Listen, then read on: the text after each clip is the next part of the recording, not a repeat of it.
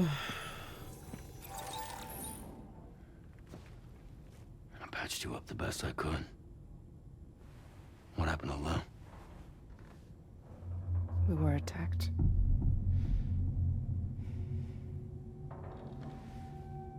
It all happened so fast.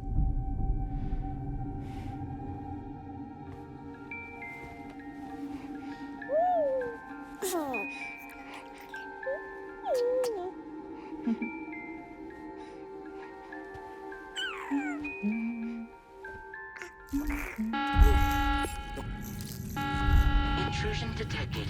Intrusion detected. Level 5 alert. Multiple unidentified armed hostiles inbound.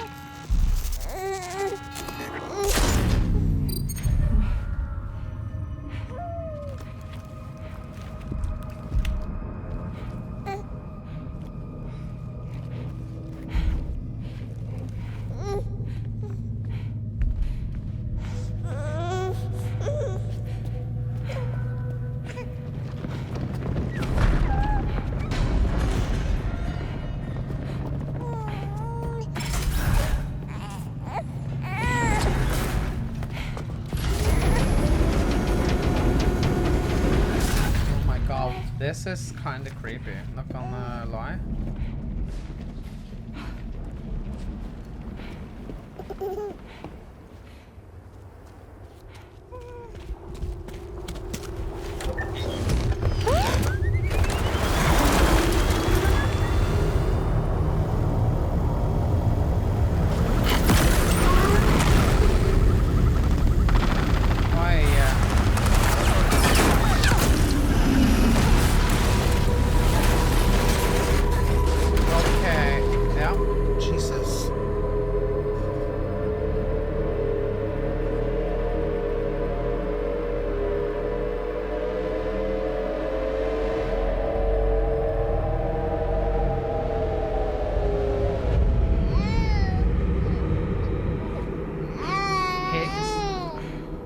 I tried to jump us out of there. But I could only take my equipment with me. And I couldn't possibly think of Lou like that. There was no way for the two of us to escape together.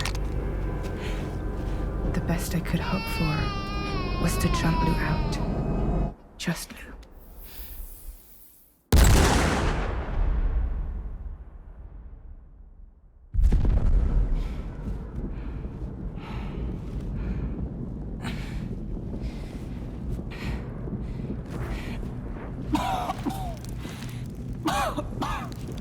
Oh yeah.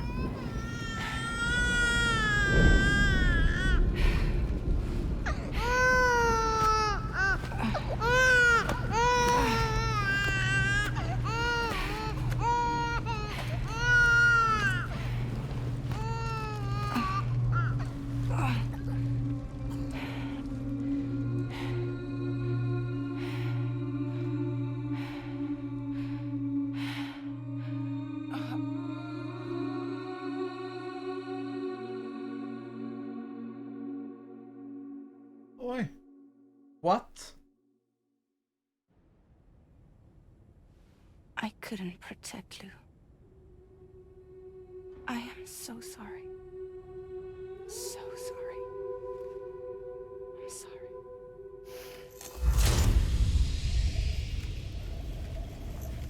No fucking way.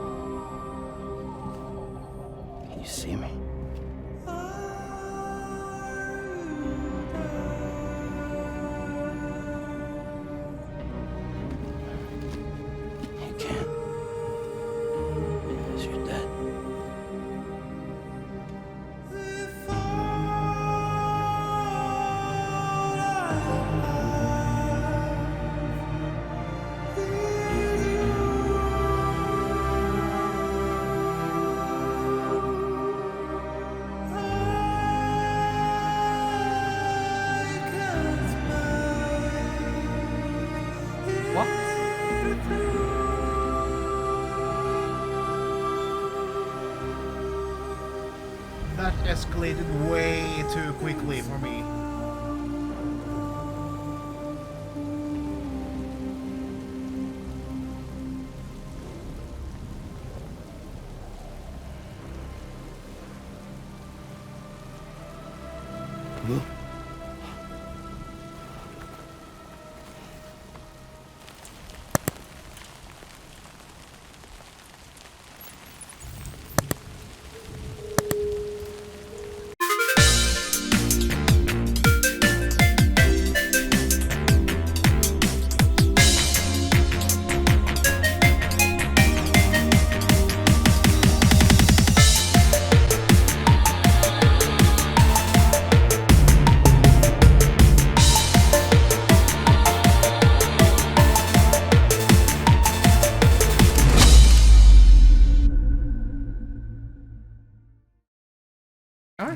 Men Brattelig, jeg setter veldig pris på at du ser på det vi har spilt etterpå, altså. Ja. Det er veldig det betyr veldig mye for oss, faktisk. Vi fikk en tekstmelding her om dagen, noen som hadde liksom følt med fra første stream av Clear Obscure, og bare, det er så gøy å se dere spille, og jeg blir så engasjert, og det betyr veldig mye for oss. Kan du slutte å starte med å bare dø med en gang? Hvis du skal kjefte på meg med en gang jeg starter å spille da, så kjører jeg kontrollen langt opp i ræva på deg. Da vet vi begge to at ikke den kommer tilbake i år. Yes, because I like some HD rambling. Ja. Det er så åpent der, vet du, at jeg kan sitte sammen og spille. Og du skal holde balansen nå. Dere er så søte. Ja, det synes jeg også. Ja! Super cute.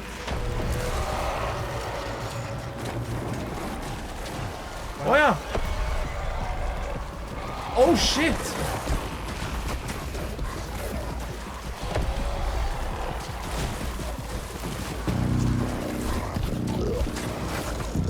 Oh no!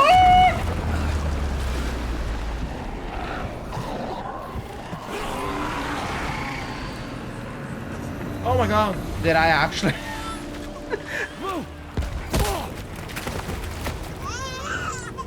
Hva skjer nå?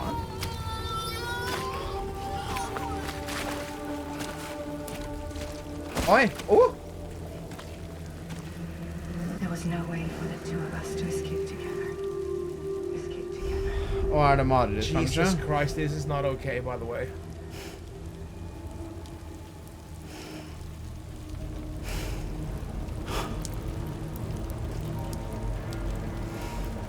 The best I could hope for was to jump Luke out. Just Luke. Oi! Ok. Å nei, gøy. Han gjorde det faktisk.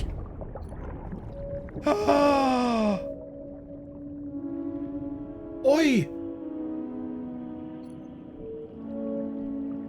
What? Han tok livet av seg selv. Han tok en persona, men det gikk ikke like bra. What the fuck? What? Hi, Wolfman, welcome. Yes, this is Death Stranding. What in the fuck? Oi, å nei, og den gråter til... Å nei. Oi, shit.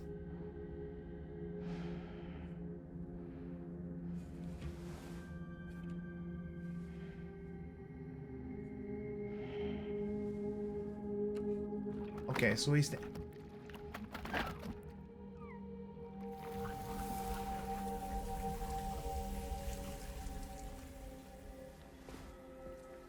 This is so acid. Wait, his hair color.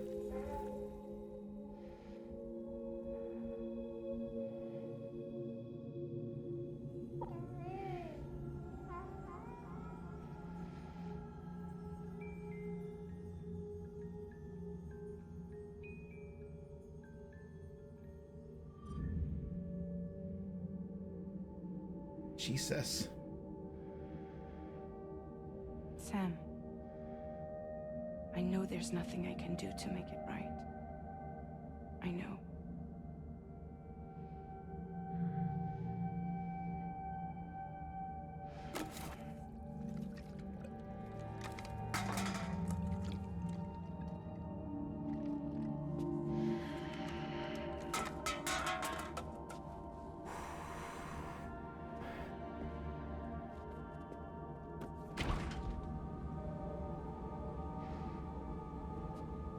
His hair color is lighter?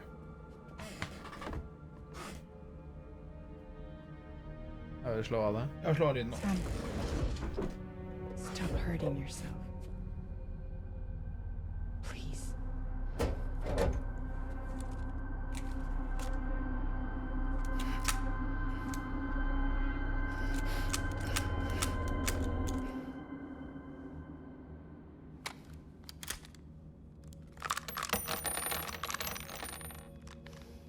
Give me the gun.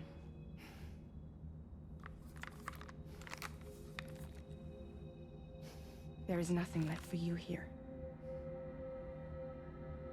Nothing but sadness and regret. You can't go on like this. Come take a walk with me.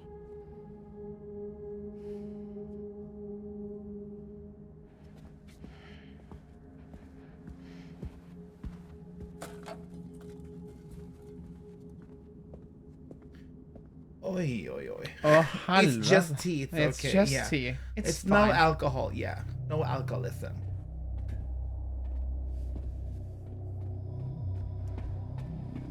Yeah, Yeah. his hair has changed.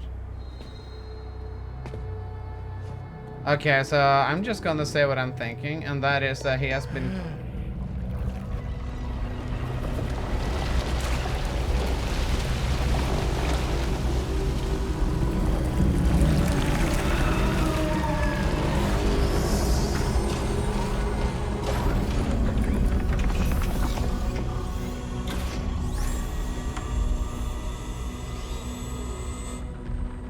Come meet my crew, Sam.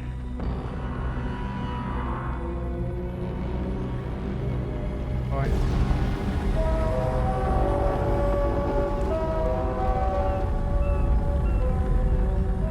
It's time for you to hit the road and start a new journey. What the fuck is happening? So freaking Wait, where is episode 2? This was episode 2, I guess? No, they didn't. Yeah. I found Lou. Oh, this is so cool!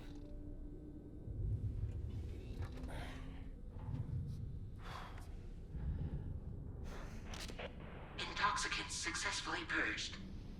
Blood alcohol content nominal. Yeah, fill it up.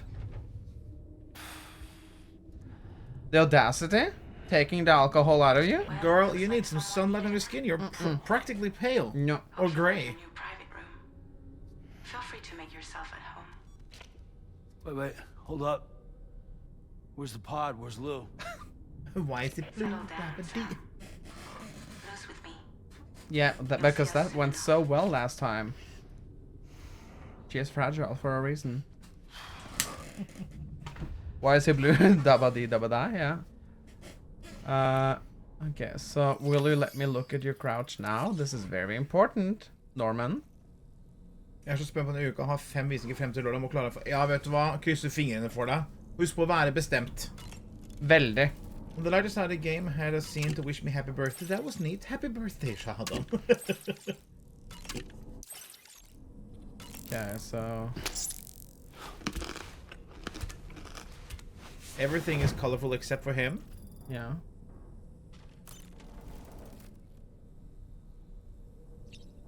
Okay.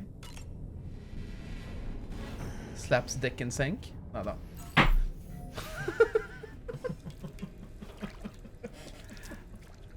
I could never. I'm not tall enough.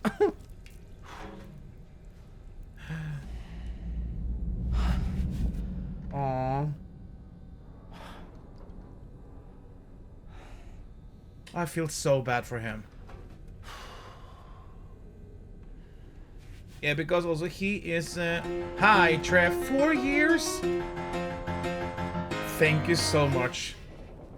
If your dick was long enough, maybe it would reach the audacity. The fuck? How It's are not you like I'm carrying it around like a belt, okay? How are you doing, Trev? And thank you so much for the continuous support. Thank you, Trev. Coming into the dick talk, apparently. Yeah, okay. So I think we're just gonna leave the room. Yeah. Oh, okay. So she Welcome also to blew. Drawbridge, Sam. And to the DHV Magellan, our mobile base of operations. Stop smiling. Come on, I'll help you get your bearings. This is the ship's armory.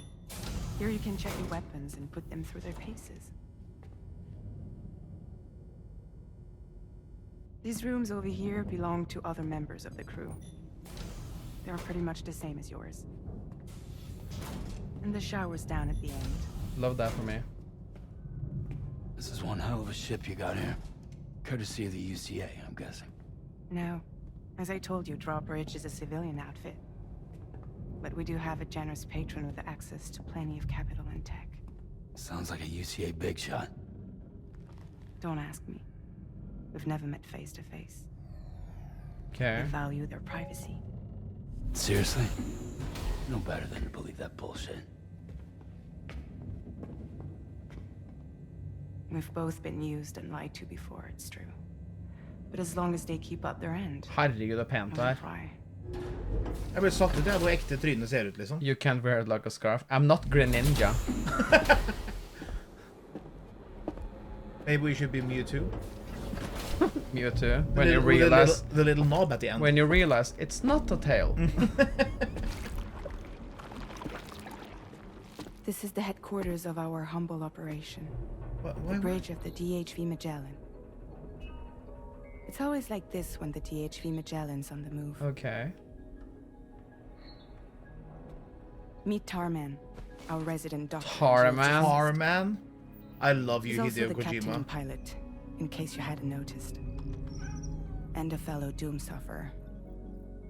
The nav console offers a direct connection Not to the the nav. tar currents. Nav console? Can I The read tar downside currents? being that we all have to bathe in The ebbs and flows in the layer of tar between the Earth's crust and upper mantle. Tar occasionally seeps into the crust itself and flows very close to the surface in some places.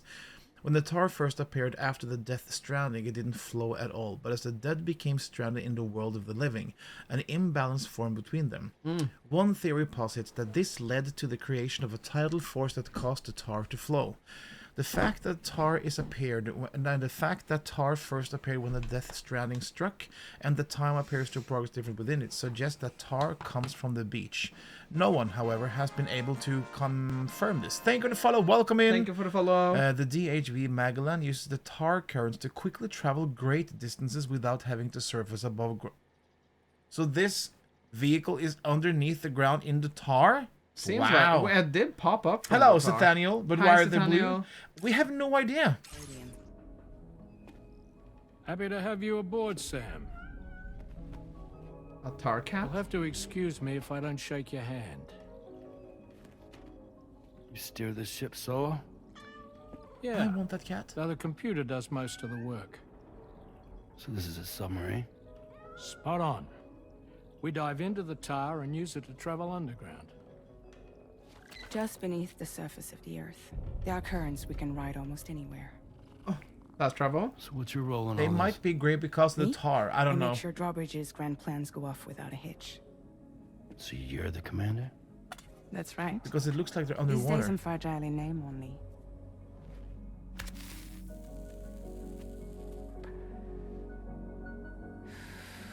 When the smoke hits so hard you cry? Okay. This is the best flag I've This ever is had. Graves' girlfriend. Where are we headed? At the moment, we're bound for the plate gate in Mexico. The one that you put on the network for us. Our destination is on the other side. Australia. Oh. Which we've been asked to link Yeah, up because the next. plate gate, it's teleportation. The problem is, not everybody wants to be part of the UCA. That's not the plan, Sam. The UCA isn't looking to expand its borders. Just like with Mexico, they want to bring new regions into the network. That's our last, best hope of saving the world. Which is why we're here. Or more importantly, why you're here.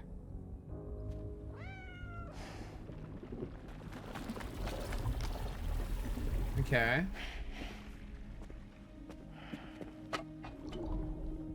Well?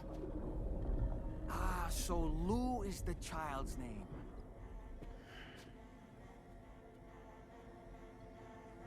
Hello? Excuse you. I too am a member of Drawbridge, believe it or not. It is an honor, Sam. It's stop motion. Is that a puppet? What? Puppet? No, no. No, I am alive and my own master. This is Dahlman. Hmm? A man whose cow wound up stuck inside a... Well, you get it. He used to be a spirit medium. When I was still flesh and bone, of course. Regrettably, my transformation cost me my talents.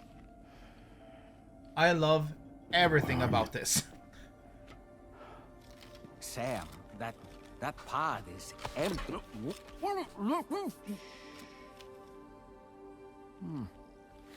Oh. You know, no one should have to suffer such loss. I understand. Believe me, I do.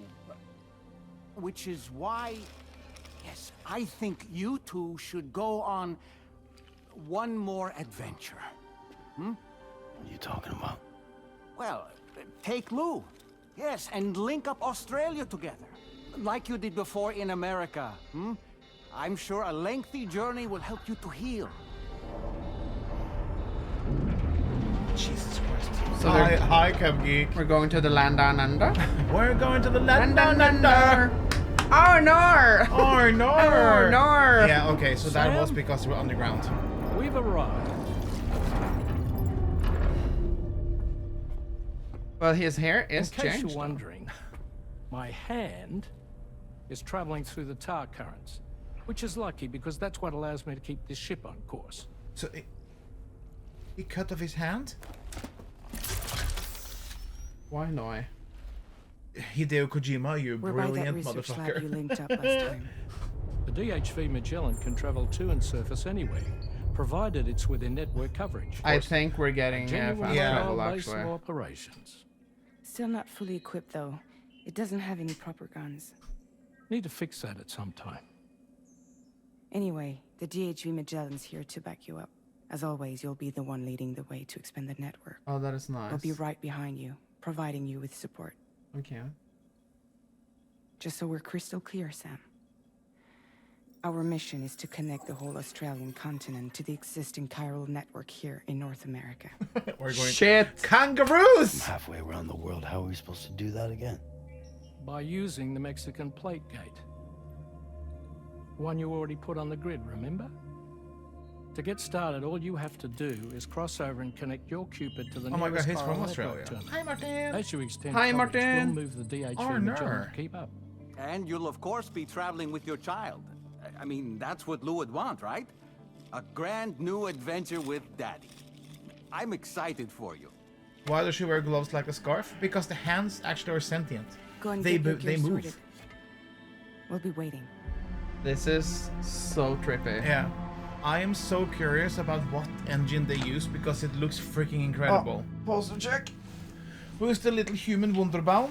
Long story short, in this game they're talking about Ha and Ka, which is referred to Egyptian lore.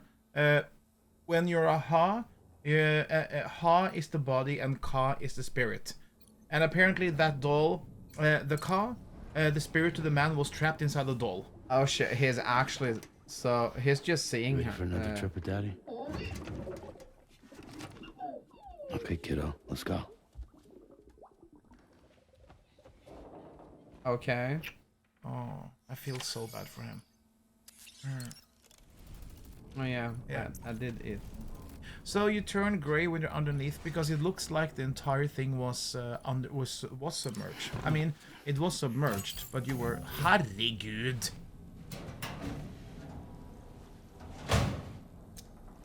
Long story short, you guys. No.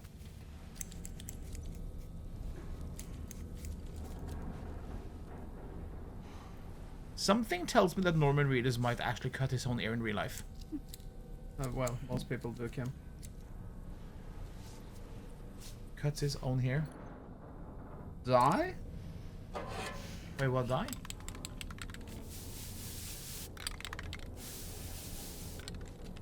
Okay. I don't think it was always died. I mean, he's turning older though, so maybe in real life as well. So maybe it's just like a homage for him trying to be young. Herregud, Norman Reedus. Maybe? Hi, Doug. Death Stranding 2. Go for a Fairies pixie cut. Makes you wonder if you're actually able to change his hair. Apas has provided us with a new VR training program, the Porter Mastery Program. This one involves a mixture of combat and delivery exercises. Your scores are recorded, so be sure to push yourself to the limit. Push it to the limit! So, connect your Cupid via the plate gate through the car network by having a pilot navigate a mobile base of operations using a part of his body that's been cut off and left in another dimension in the current... Yeah, Cupgeek, this is why I like you. That was great. Short and neat summary. Did I miss anything? No. You're spot on. You're spot on.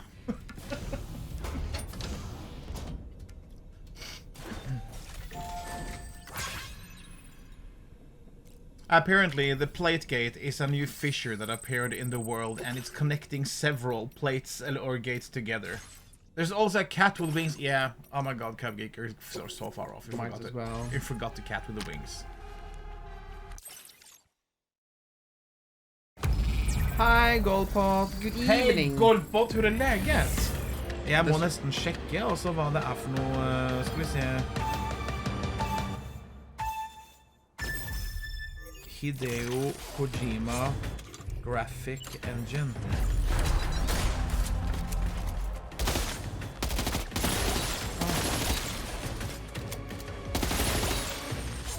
Yeah, he's calling it the Decima engine. Why? Okay. Yeah. The Decima engine used for Killzone. Yeah, it's incredibly cool. It looks so good. Hello, Tesseract. Welcome in. Maybe we should try to hit him in the face. Oh, yeah. More points. Oh, ja, har du drept noen, eller? Snille? Jeg tok en. Fordi kula gikk gjennom. Og det holdt tydeligvis å treffe en gang.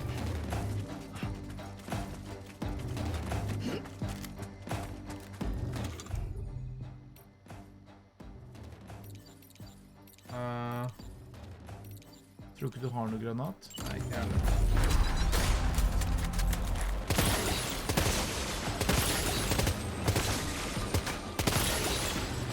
Kan du prøve å treffe midten, da? Jeg er jo masse spent.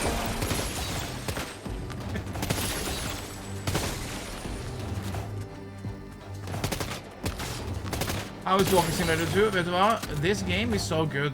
And there's a lot of quality of life changes to the first one, and the pacing is way better, in my opinion. Highly recommend that if you're going to play it, we recommend that you just push through the first chapter as fast as you can, because that will unlock something that will make it so much more easier for you to traverse. Ja. Oi. Hvor er det jeg kastet på?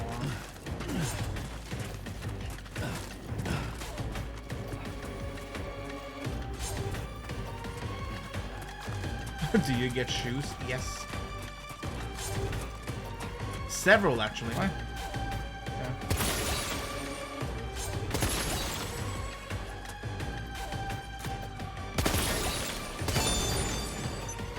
Så ikke faktisk.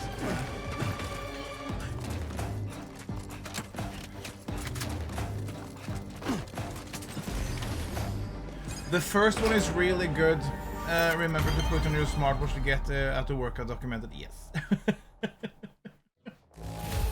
Have you played the first game, Cupgeek? And also welcome in. How are you doing? Long time no see. That was a B. I'm not here for B.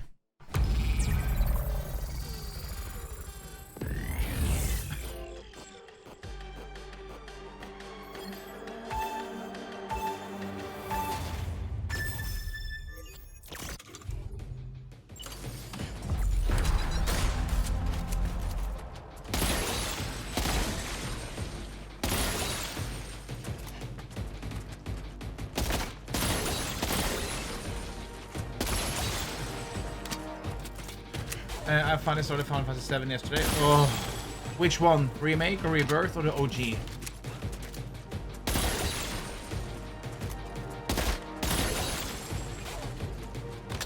Fuck that, eller? Er det bak meg? Eller var det den der, kanskje? Ja, ja. Remake, oh my god. I hope we enjoy it as much as we did. One I of my freaking love it.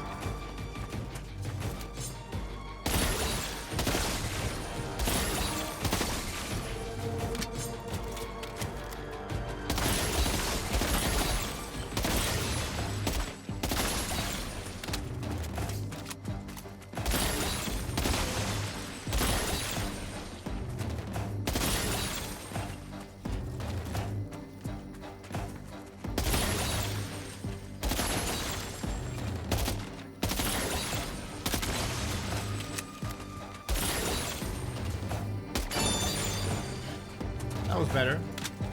Hello, Rebel Call, welcome in. How are you doing today? Se på du. S. Nei.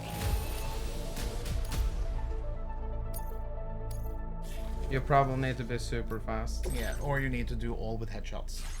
Yeah, that could be. Yeah. But do you get anything from doing Jeg it? tror vi bare får likes. Kan vi bare fortsette litt story? Yeah. Yeah. Hello, Shivin boy, welcome in. Happy Pride. How are you?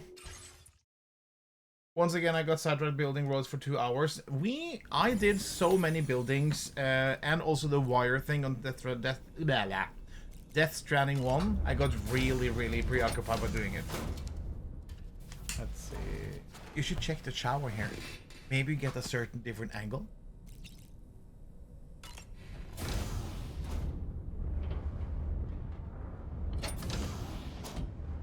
Hello.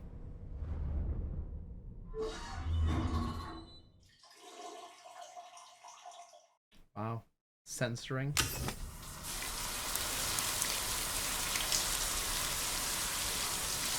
I wish you slapped the camera. That would be great. I'm a little bit weak of Norman Reedus. I'm very weak. I think there's something oh my god, speaking of weak against and charming, did you see the Vanity Fair magazine of Pedro Pascal today? No. He is serving, and he's really doing it just for the gays. I swear to god.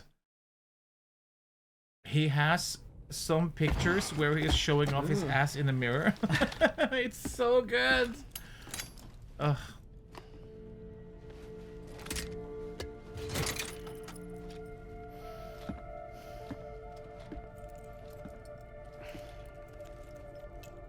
I'm like 80% sure he's Yeah, blind. for sure. Oh my god, Bratlink, check it out. You will die. Sam, would you mind if I joined you? Humor him. His knowledge and experience will probably come in handy down the road. Oh. Yes. Really, Sam? Your buttocks? What about shotgun? I prefer the driver's seat. The puppet wanted to be in the front. Maybe because it was too similar to God of War Ragnarok?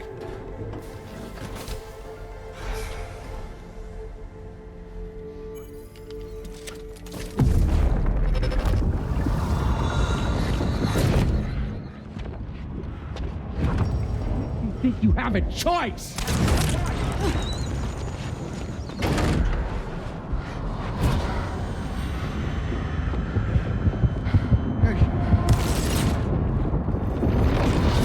Okay.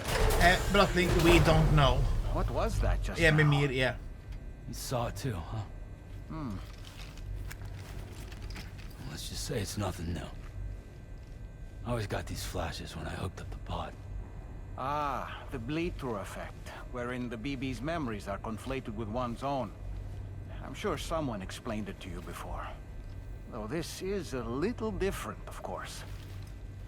I really gotta deal with this shit again.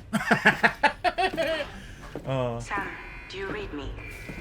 You'll first need to access the Mexico side plate gate terminal. After we've confirmed network coverage, we can take the DHV Magellan and regroup at your position. Very nice.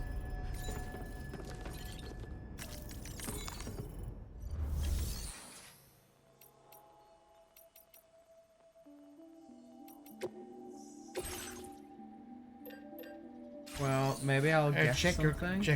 check your cargo first, what you have. I don't have anything, I think. You don't have anything. Oh, okay. Okay. I'm gonna assume that's... Hey, someone has been building stuff while we've been offline. That bridge wasn't there yesterday. True. Why the fuck is there a bridge there? Ah, I love that. Outside in a long while. Let's get going. If nothing else, his journey should give you a chance to mourn. Thanks for the help. Maybe I should build,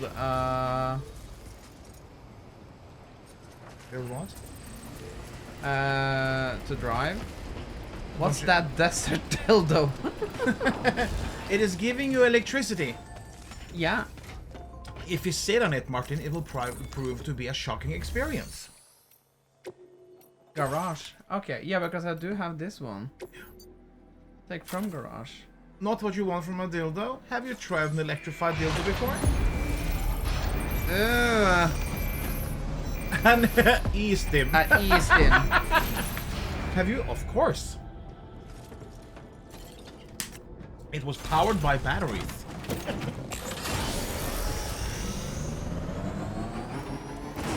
Whoop whoop! Because I think I need to go up here. Do you know where you need to go though? Why am I surprised to slutfuck? You are not allowed to say slutfuck to me. This jævla horehør. Du er faen ikke noe bedre. Sweet summer child, indeed. Ja, for dette er sikkert opp til research-senteret, ja. You know, I meant it when I said I understand how you feel. But if you hold on to the sadness, it will weigh you down like an anchor.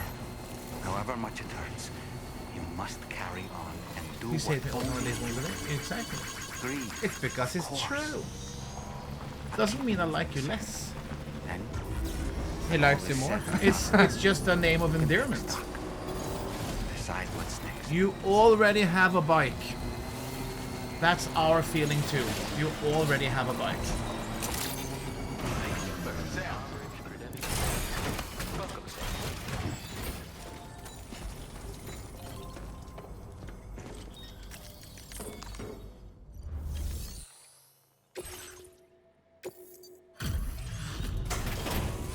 I was gonna say, John. I'm already a whore. We've been waiting. Oh, picked up some lost cargo, I see. Hey! This data ought to make your life easier. Our way A of supporting lightweight. you like you support us. You'll find that you can claim more materials from our store. Okay. I've just shared a new schematic with you. It occupies. Yeah, there's a lot of blue Also, today. Why is everyone blue Smile. double D? While you Note keep you saying it- the same thing Mara said. Come back anytime. You're always welcome. Maybe Martin and Mariah is like... I have a tied. blue house with a blue window. Blue is the color I want it around. Blue all the trees and blue are my house and all the trees are tall.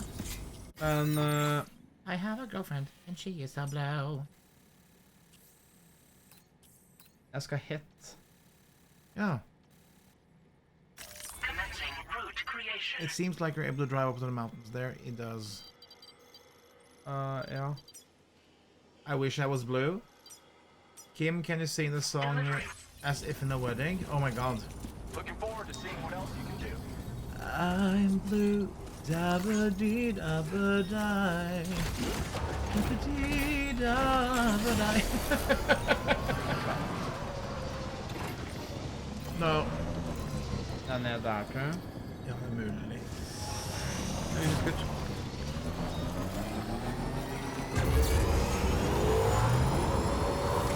Det er så nice at du har en bisyklet så tidlig. Oj. Sorry. Why is this rock? Okay. Den er ikke rød. Det er bare det at du har linjer. Ja, ok, jeg tenkte kanskje det var noe... Nei, men jeg tenkte det var noe material eller noe. Det så litt sånn collectible. Du er så Det negativ. er veldig negativt. Du er så sånn... Nå har du, ja, men nå har du sett den streken. rød strøm før?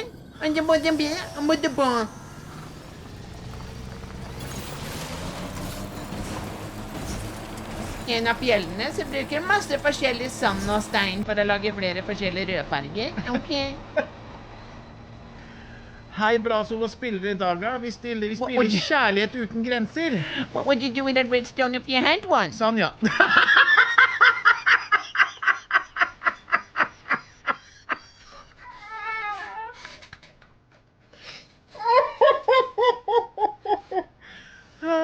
Sånn, ja.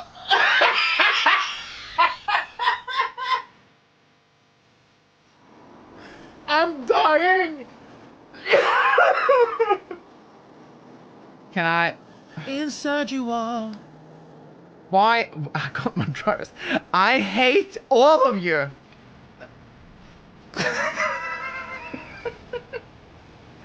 Sam? Congratulations, John, for this driver's license you got in the mail. It's from Temu, by the way. Gay driver, am I right? Exactly. It reminds me, I'm just gonna say it out loud though, because I'm gay and I can park here because I'm gay and very, very, very...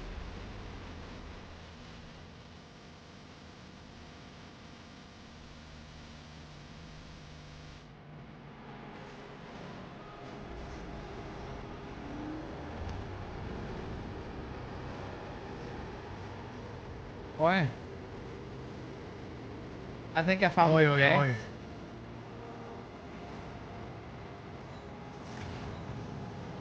I actually thought it was snow, but it's just... Oh my god. This is so cool! You and those rocks, they're your worst enemy. Ja, musikken er dritbra. Gå inn på Spotify bra sol og søk opp Death Stranding 2. Du vil bli imponert. Det er dritbra.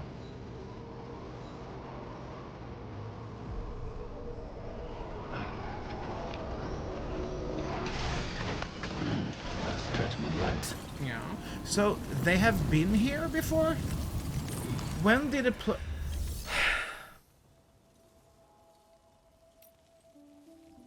pass through the plate gate? I guess.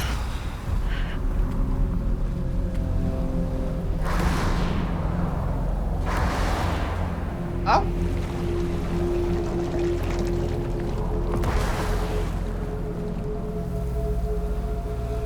It's a cult.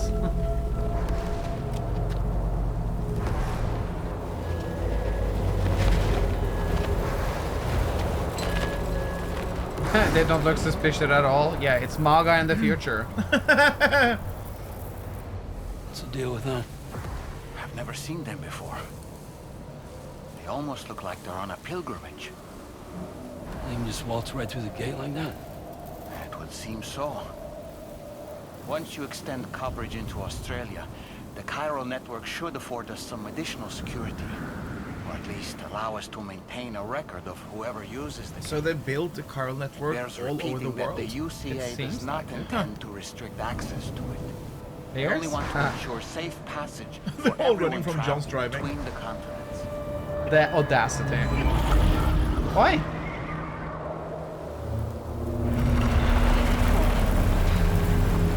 Brace yourself, Sam. It's a gatequake. A gatequake? Oh.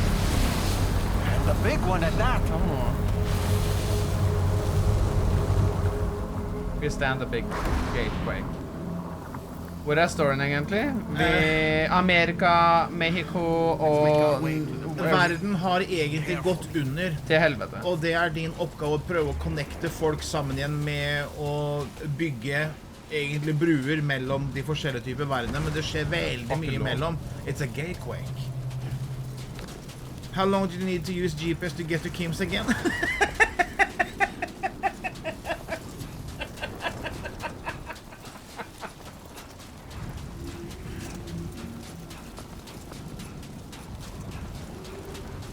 Isn't it fun when people lash out on you as well, except for only As me? well? As well. I'm being because it's harassed daily! No, you're not. I am being harassed daily because I'm old, I'm stupid, I'm fat.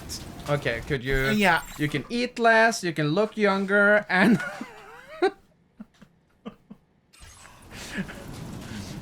Yeah.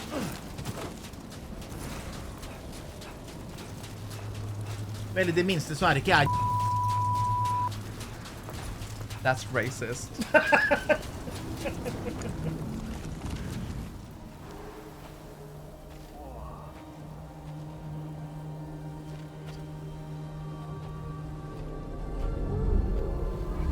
It is so freaking trippy. Yeah, we all know what Mura would do in this situation. The hand would go straight towards the crotch. And John would still be a shit driver, yeah. Oh my god, Arnor! Are they going inside each other? They did. Oh, oh.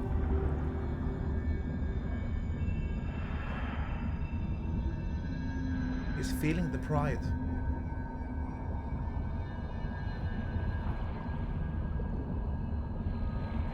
What in the column is this?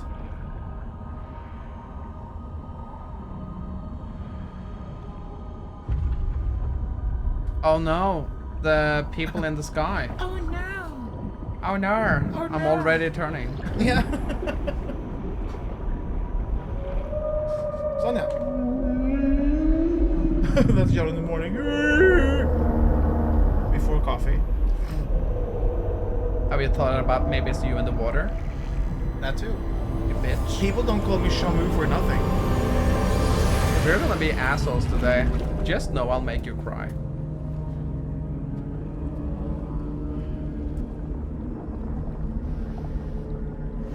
A strange place if ever I've seen one. The water runs clear. Yeah, he just douched.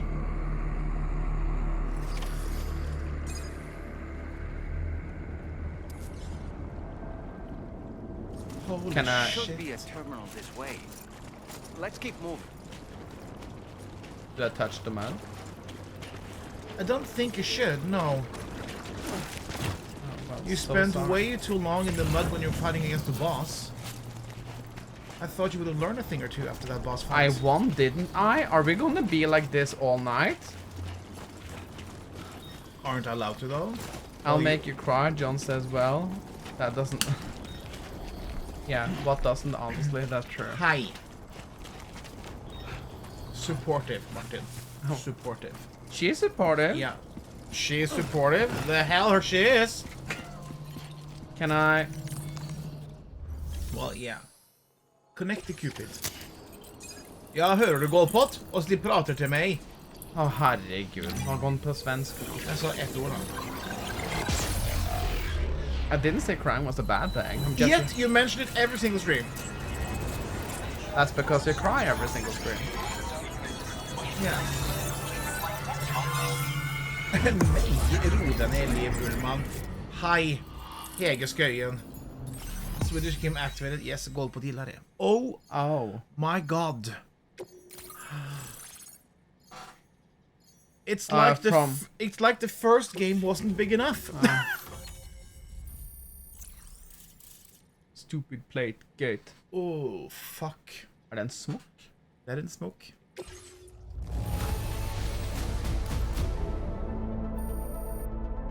Ok. Jesus. Ja, vi hørte jo svensken Oi, forrige. det ble en gul da. Den var sterk, ja. Den er veldig bra. Oi. Thanks again, Sam. The chiral network connection to Australia is holding steady.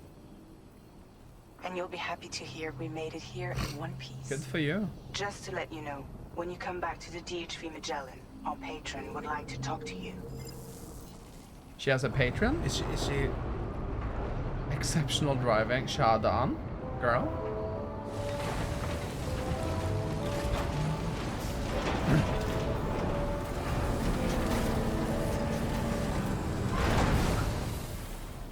Okay, so we are connecting the rest of the world.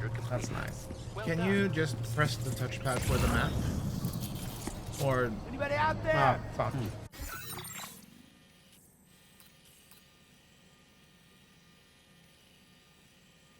Okay. That's great. Like, there's nothing to connect here.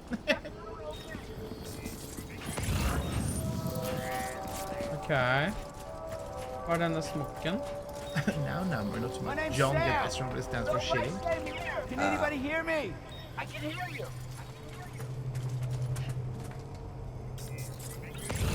Jeg synes jeg så noe... Jeg skulle kanskje ønske at skrifta kunne vært noe annet enn blå. Kanskje du kan endre farge på det, faktisk?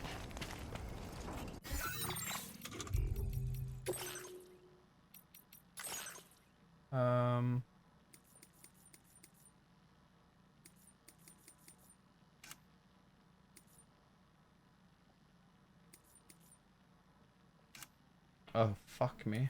Ja, men... Language. I, for one, think John is an excellent driver. You have never sat in a car with him. So I you wouldn't know drive nothing. completely fine. Yes. No. That is also the reason why my middle name is Uber. Isn't it because you like to drive? Yes, but I also suppose I like to value my life. Yeah, that's why you don't look at the road. Are you dead? Oh my god, I will be. I can't anymore.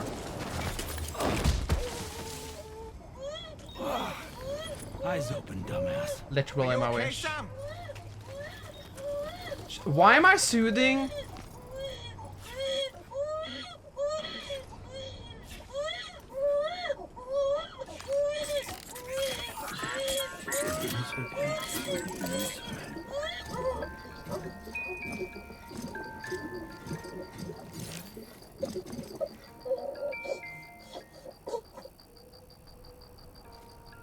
I don't know if you can read, but it says gently.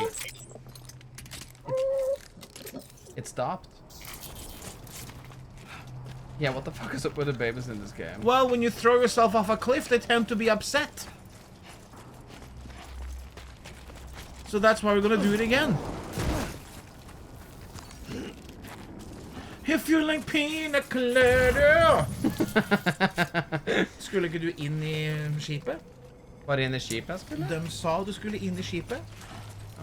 Kan være lurt. Ursäkta mig. Ja.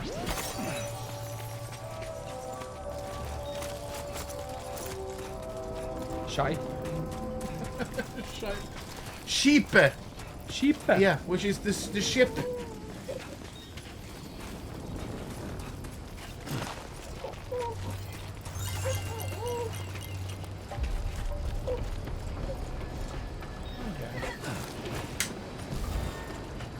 Norwegian is wild. It's literally the same word. Skipet, ship. Sheep.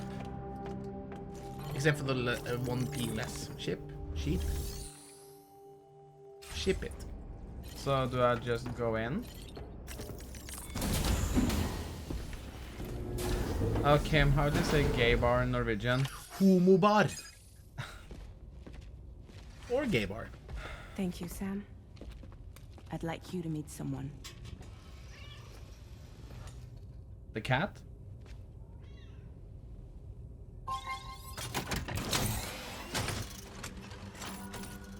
Hello, Sam. My name is Charlie. This game is Charlie's so Drawbridge's trippy. patron. Hear me out, Sam. I want you to help us bring Australia into the network. Drawbridge has been selected to oversee this critical operation. Okay. People saw what you did in Mexico and wanted more of the same.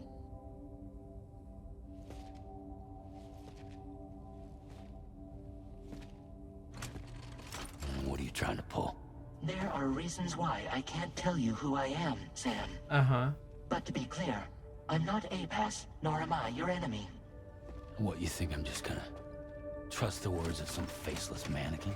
I need you to trust me. I'm the one paying for the ship and this whole operation at considerable personal risk. Okay. I want to see a face, or no deal.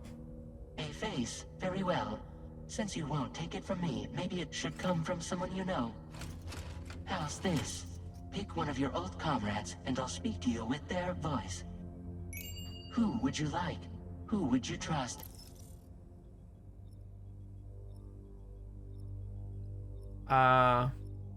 Lockney is the girl with the eyes. Die Hardman is the man with the mask.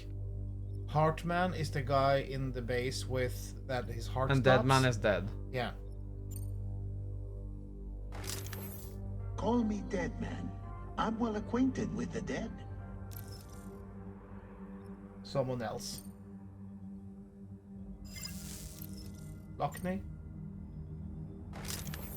Sam, it's Hartman.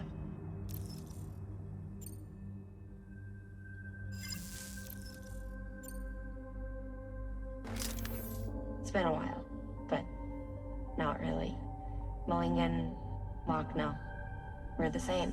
Målingen, ja. Målingen.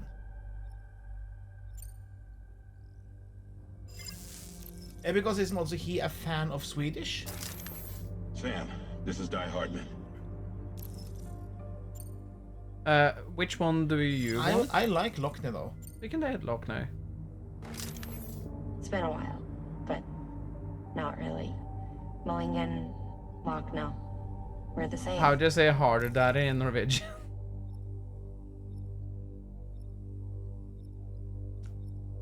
I thought I will Murra. not indulge in As I'm this, sure you are Murra. well aware, Martin Mama's knows. house Martin resides knows. within He will Mother. let you know. Adding It's my his favorite persona to the phrase. two Yes. sounds confusing. No, let's avoid that. Harre pappa! the fact that you just did it. Yeah. Vad var nå? Jeg vet ikke. Sam, this is Die Hardman.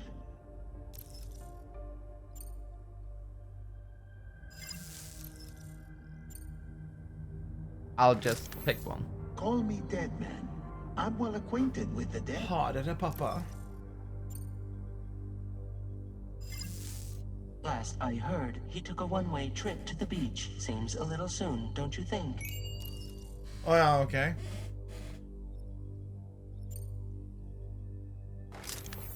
Sam, it's Hartman. Hvorfor tror ok. Sam, this is Die Hardman. I don't... Kan du velge en? Takk. Ser ut som han går gjennom hele lista. All right. Pulling up his profile from the database. How about now, Sam? Feeling more at ease already, I'm sure. Tell me, old buddy, if this is a UCA sanctioned op, who knows about it? You misunderstand. Then again, there's a lot I still haven't explained to you, isn't there? I kind of I love think it it's though. time a certain someone made an appearance. I'd like you to meet the president. The new president? The guy who took over after Die Hardman? Not precisely. The UCA doesn't have a presidential system anymore. Oh, well. Die Hardman was the first and only president, making it one of the shortest-lived single executive administrations in history. One can only guess what he felt about it. Previously, the president was subject to the will of the people via popular vote every 4 years. APAS, however, is far more efficient. It can ascertain public opinion in real time and thereby determine the appropriate course of action. This led to the adoption of a new model. President guy? You just told me he isn't really the president. He is not the president of the UCA. Rather, he serves as the president of APAC. APAC is a privately owned corporation responsible for the operation and oversight of APAS, a service provider to which we may delegate day-to-day governance. The day-to-day government? Oh, ooh.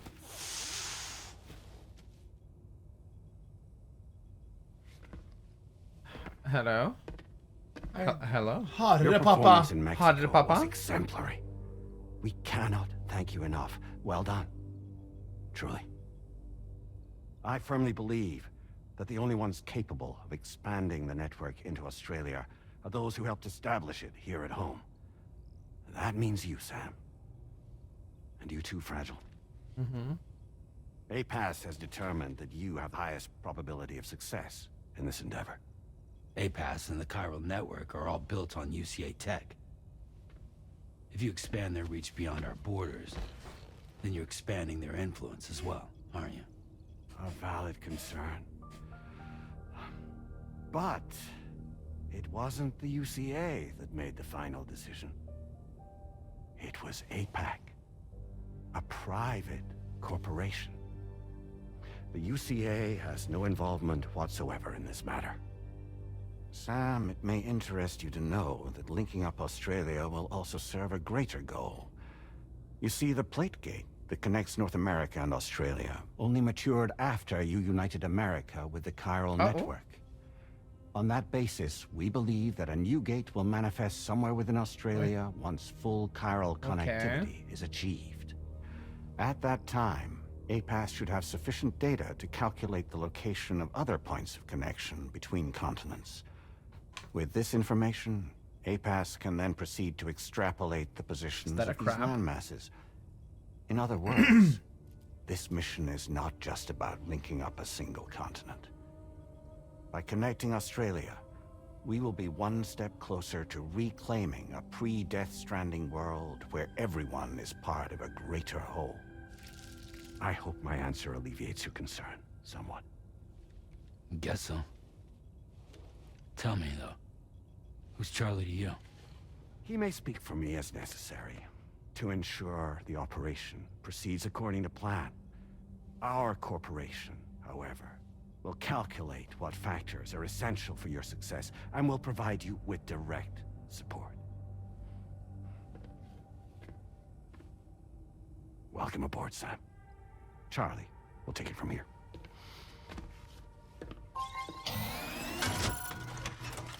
It will be your job to travel the continent and connect the people, Sam.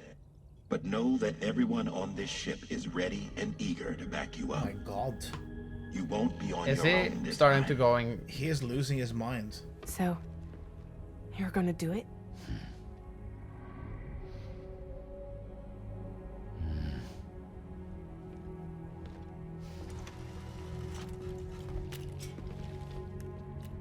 Did it before. Seems like the only thing I'm good at. Holy shit, it's so dark. Oi.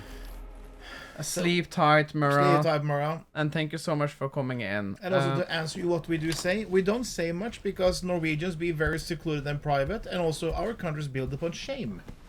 So we don't say anything, except maybe thank you when we're done and then we leave. Yeah. Yeah. Or, Doggy is reserved for Christmas on the 17th of May. Or in Martin's case, every single day. Yeah. That Or alarm clock, though. Each and every single day.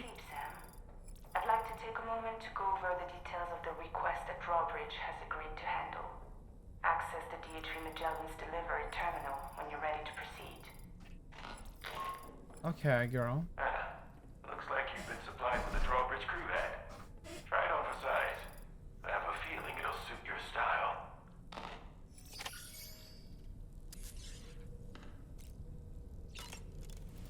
I wish I could drink all of them at the... and just be like, done, in a way.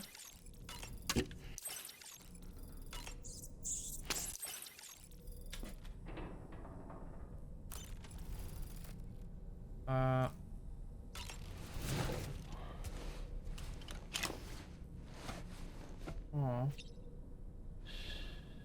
That's right, to sleep. Han blåste hjerter, faktisk.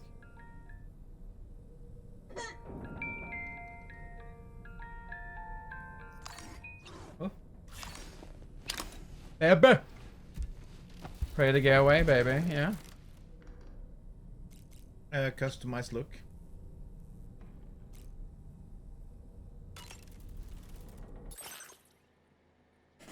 Yes!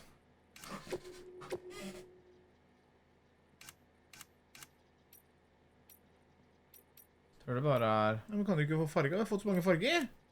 Hvor ser du det? Nei vel. Det er ikke som jeg ikke prøver. Herregud, det er null kapasitet til å bare kunne tenke litt, liksom. Du hører jo til og med at jeg trykker på... smartere, mener du? Jeg trykker jo til og med på knappen, og den gir en sound cue. Du er ikke 90 ennå, Kim. Jo. Nei.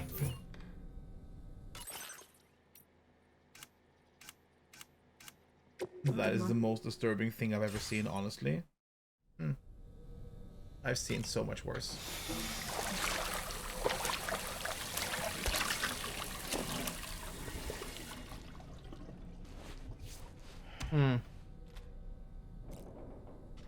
Fucking creepy doll looking at the ugh, no.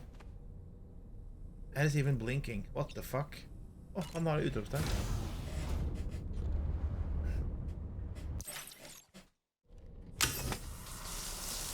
The boss seems in such good mood. Oi. And he's also taking a steering shower, so that's great. Yeah, it's been a good day so far. Looking forward to the weekend. Let's be doing some stuff at home. Yeah. Doing some work. Yeah. Could have fooled me. Yeah. That's what we try to do. A doll man. We can discuss anything you like here, Sam. It's a private room, after all. I like that it's stop motion. So if you ever want to sit down and talk, I'd be happy to share my thoughts on a variety of topics, along with any discoveries I happen to make. And who knows, some of it may even be of use to you as you work to connect all of Australia to the chiral network. You know, it looks as though you've been issued a few different hats, Sam. Why not experiment and switch up your headgear to suit your mood? You can also change the outfit I'm wearing if you like. I shall put my faith in your impeccable sense of fashion. Out of curiosity, Sam, did you notice that the mirror above your sink displays images of the outside world? These images change as we travel and actually show what's waiting for us outside the DHV Magellan when we disembark. Prolonged living inside an enclosed space can be bad for one's mental health. Don't take the COVID talk with me, please. That's why I asked Tarman to implement this particular feature. A digital photo frame, so to speak. Okay. An easy to understand name, don't you think? Though I'm the only one who calls it that. Anyway, it'll give you a preview of our surroundings. That's sure to have some practical benefits. Okay. Showers these days are truly impressive, Sam. They really are. They're able to collect all the minute chiral crystals from your wastewater and repurpose them for later use. The ones on board the DHV Magellan are the latest model. You would do well to use them regularly. It's important to remember that defeating BTs isn't the same as eliminating a threat once and for all.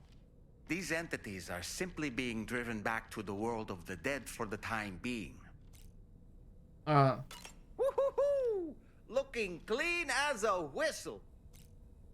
I hope it's not too much to ask that you continue to take me with you into the field. Are you gonna talk this much all the time? As long as you shut the fuck up. Dead, after all. Some of it might come in handy.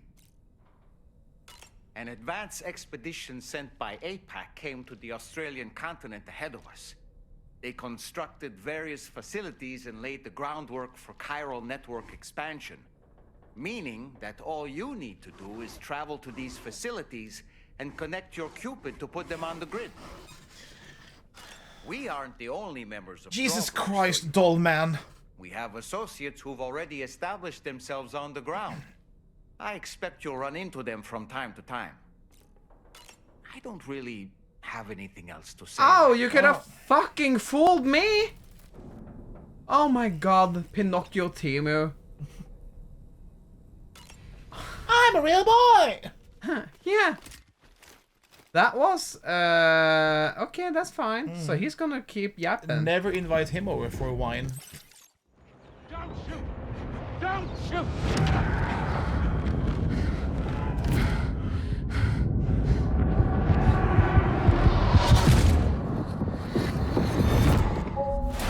Someone shot. Another curious vision. Why do he see it though? Because it's connected to on his body, I guess. Huh. Maybe because of his. I don't know. Yeah. Some things we will know in the future. In the future. All right, Sam. Let me give you a rundown of your new job. The big one. It's the same deal as America. The people here are isolated. The cities are cut off from one another. And so, to bring all of Australia into the chiral network, we want you to cross the continent and link up key locations using your Cupid. To begin with, you'll connect several facilities in sequence on your way to the closest city to here, West Fort Knott. Charlie will brief you on the order that will take you to the first facility. It's a psychic keychain. Yeah. Your first destination is home to what they're calling the government. They seek to establish a new administration to fill the void left by Australia's collapse. Oh, no. As the concept of formal governance is a distant memory to most, they opted for a simple name. These people are currently suffering from the effects of severe chiral contamination. Professor Xavier. But with UCA technology, they should be able to make Talking a full to you recovery. through Cerebro. Yeah. The cargo you'll be entrusted with contains everything they need for their treatment. If we can deliver it and earn their trust, they should be amenable to joining the chiral network. Needless to say, it's their business to know the current lay of the land, and we would benefit from their support. We're already seeing anomalous chiralium readings throughout Australia. There's even a BT area not far from where we are now. That's the big ones, A or BT pod should allow you to use Yes, your Ultra deck or to an area ascertain with the location of BT. beach things. But it's unclear if that pod will function correctly at this time. okay. Proceed with the utmost caution. So this is more of a listening game. Is the ADHD kicking in, Martin? Charlie may be our patron, Losing but he focus? likes to get his hands dirty whenever he can. He's been an excellent advisor to us as well. I say this to assure you that any instructions Charlie gives have been discussed with and approved by me. All right, let's get to it. Review the details of the main order on the delivery terminal. Okay. Just let all the spiders have Australia, nothing will be like... Yeah, I completely agree. Everything in Australia is trying to kill you. Spiders, snakes, scorpions, birds, things in the water. Den första har jag inte så Do you think it might be a good idea just to walk there, or... Updating with new data supplied by Drawbridge from outside chiral network coverage. Commencing route creation. Bridge, foundation, Yeah. watchtower.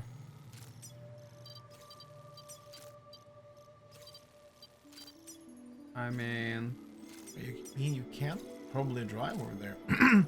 But it might be a good idea to just go down there and to the left over the... over here. yeah.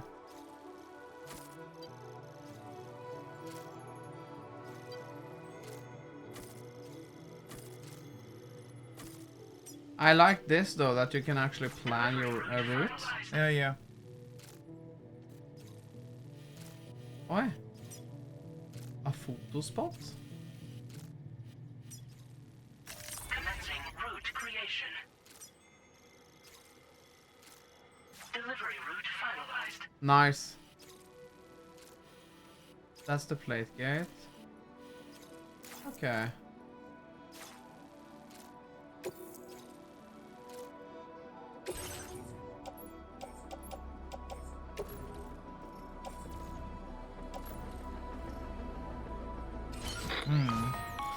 So, Ah, That route plan is pretty cool. I think it is very cool. Yeah. Your actions so far, and it seems it's added some new upgrades tailored to your preferred way of working. It's my understanding that additional servers are currently being installed on several beaches, which should result in a marked increase in APAS's processing power.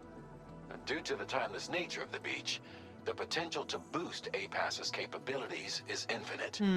Its analysis will therefore grow more comprehensive as you complete more orders, meaning you can expect additional enhancements to become available soon. okay. Experiment with them and see what you like. APAS can develop and upgrade Sam's movement and combat abilities to suit your playstyle. These enhancements can also be accessed by pressing to open your ring terminal, select APAS enhancements. I was thinking maybe... You have 2 boosts already. And you have 2 PCCs, you have everything. Okay. So you can just pick it up from the garage.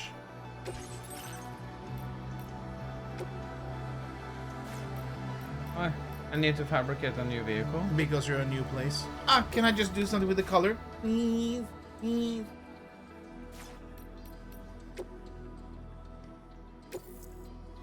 I think you need to make it first. Oh yeah, and the armor. Oh, now we're talking.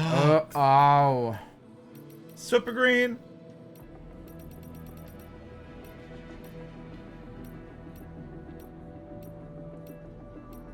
What about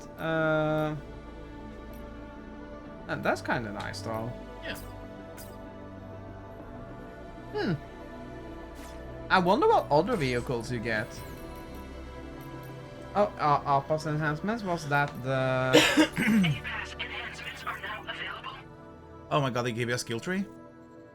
A-Pass enhancements. Activating an enhancement requires you to create an unbroken connection to it using your available memory. Your enhancements can be freely changed whenever you have a chiral network coverage, allowing you to select a bespoke loadout for a specific order.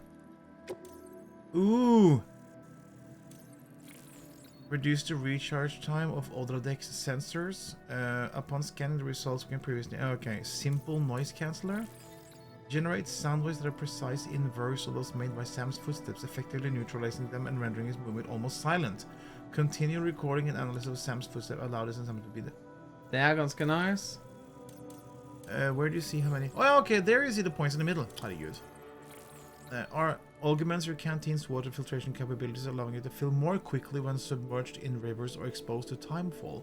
Supposedly it makes also the contents taste better. Allows Sam's battery to supply power to vehicles which have fully depleted their charge. Press L3 in a vehicle to supply it. Okay, that's cool. Dramatically reduces the time taken to hack and unlock mule pass boxes. Looking towards the sky when in compass mode displays the weather forecast to your current location. The forecasts are highly accurate but not infallible. Make sure you don't look directly into the sun.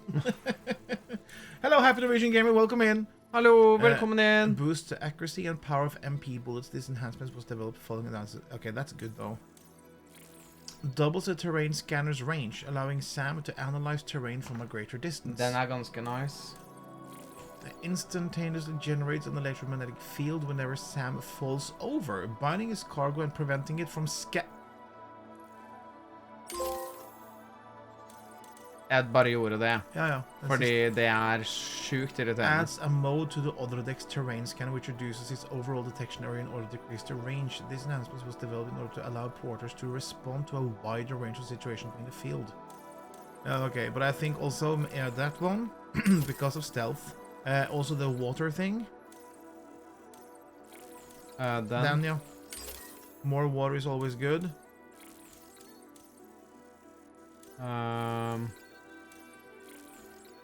Doubles terrain scanner range. Yeah, why not? I wonder if you will know how to drive any of them. Would be very cool though. Very nice. Derfor har jeg bare fått det. Har dere prøvd PSVR 2? Yes, vi har det. Vi elsker PlayStation VR 2. Vi synes det er kjempegøy.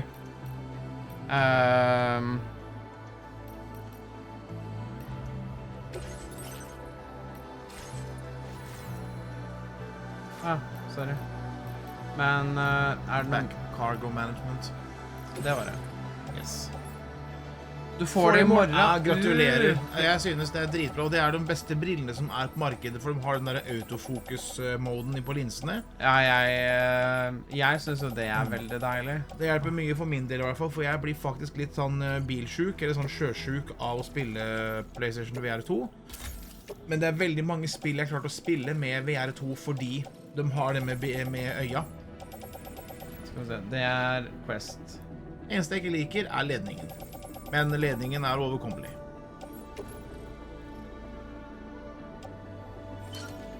Sånn.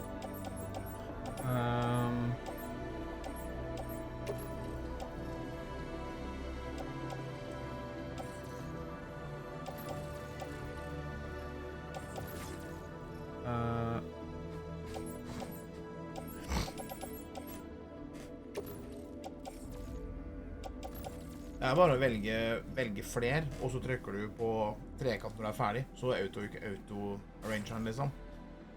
Sånn.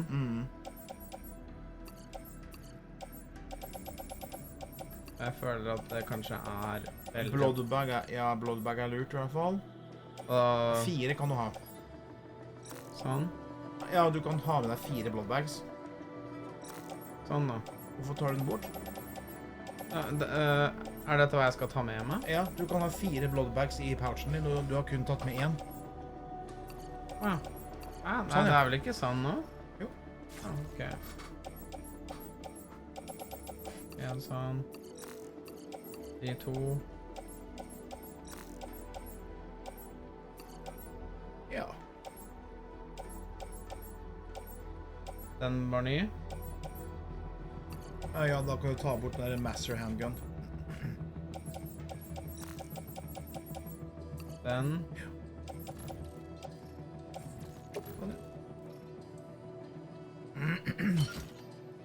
Sånn. Ja. Og så trekant. Det hjelper. Noen VR-spill dere anbefaler har Resident Evil Village og Phasmophobia. Herregud, Phasmophobia har jeg ikke spilt i VR, men Village er dritbra. Ja. Resident Evil 4 Remake er dritbra i VR. Og så synes jeg du skal prøve Behemoth. Horizon. Ja. Ja, nå synes jeg Beat Saber er dritgøy. Ja. Og hvis du liker skytespill også, så har du Alien The Rogue Incursion. Herregud, så dyrt hotell her i Oslo. Ja, ja. Det her er 17. mai ganger 2. Ja, det er dritdyrt. Hvor mye koster det for deg, Martin? Jeg tror det ene rommet jeg så på her om dagen, det var sånn 4.500 for en natt. 4? Ja, ok. Ja. Jeg var helt syk. Feels good. Hello, Massock. Thank you for the like. Welcome in. Men ja, nei, Behemoth også, hvis du liker... Jeg får heller finne et eller annet sulten høl over nattaste. Bare finne en liten trekant, det vet du, og så bare joine. Hei, kommer og gir pikk for... Ja. Hvis du vil ha kukken min og mannen sin, kan vi få soveverten i morgen da? Ja, vær så god.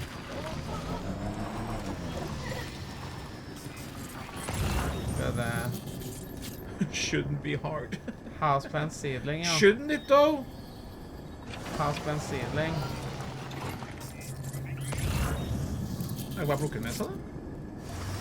Da må vi opp her, tror jeg.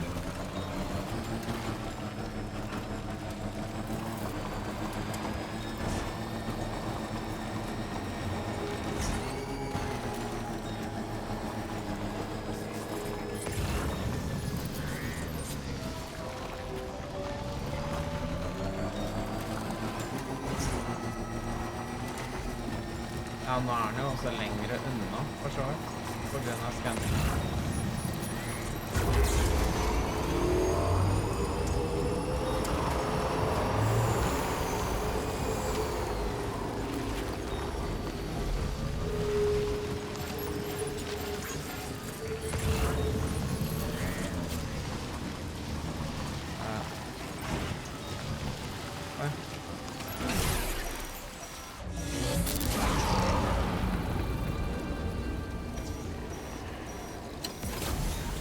Er det BT i stedet?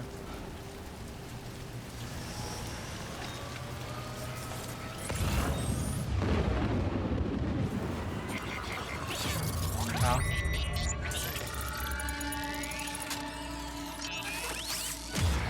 Your ultra deck's twitching. There must be a BT somewhere nearby. Keep an eye on your ultra deck's movements as you proceed. Jeg bare da...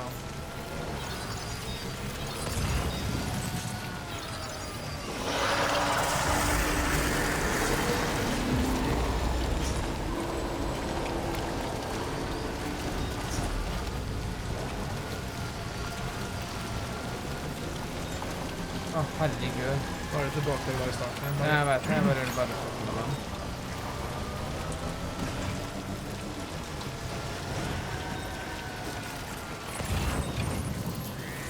Har du fjernet markeringen nå, eller?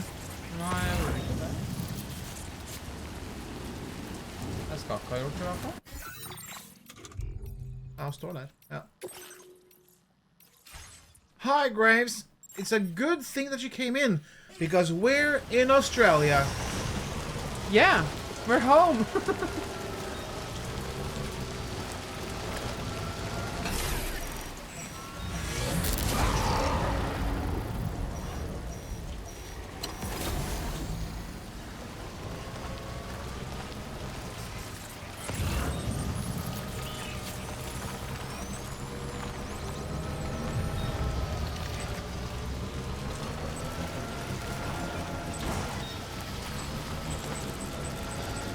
Og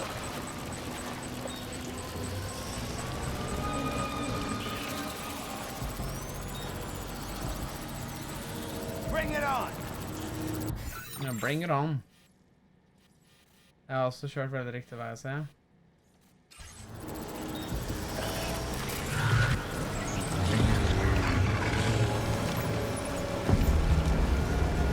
husk på at du kan ikke plukke opp for mye heller, for da klarer ikke bilen å kjøre heller.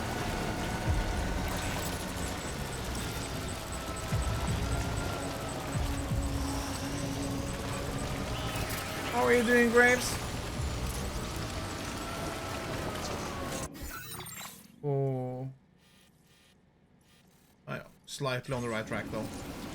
I mean, Jeg hadde egentlig bare kjørt i stedet for å stå rolig. I can do this. Shall I try? Jeg hadde zoomet inn, ja, se om du ser... Det er jo... Det er jo nesten rett frem der, ser jeg. Ja. Ja, ja, prøv. Delivery route.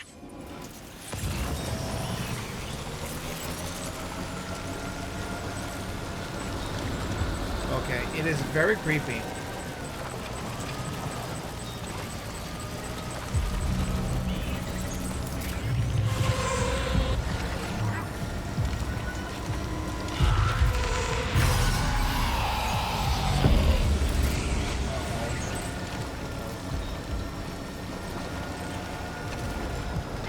Uh-oh.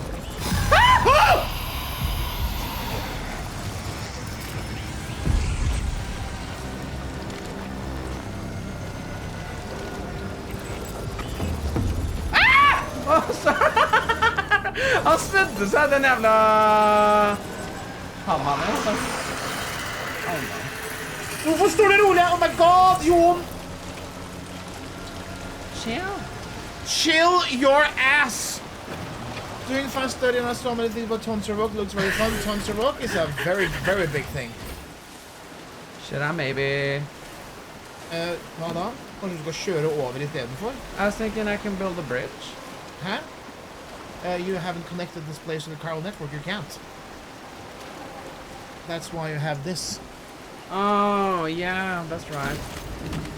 We're doing well. Looking forward to go to somewhere we can cross more easily. To Pride this weekend. Can't wait. Sjekk kartet igjen før du kjører bare. Ja. Okay.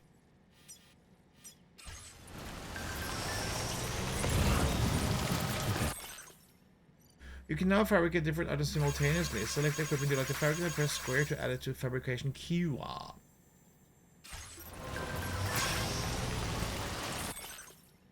Yeah, Oslo Pride Weekend is probably one of the biggest events except for like festivals in Norway.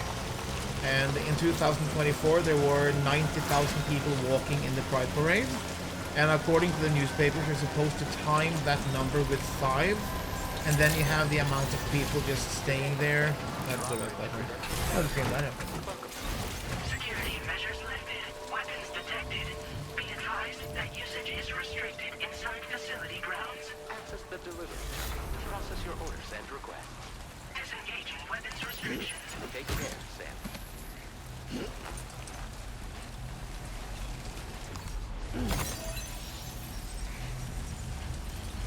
Have you started playing this yet, Graves? It's so Kojima. I love it.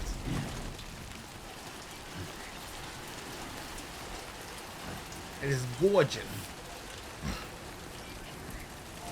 Thank you for stopping by, Rebel Carl. Have a nice day. Have a nice day. Please speak Australian. Old Oz.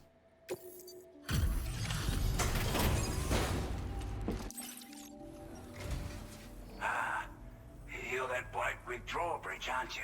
Thank you. So you really came, eh? Cut straight through BT territory just to bring us our cargo. Cargo. Alright, Pete. Been waiting a long time for someone like you to show up. Let's see how well you were able to handle our delivery. I stole the PS5 again. Yeah, your brother doesn't need it. Oh yeah, but Yeah. exams. Shit, how is it going? I'm glad to see you handle our delivery with care. Left, wasn't it? Now that's service. Fylt mer.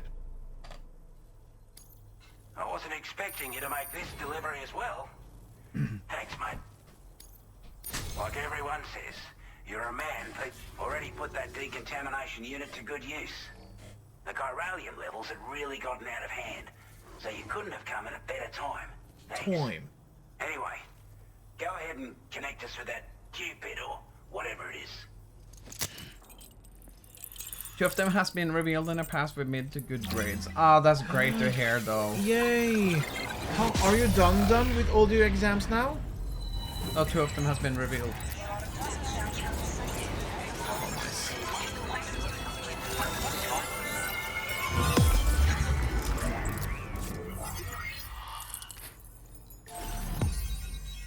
Nice.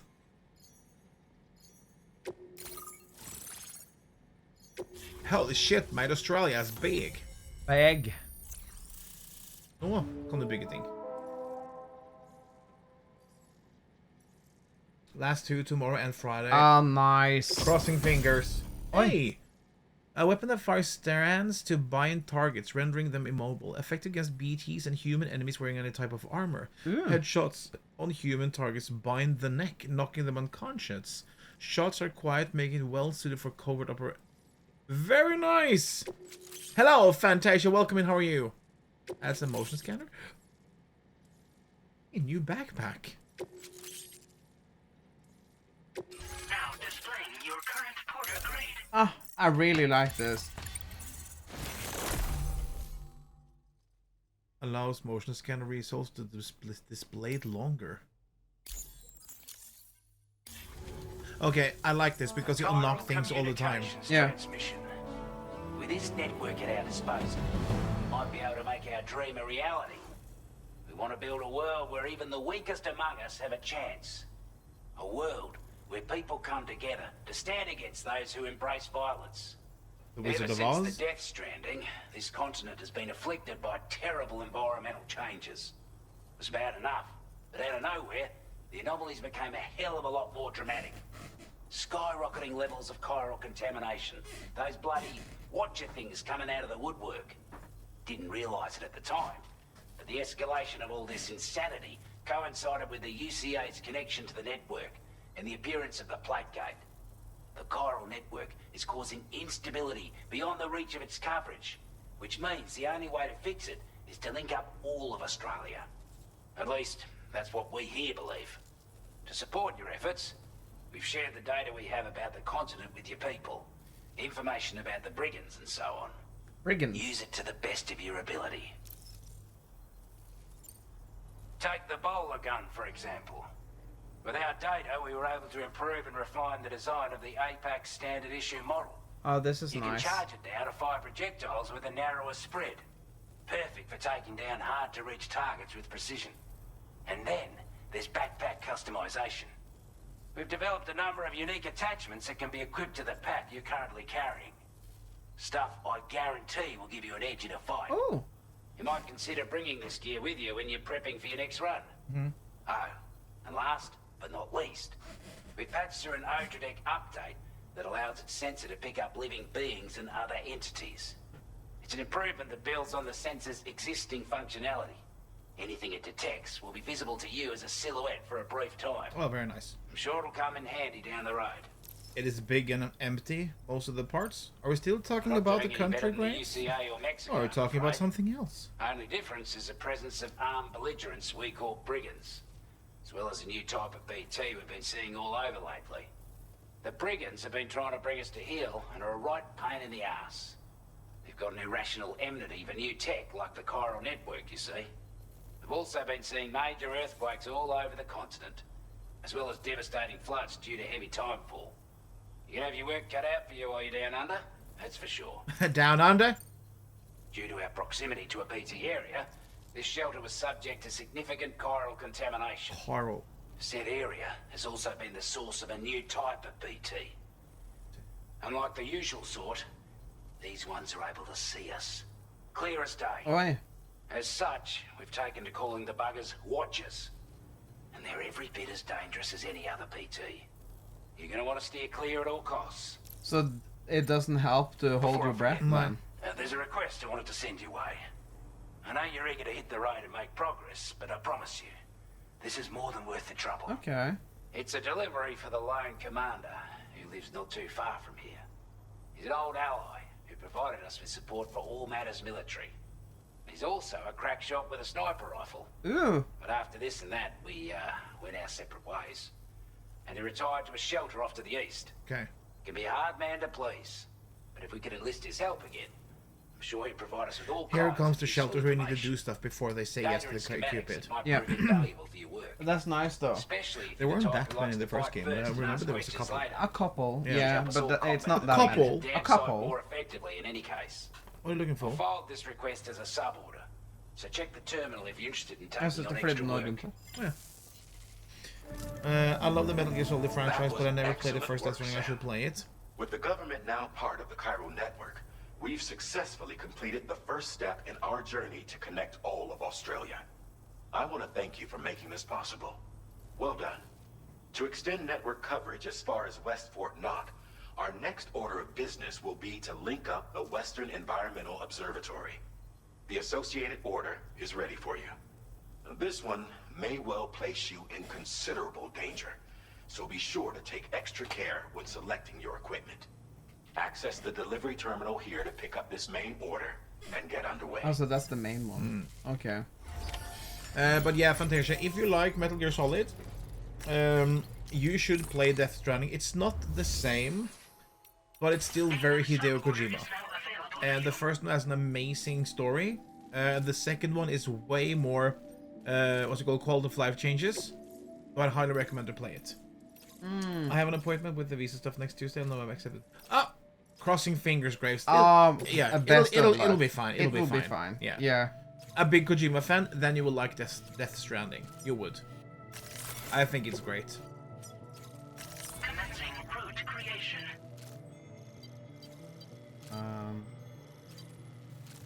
I don't think there's any point taking the car. I don't know. Delivery route finalized. Commencing route creation. Delivery route finalized. This cargo has been designated breakable. Breakable cargo is more easily damaged than regular cargo. An impact such as a fall can severely damage breakable cargo even if its container is in perfect condition. Be mindful of uneven surfaces when transporting breakable cargo in a vehicle. Yeah. Oh shit. Hello, Sam. This is Charlie. Charlie. To aid you in your future orders, we prepared porter suits with camel patterns tailor-made for the Australian environment. We've also provided you with a new basic porter suit with customizable colors. Moving forward, I imagine you'll want to adjust your appearance based on the terrain and your personal preferences at the time. Try experimenting Pink with and your green. options.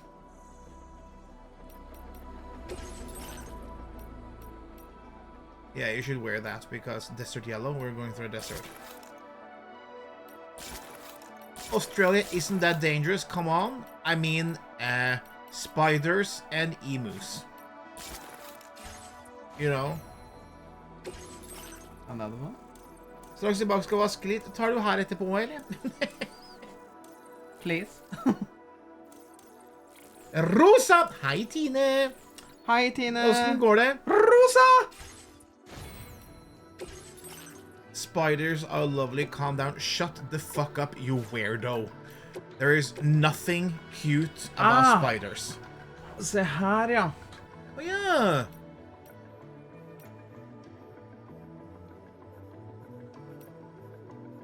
A patch that can store a single throw weapon to protect you from timefall. Ooh. Back protector. Oh.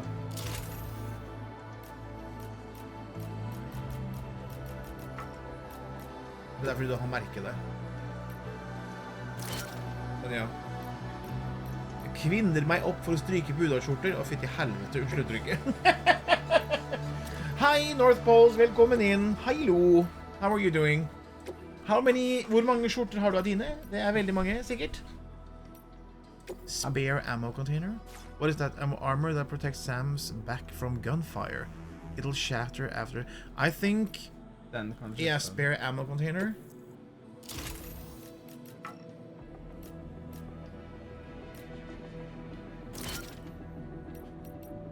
Not when you audibly hear them crawling across the room because they're so big. Goldpot? Yes.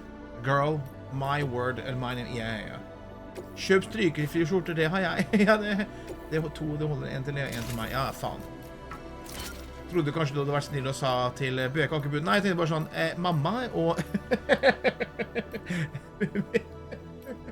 Tine liksom skal stryke alle skjortene til alle søskene sine. Det var kjempehyggelig.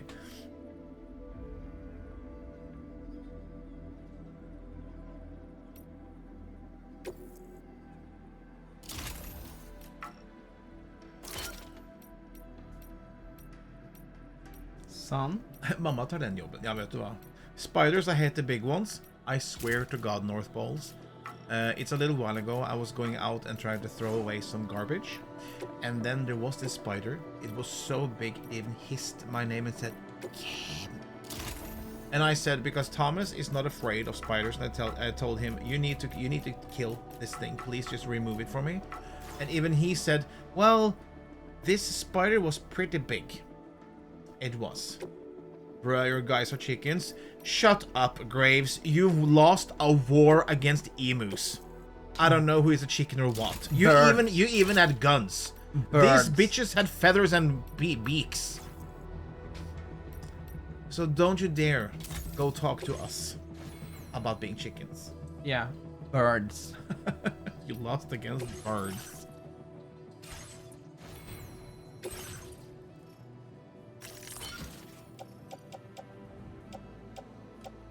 Thomas, if saying that is fine, I guess. Shut up. You fucking hypocrite. Lost a war against big chickens, by the way. Goldpot, dette grunnen til hvorfor jeg liker deg. Ja. I love Sweden when Goldpot is upon my case. No, not upon my case. When Goldpot ja, med mig och Ikea. Fan, jag missade helt svenska. Ikea. Svenks. Also Graves illiterate. It's called svensk. Thank you. Hvordan går det, North Poles? Hva gjør du i dag, da? Husker du hva som akkurat sa før du gikk ut nå? Kim. Cargoen din Sam, fragile. I can perform reconnaissance for you if you like. After all, there's no It will telling break. what might be waiting for us ahead. Gulp, more like piss pot. Oh no! Oh no! Not the piss. Har du feiret kjæresten din da? Så hyggelig. Hvor mange år har... Nei, bursdag? Eller er det anniversary?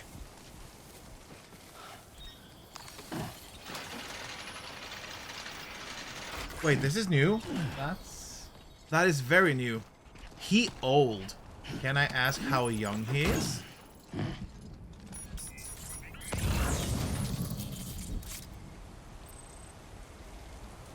Uh-oh.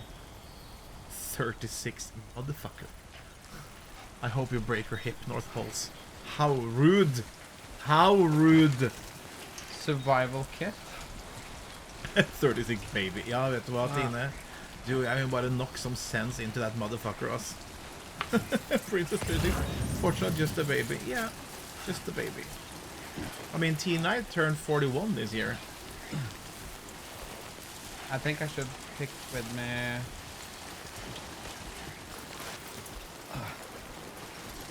Because it's wine? It's probably for the general. Yeah. But speaking of... Do we have any?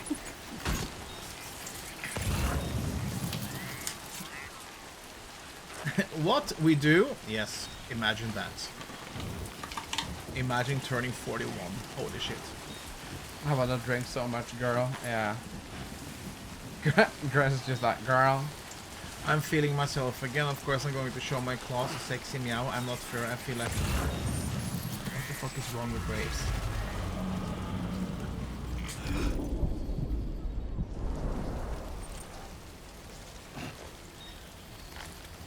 Yeah, I don't like the fact that everything is turning red. I don't. I really don't.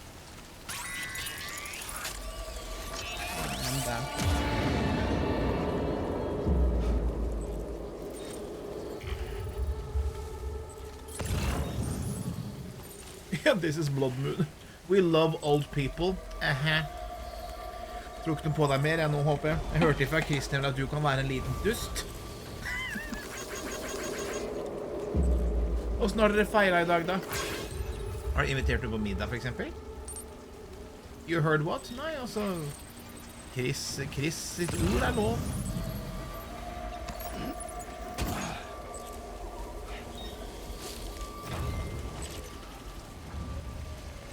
Maybe you should build a shelter? Det var 2 timer.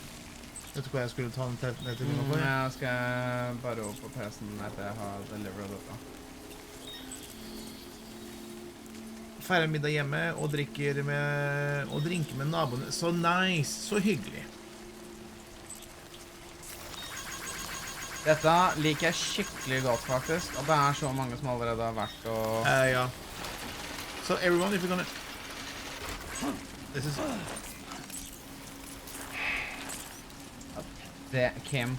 Ja, nei, jeg kan ikke noe for at jeg blir stresset, vel? Unnskyld uttrykket. Where's the baby? On here. On the chest.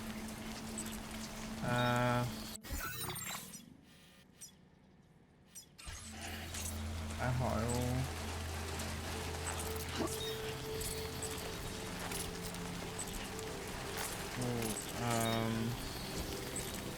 Ja, det går ikke. Men kan du ikke titte i stedet for å gå den veien der, da? Ja, men jeg må jo oppover, Kim. Ja, men kunne du ikke sett at du kunne gå ned på motsatt side på andre siden der?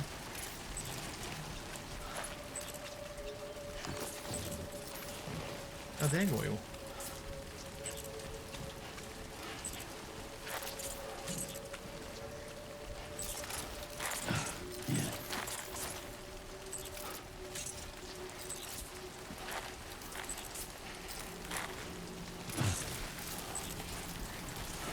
Ja, jeg blir ikke noe mye nervøs i hvert fall. Stakk, han får så jævlig leggmuskler, det er helt insane. Det er dag for streamen da. Jeg holdt på litt hjemme, redigert noen videoer, har skrevet lite manus. Jon har redigert YouTube-videoer, laget middag, hatt hjemmekontor egentlig, og så har vi slappet av. Gjort oss klar for å spille med Death Stranding. Og så er vi klare for Pride-helga. Det tror jeg ikke vi får til. Å, fy faen. Ja, that's close.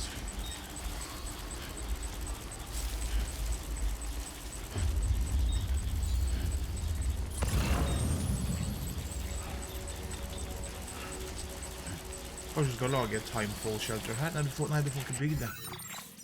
Du har ikke connecta. Okay. What for dinner? Today has been rather easy actually, because we had a little bit of a collaboration with Tren og Mat. So we had, one of them was butter chicken. Sinnssykt digg. Ja, det er så latterlig god mat derfra. Og de er så flinke til å bruke ordentlig materialer, og så er det så veldig mye kjøtt i maten. Oi, yes, nice.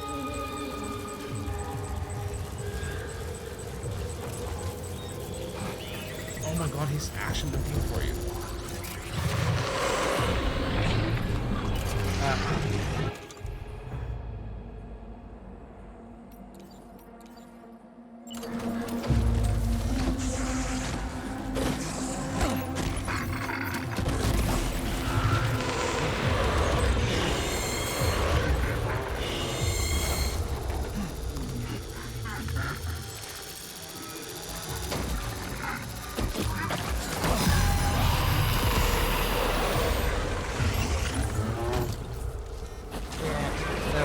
Meningen.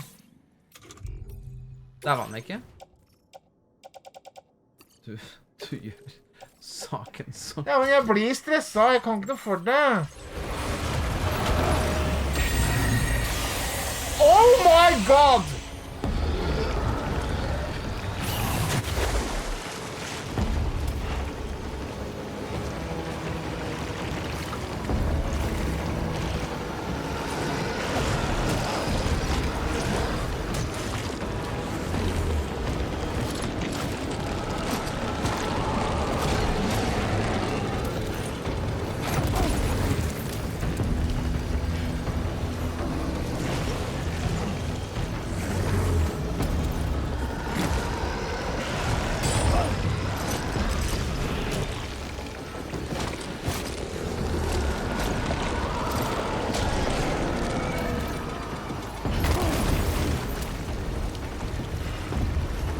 Det var ikke bare, skjønte jeg.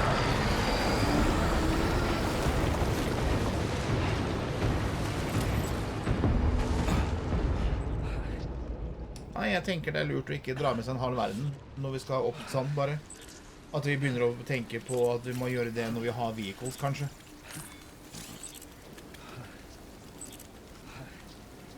Jesus Christ. Yeah, they're more aggressive this time, for sure. Oh.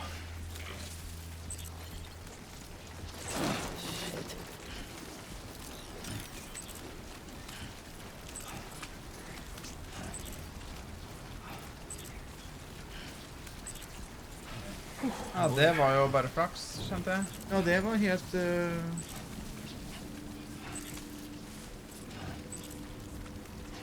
Ja, kanskje når man skal opp sånne fjellruter og sånt, og man bare tar med oss... ta med deg det du trenger. The bear. Ja. Så får vi heller begynne å kjøre, for du kan kjøre opp der uten problem, faktisk. It would have been no problem. Hva tenker dere fra Northvolts? Eller håper jeg, skal dere inn til Oslo på Pride også, eller?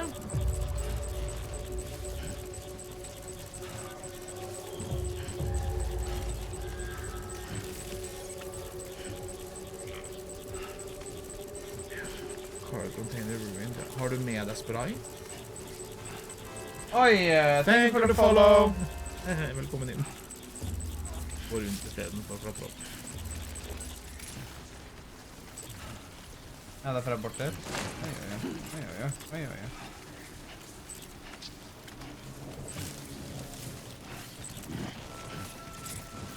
Yeah, I will say one thing, if you're playing Death Stranding 2, I would say one thing about the game. Yeah. Play the game so you just do or get far in the first chapter because you unlock a lot of stuff that will help you. Yeah, everything's trying to kill me. It's in Australia. It's Australia, yeah. Australia says, welcome! Wasn't expecting a porter of all people to drop by. Most folks would have had Buckley's chance of making it out this far. Betting it was the government that sent you my way. They've got an eye for talent.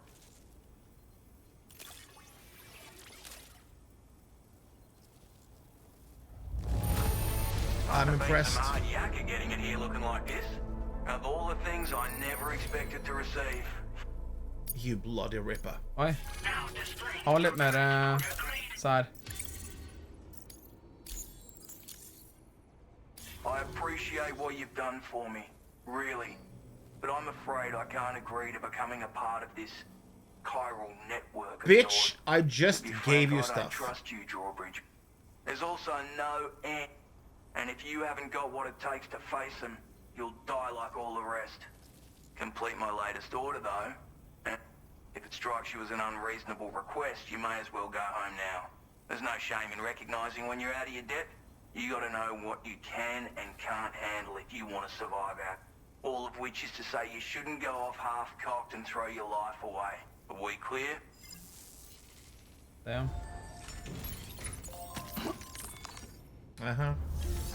Oh, yeah. Hi, Bunny, thank you. 30 months, wee! Shit. Hi, Tusen Bunny. hjertelig. Recover the mementos. From the BT Shit. area? Yeah, okay. And also you need to rest if you're able to. Because you're... not rest, but drink water at least. So I got climbing gear and such for it. Hvordan går det, Bunny? Jeg begynner med gammel 30 år, nesten sånn å få kjeften på deg. Jeg er 41. Skal vi se. Bitch. Hva er det vi kan ta bort her da? Du får mye tilbake hvis du drikker vann. Jo, men hva er det jeg kan ta bort? Ja, altså du kan... Ja, chemicals, special alloys ganger 2. Nei, ikke på cargo management, men du må på... Jeg må head up first. Excuse me, well, you're not excused. Åja. Fordi han jo så klart ikke med. Da hadde jeg bare Stora. Frem til han, ja. Noble Rot Wine. Denia. Alloy. Chemicals. Og så hadde jeg tatt bort... ja, du har 3 ladders, holder ikke med 2. 1 climbing gear holder kanskje.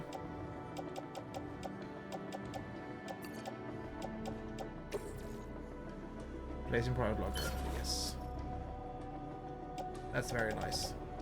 Sånn. Ja, så det auto-rearrange all det på seg.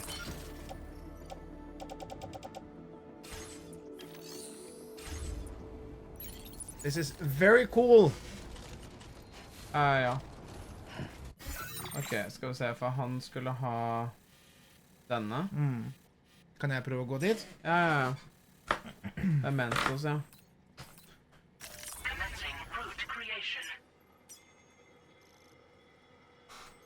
Nå det mye lettere, da. For så vidt. Ja.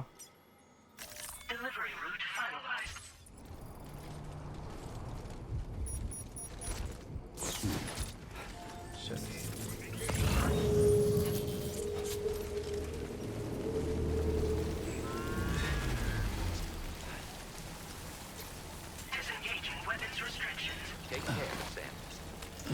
Ja, altså, husk at... Oi.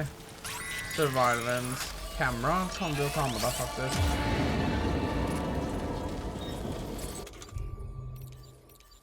Den har det en igjen nå. Den la jeg bare...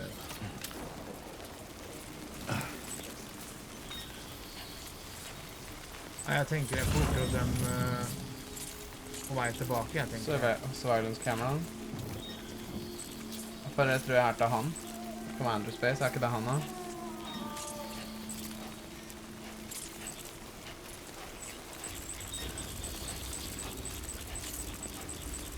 Kunne vi drepe? For du drepte han, du? Ja. Han tålte 3 granater. Så du kan i prinsipp... Ja, men! Tidra da! Nei, men kjære Gud. Det var veldig mange. Tusen takk! Jesus Christ, tusen takk. Got the Mad Witch, Captain of Ariala, Syd, Sack, Thematist, AF Princess, Samus, Trace, Flip, Fantasia, Nifo. If you are in the chat, please say thank you. Herregud. Thank you. Takk. Tidra, tusen takk. Det sommergave. Det sommergave. Sommerlønn. Setter veldig pris på det. Tusen takk. Herregud. Ja, nei, det var veldig snilt. Tusen takk. Nei, ok.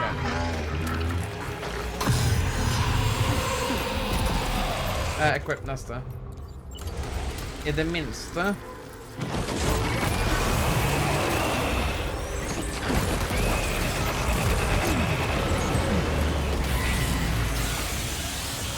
Det han du må drepe, tenker jeg.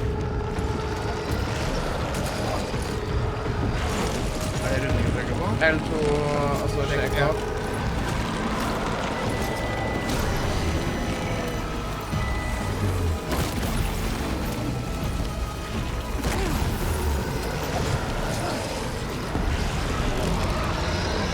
Ja, blodet tok knekken på han, ja.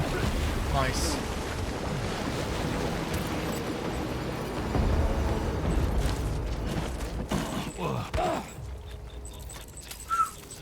My lord! They increase disability rates, and since you have such a nice community, I give a little return. Oh, thank you so much. Thank you. I appreciate it. That is super sweet of you.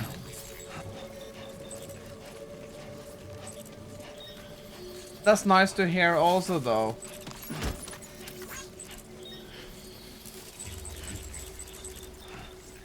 Og det bare tok han med, tok med det. Ja. Det, det var kanskje den du skulle ha? Tror ikke det. Ja.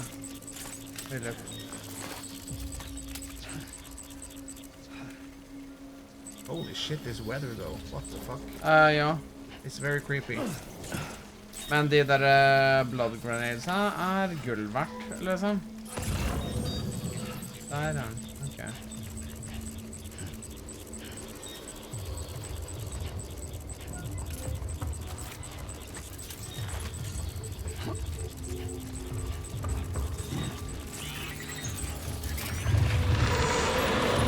Looks like was requested.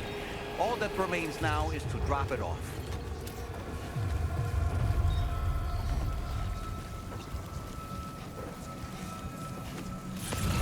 De her var litt creepy. Oi, den nå.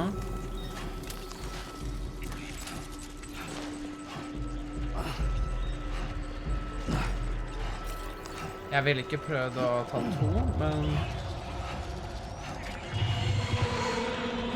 Bra.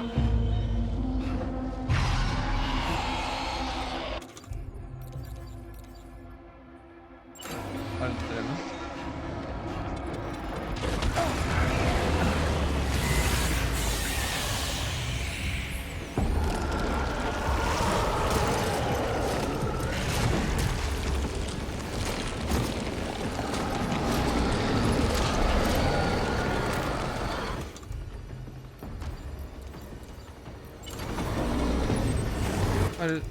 Jeg valgte feil. Den er used.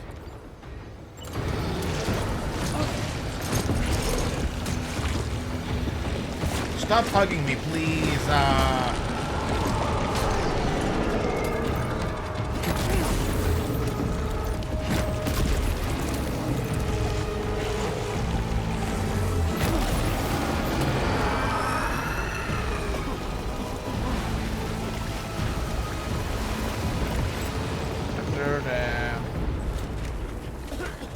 Shit, Jesus. Oh, they're very aggressive, my lord. Oh, der. Is that? Hi, Irachi. It's going swell. Nå går det til en annen sånn. Nei, jeg bare...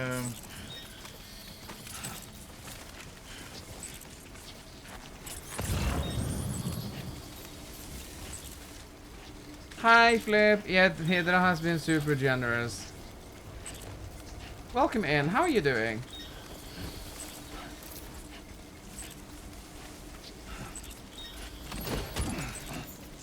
Thank you so much for making a heart friend, Hydra.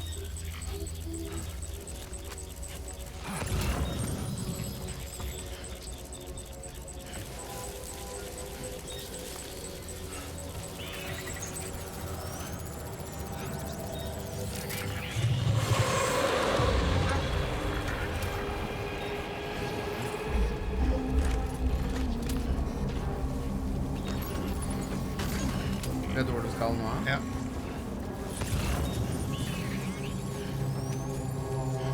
Hvor basen er, liksom?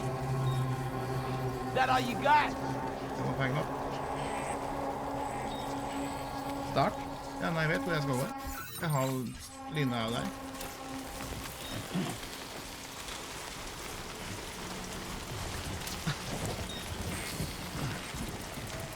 Yeah.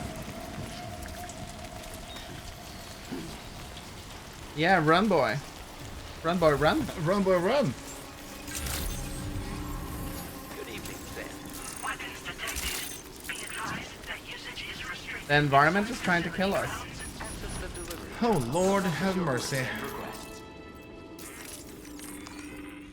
Det tror jeg var missionet hans.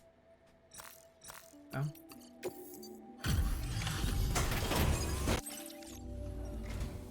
Have a go at that. You actually managed to bring it back, did you? Yeah. I'm genuinely surprised. Let me get a closer look at it. How dare you? You fucking bitch. Good on ya. Couldn't have asked for better. Where on earth did you find this? I was sure it was gone for good. Thanks, mate. You are no average porter, mate. Can you please I connect us suppose now? I ought to hold up my end of the bargain. Get out your Cupid and finish the job. Bitch. Get out your Cupid. Yeah, get out your Cupid. Get out your Cupid, okay. Is that what you say in Australia as well, not Murrah, Graves? Get out your Cupid. Take out your Cupid.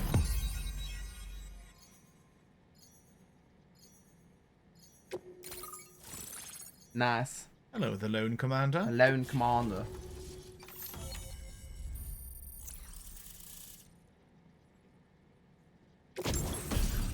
Oi. Trank sniper rifle. A long-range rifle loaded Svær with jævla non... mygg. Oh, slap it. Come with the variable scope that has 2 zoom settings. Hold your breath, establish your aim, and be warned. Make a loud noise when firing.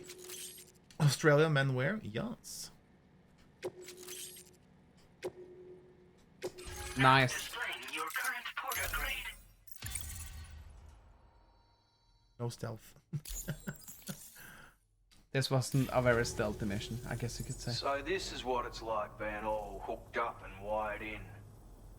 At any rate, looks like the schematics for my trusty shooter and darling little smoke grenades are in your hands now. The form is a custom design of mine. Uses tranquilizer darts. Makes a hell of a bang when fired though. So keep that in mind. Just a shame our paths couldn't have crossed sooner. Maybe this world of ours wouldn't have been so divided. And maybe my mates wouldn't have had to die. My sniper rifle. It's configured to fire tranquilizing rounds. An ideal choice for those who prefer to get the job done without undue bloodshed. Bit of advice though. Make sure you engage your enemies at a healthy distance. It's not a silenced weapon. So fire too close and they'll be all over you before you have time to react. And don't think about taking a shot until you've planned your next move. Don't think about taking Any a sniper shit. worth their salt stays mobile, constantly securing new vantage points to evade detection. Ah, and always remember to account for bullet drop when shooting at extreme ranges.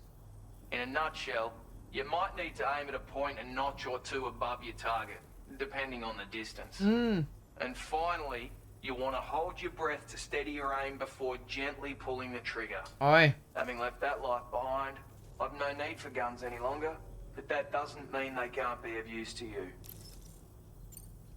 Hey now, don't knock them till you've tried them, alright? Granted, you can't neutralize an enemy with one, but they are effective at blinding them and giving you cover, far more than you probably realize. Oh, nice. And even if they do open fire, you'll find that their chances of actually hitting you are slim to none. Which means that even if you've alerted them with one of your own shots, you'll have no trouble disengaging and repositioning. Properly utilized, they're a great tool for disrupting enemy attacks and buying you room to regroup. Furthermore, if you happen to have a sensor or something similar on hand, you can use it to track enemies through the smoke, making things pretty one-sided. It's like shooting fish in a barrel. Barrel. Or, if you're the kind of bloke who'd rather get Well, up yeah, they close do and know how to personal, talk, don't they? you can chuck one at their feet, waltz right up to them unseen, turn a firefight into a fist fight. I assure you, once you've learned how to use these little beauties to their full potential, you'll have a heap of new tactics at your disposal. Nice. Experiment, see for yourself. It may sound like a bit of a yarn, but my friends and I supported the government's plans to rebuild Australia. To defend ourselves against those who had other Hi, ideas, we had Samus. no Yeah, choice but to Tidra has take been up very arms. generous. It ended up How are you costing doing? most of Welcome us our in. lives. All because of me. The commander. Commander. You've seen what became of them. My mates are the Watchers scattered all over this hill. Mixed in with all the enemies we slaughtered. And for what? Deep down, we were all the same. Blokes who called this land our home. Was it worth all the Our struggle? home. All the bloodshed? Home. For the world we shared to be reduced to this? So, I left the military behind. Decided I had to go it alone. I had to figure things out. Were we all just doomed to die and become Watchers? Was that the only way for us to come together? Now, fuck that. There was another way. Before it all went to hell, we should have tried to find common ground. And now, with your chiral network, that might finally be feasible. Working with the government too, maybe. For all that and more, I hope you don't let me down. Righto, Sam. I know you got places to be, but an order just came in that caught my eye. Seems our friends over at the government shelter might be in a bit of strife. If you're willing to look into it, you can review the details by checking the sub-orders on the delivery terminal here. Might be a good occasion to fabricate a sniper rifle with the data I just shared, if you take my meaning. Anyway, think it over, would you? Okay then. Thank you. Oh, that's nice. Just wait a little bit because I need to do the PC thing. Yep. While you do, I have to go pee. And make some more saft. Some more saft. More saft. Let's see. That would be great. And also I need more painkillers. Oh, not the painkillers. All the painkillers. Let's see. Because bitch can't walk.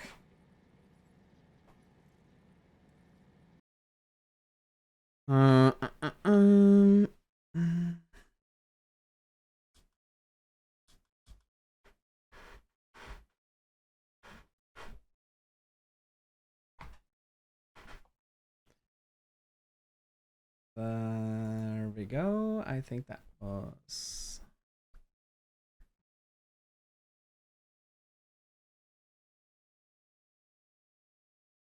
No.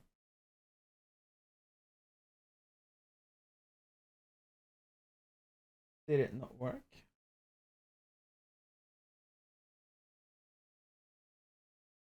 Yes, it did.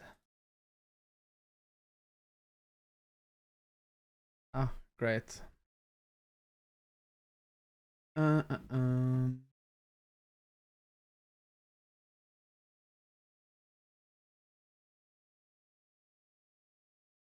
Just a quick little work thing while we wait for Kim.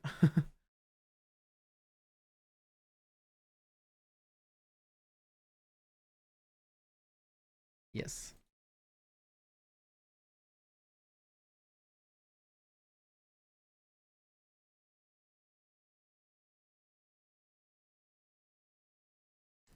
Hi, XO. Thank you so much for the follow. Welcome in.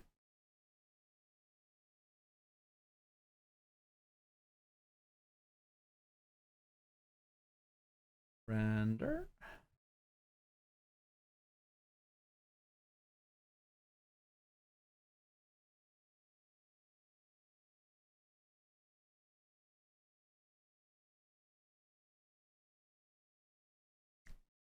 Yes.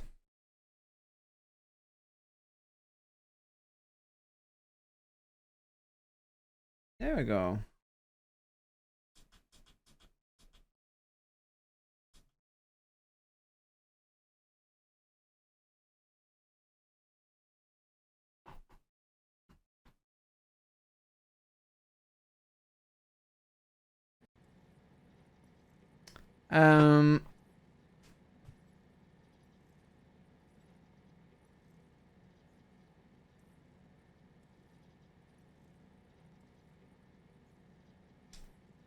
I guess I'm just gonna keep going then. Let's see. An order came true, was it?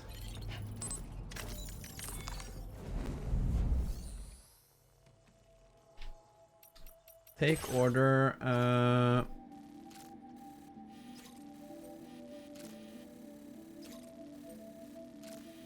So he wants me to.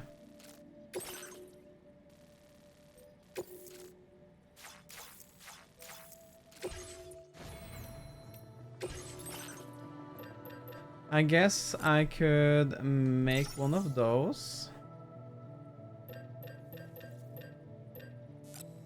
And that. Maybe.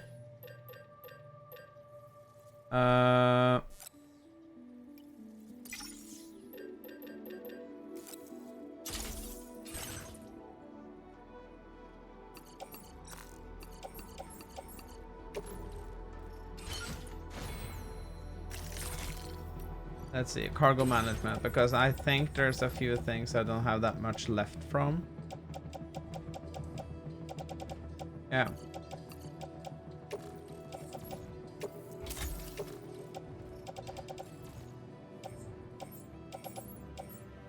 I do like though that there's so much item management.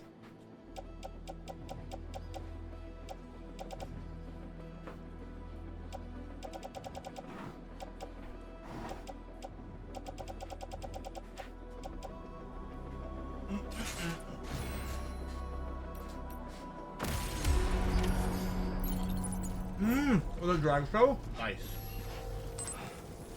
We're going to watch that. We're going to watch that this weekend. Yeah, sure thing. Counting on you. See. Shaft. Oh, yeah. Gjør du noe med Tine? Hæ? Det der borte.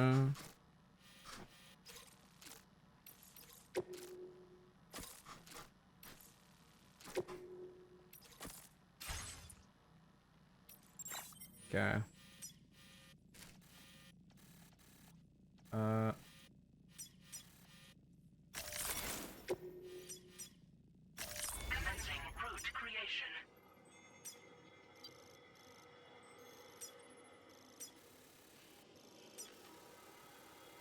Hvordan, jeg skjønner ikke hvordan jeg har kommet opp hit. Hæ?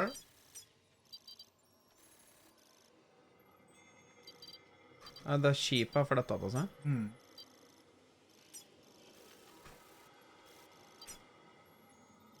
Den er ikke vår, eller? Nei. Hi, Popsa. Thank you for the diamond. How are you doing? Thank you so much. Thank you so much. Or for the galaxy. How are you doing? Oh my god.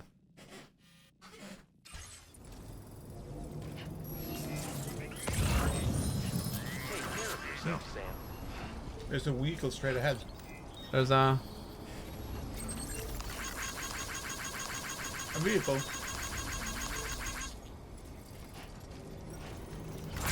Oi. Den bare lå her, faktisk. Hva skjer med det?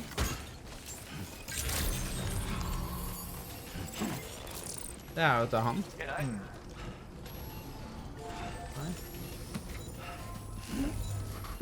Det var nydelig. Tusen takk. Money, please. Ja. For meg. Hvordan går det I kveld? You can't skip this, you know. Å, faen, jeg glemmer det hele. Outburn. Of all the things I never expected to receive, you Okay. Ja, det ga ikke så mye, men... Nei. You know, it's all... Jeg lurer på hva man ellers kan liksom...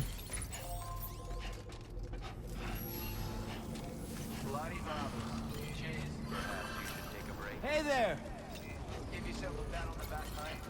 Det den bilen rett frem der?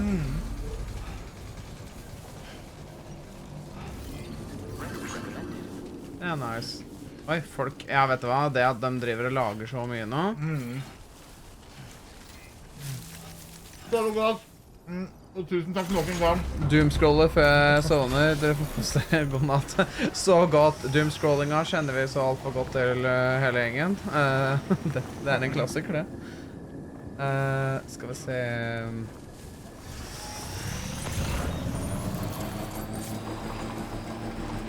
Supply request weapons. Ja, gå tilbake. Har du et ekstra våpen liggende som du kan legge der? Hva sånn, ja. Bare prøv det for moro skyld.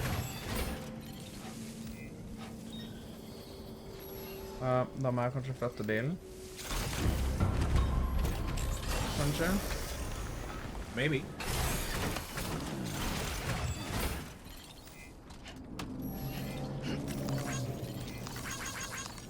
Came in handy.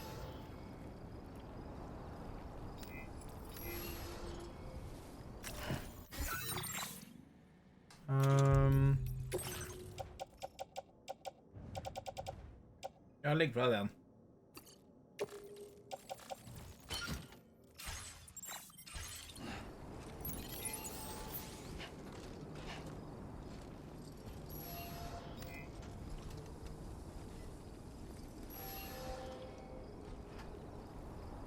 Åja, firkant. Send cargo.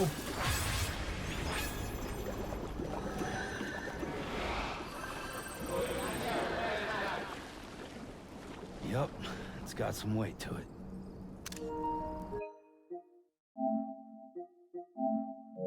Så kult! For videoen.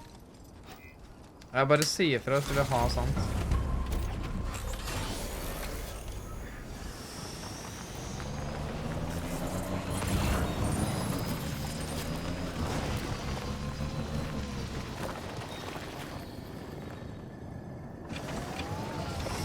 Det ikke alltid like lett å se denne veien, skjønner jeg.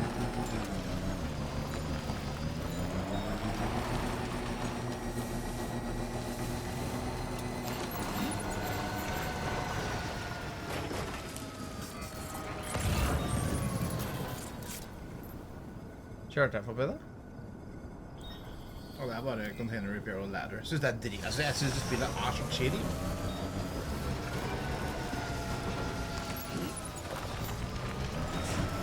Oh my god. Yeah. Oh shit. I think you need to pay more attention to where you put the line. Oi, det er borte. Prøv å kjøre bort dit.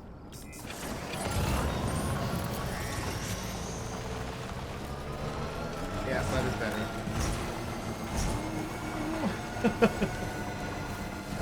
I also want a bike like this.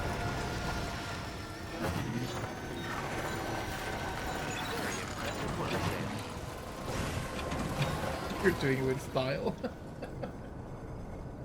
Ja. Ah. Hva da? Hvis jeg holder tilbake, så... Styleren? Kan du gjøre det forover også, eller? Nei.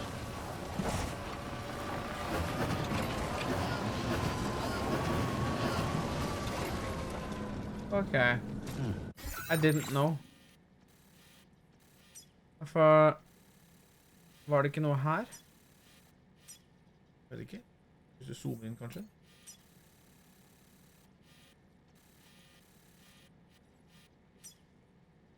Det står bare custom marker, det er ikke markert noe. Det står climbing anchor, stod det bare. Jeg skal sette opp en climbing anchor. Er det det jeg skal?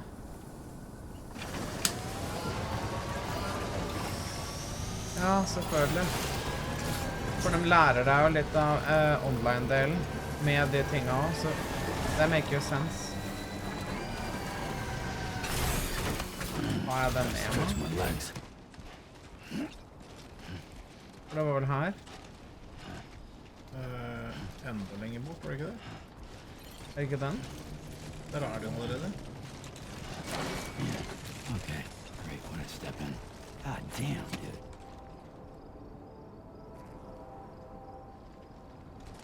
Hvor er det? Står jo... Ja, det er den. Men det der er en som har lagt opp fra før.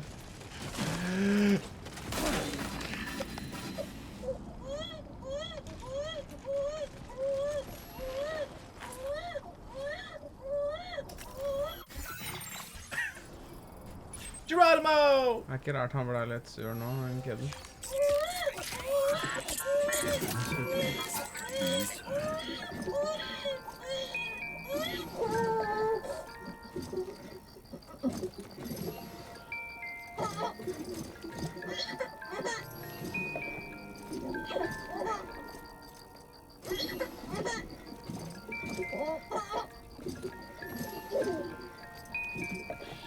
That's right, just sleep.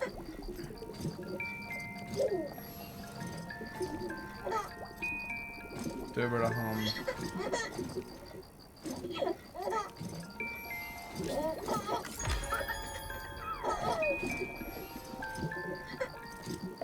$20 likes from Lou.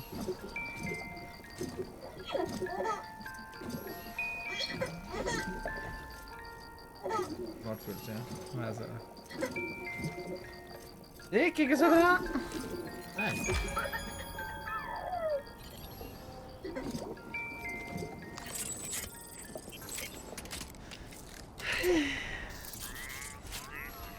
Jeg hadde også sortert cargoen din, jeg.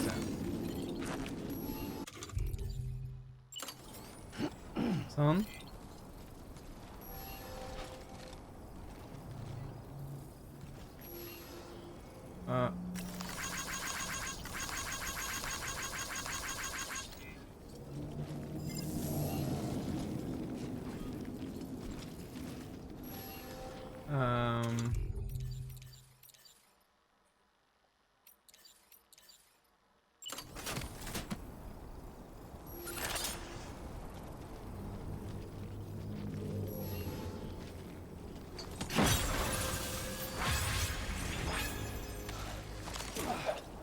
Okay, I think we're done.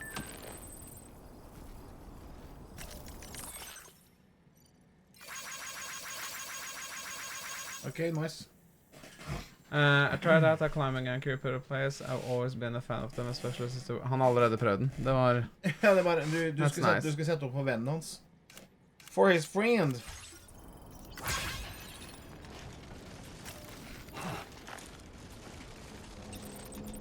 Ja, det var det å komme seg opp den da.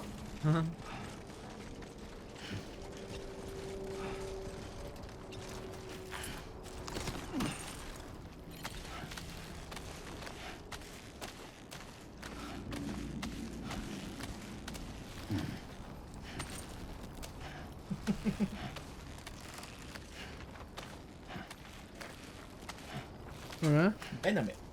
Ja. Hilse masse. Jeg savner.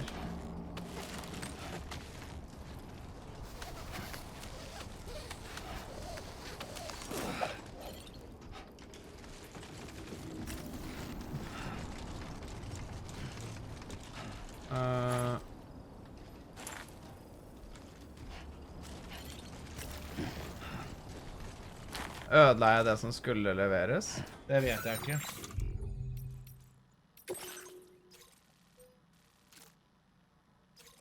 Du skal recover noe, så jeg vet ikke om du har fått det ennå.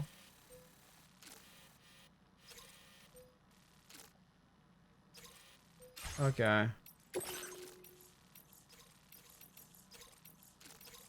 Ja, derfor var den gjort, og så er det da...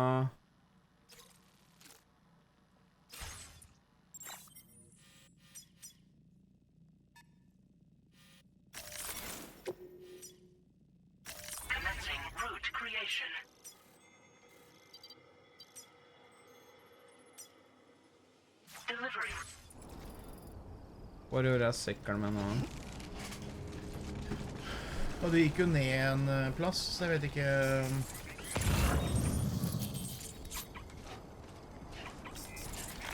Nei. Det er nice. Footwear is almost ruined. Bra.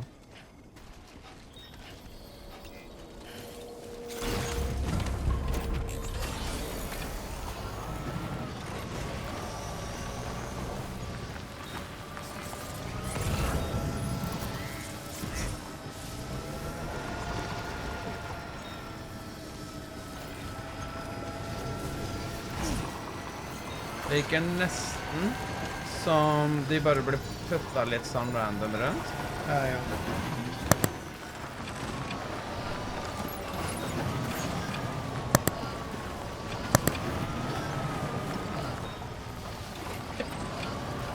Den er så vanskelig å styre, altså. Girl. This reminds me of your little Destiny motorcycle fiasco.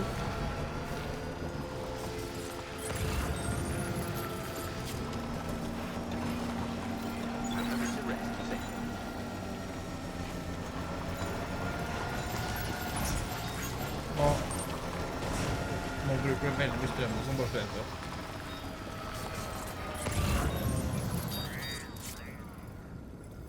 This is an enemy base. Det er en fiendebase? Ja. Because they're red.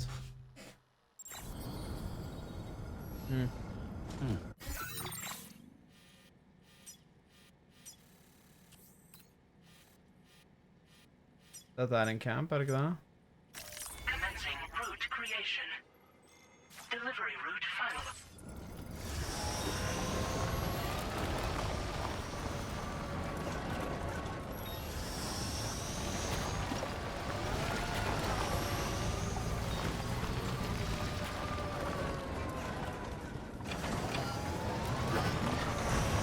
Er definitivt som rocky as fuck mountain roads her.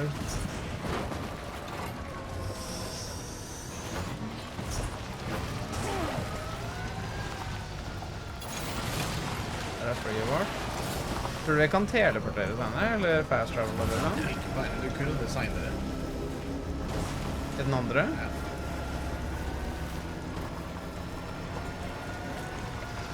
Kunne man det? Ja, hun plasserte ut paraplyen inne i rommet ditt. Generator. wouldn't want to be near that if it released its charge.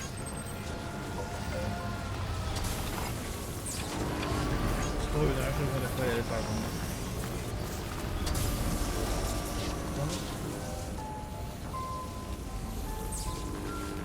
Det hvis den litt sånn ødelagt? Så fikser den det, ja? Rustet, ja. Bare rusten? Ikke det som inni.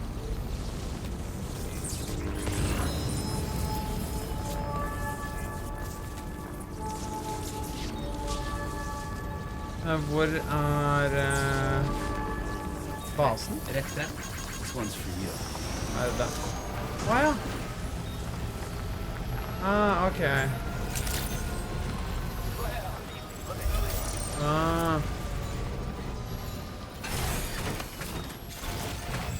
Far Sam. Stakkars beina hans. I know, Sam.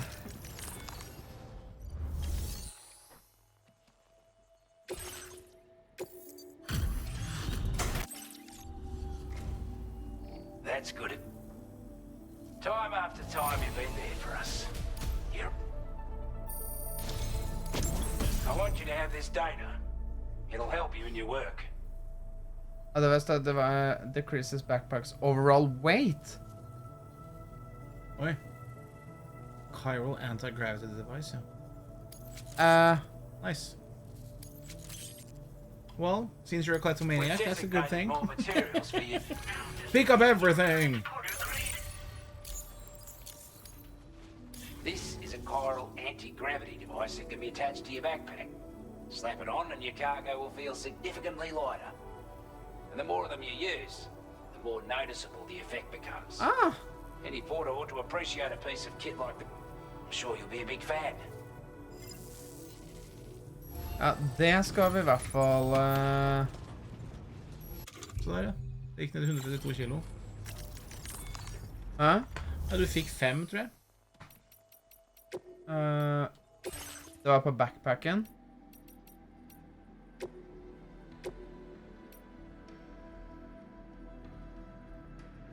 Ja, det må vi jo bare ha.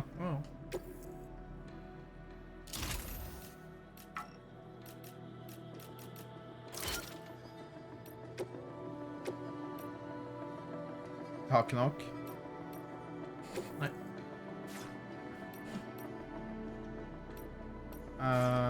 Jeg tenkte chemicals for å lage det.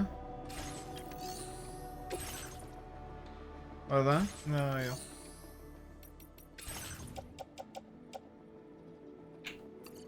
Var ikke det jeg skulle levere?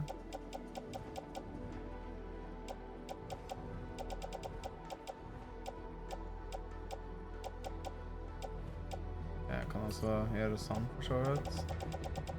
Og så kan du legge bort alle chiral crystals. Det nesten 3 kilo bare der. Hvor helt øverst? Hva de? Resten. Dem. Oi.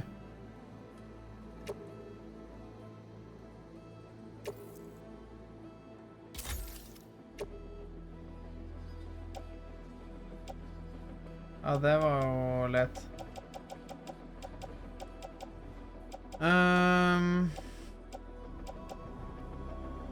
Så jeg bare sitter der bra.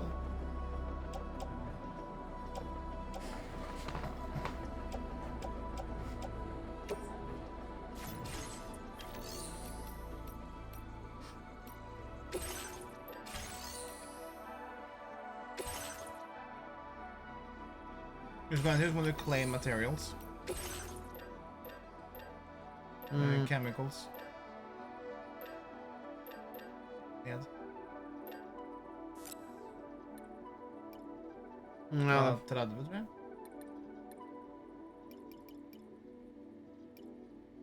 Og det 30. Ja, ok. Ja, add to queue, ja. Og claim.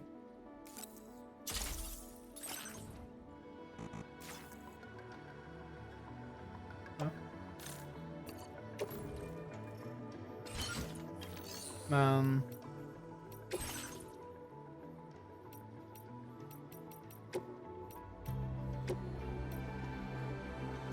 Å nei! Ja, nei, det var det som var I basen, ja. Da må du store igjen. Den? Ja. chemicals lenger ned. Trenger 60-30 til. Sånn er det, ja. Ja. A little bit confused by the menu, but I was also that in the first game. Jeg synes det er bedre denne gangen, absolutt, men ja. Det er fortsatt litt confusing, det er det.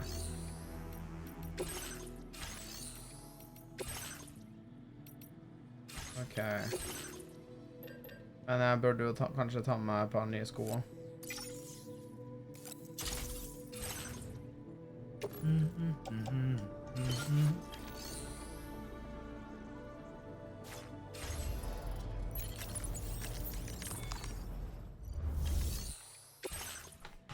Nei, derfor her er main orderen.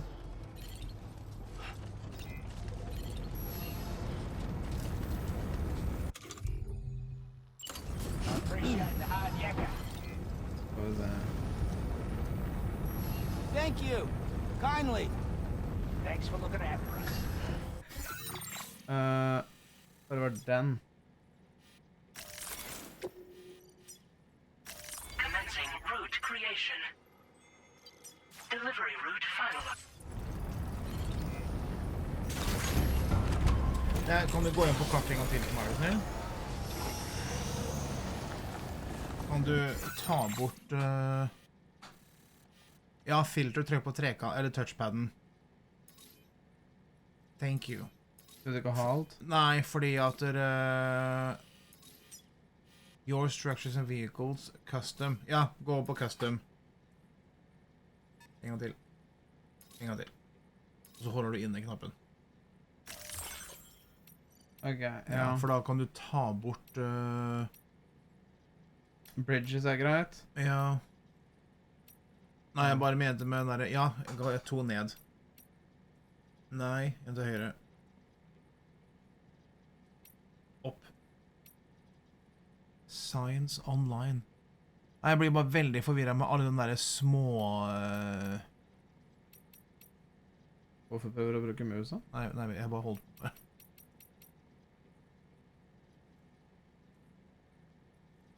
Ja, ok. Det er kanskje ikke så veldig viktig.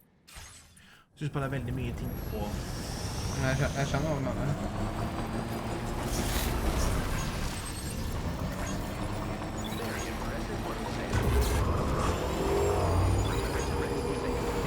Hva er ferdig veien nå? Jeg tror du følger... Har du ikke lagt opp en liste? Jo.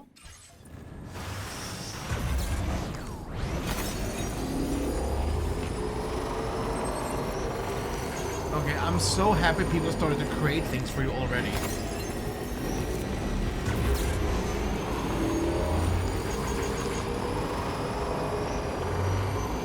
What is that?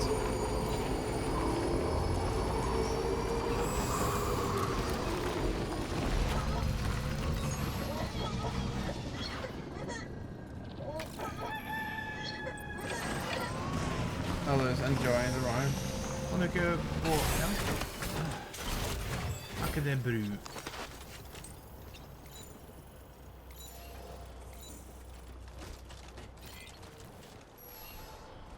Supply restoration repair materials. Hadde jeg det, ja? Jeg tror jeg ikke har. Nei.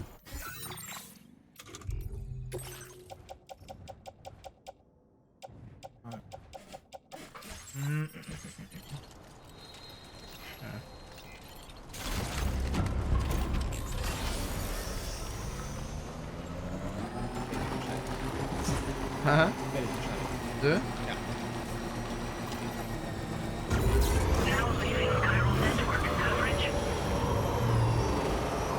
For dette er jo en base. Ja, is that something you can unlock though?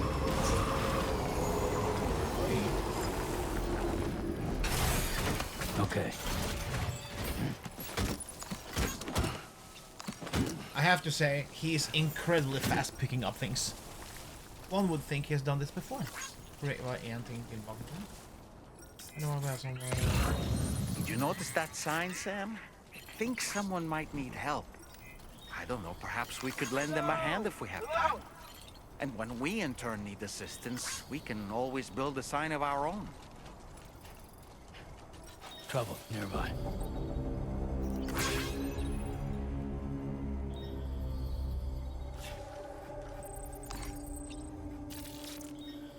ut dette er fiender.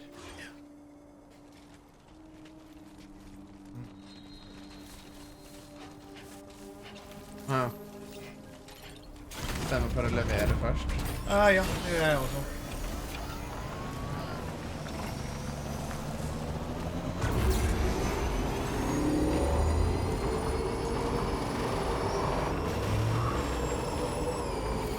Hey!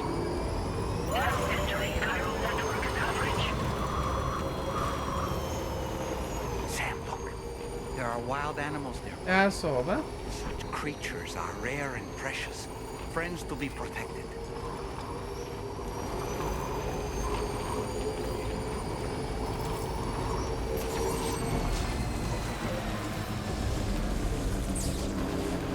Det var fort den chargen.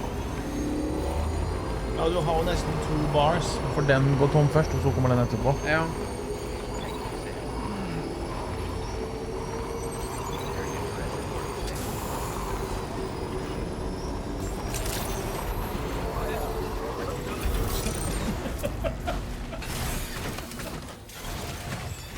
Bra, man kunne bruke hjula til å si fra I'm here.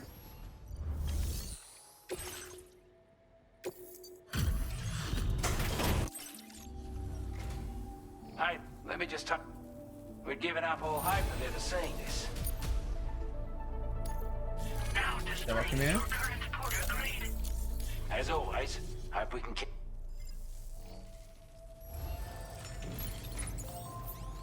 Yeah, I'm curious about what the next star is, actually.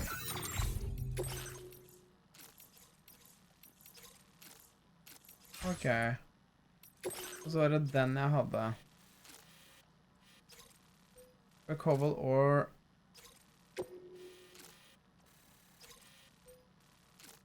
Yeah, because that's the enemy base. Det kan ikke være det. Ja, det har en rød sirkel rundt der i hvert fall. Hvis du zoomer inn. Den røde sirkelen der er enemy base. Ja. Og siden de er oransje, så er det enemy. Ok, så jeg må inn i begge disse sikkert. Da kan jeg gå. Det er der borte. Har du med noen våpen og sånn nå da?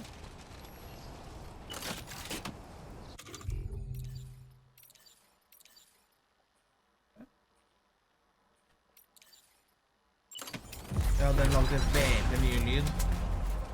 A word of warning, Sam.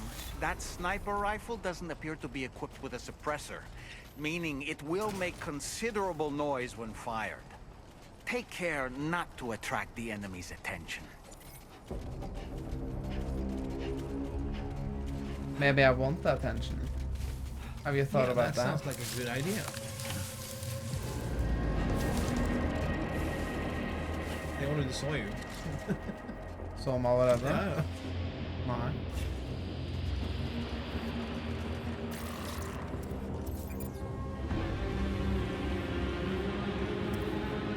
Kanskje jeg vil skammer nå, får du sett noe... Sånn, ja. Det er jo... 1, 2, 3, 4 at least. Ja.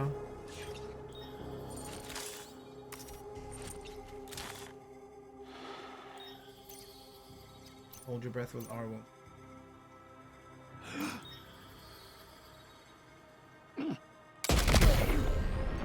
Det klarte jeg ikke. Jo.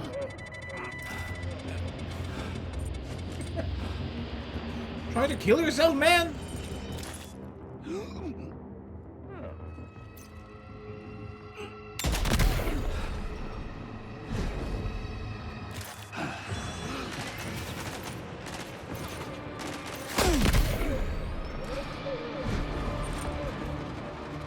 Nei, en til der.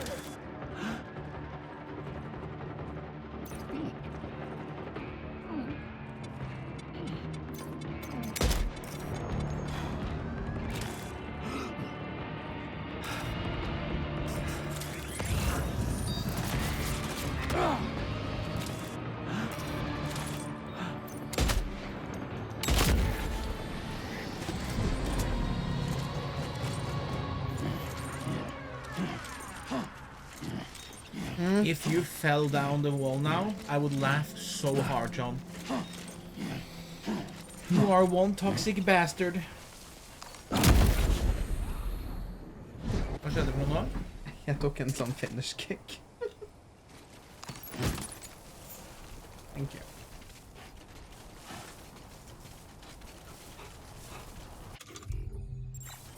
Now leaving chiral network coverage. Hei da.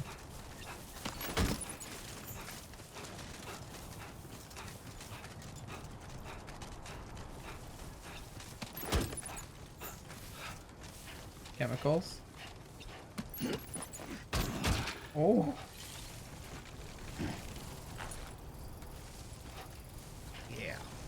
I was gonna say maybe you should just go back and pick up the car so you can drive back and forth. Or not.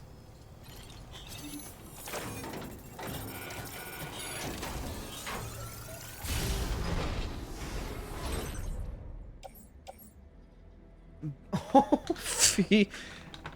Wow. Ja, da hadde jeg bare gjort det, faktisk.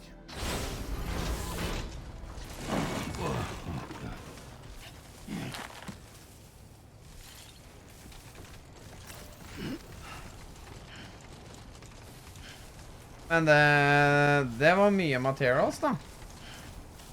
Eller kanskje vi kan bruke den? Now entering chiral network coverage.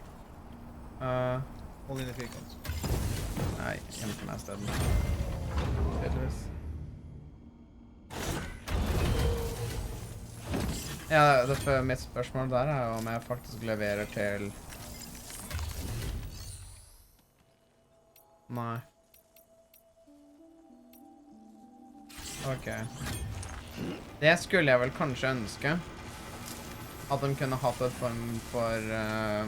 Ja, det er jo senere med tanke på at du får de der som går for deg. Ja, derfor får du ikke roboter som leverer for deg og sånt Wait. noe, som går rundt i... We're not missing some cargo, are we, Sam? Yes, we are. I will be back. Where's the car, though? How you holding up, Sam? What you said.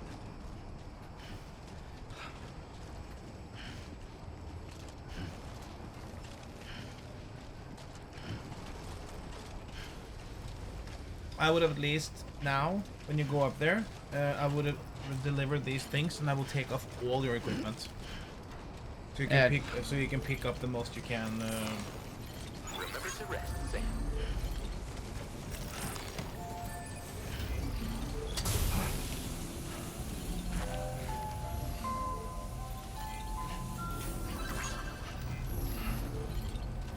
Thank you, Sam.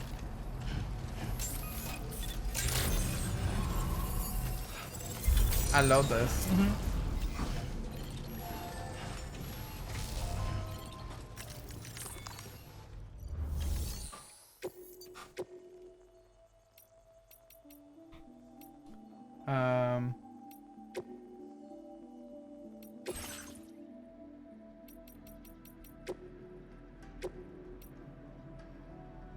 Du har jo ikke levert meg noe. Tok jo akkurat deliver. Ja, men det er jo ikke det. Du må jo deliver det der, må recycles. Hvordan er det, ja?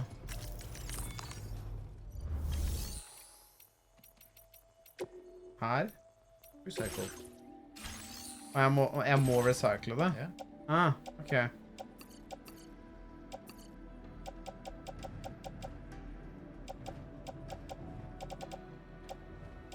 Ja, for så vidt.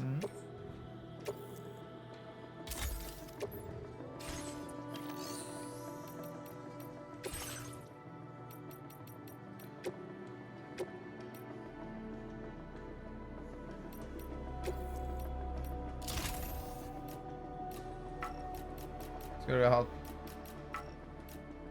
2, kanskje?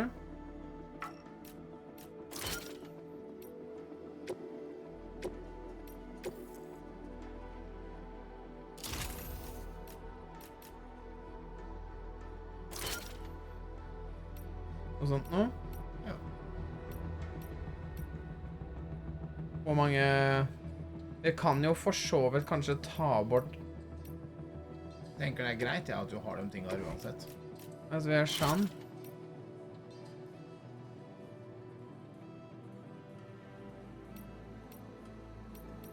I'm curious, what are you thinking?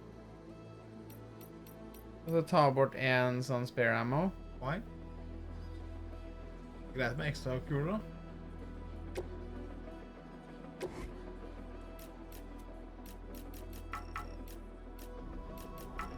Og her starter micro-managinga, kjenner jeg. Jeg hadde liksom et håp om å få en 4 av de... Yeah, can I try something? Ja.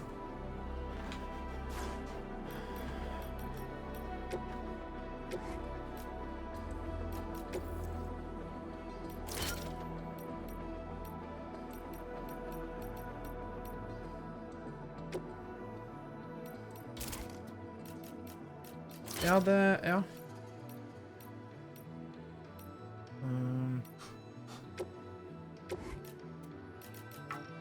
Ja, det kan jeg kanskje gjøre 2 sånne der, og de 3 i midten.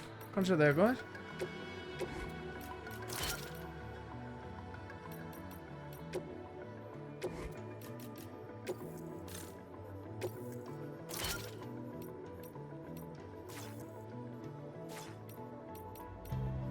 Skjønte du hvordan jeg tenkte? Ja. Allerede nå har vi plass.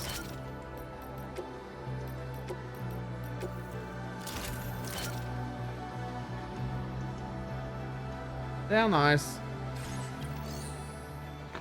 Sånn, og så har jeg bare gått på herregud da. Backpack customization. Nei, sorry, go back. And back. And then facility storage. And take off everything. Take off?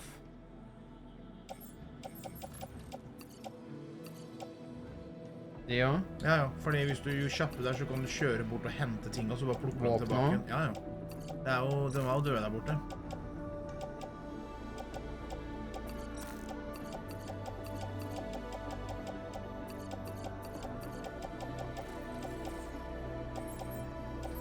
Eller circular removal.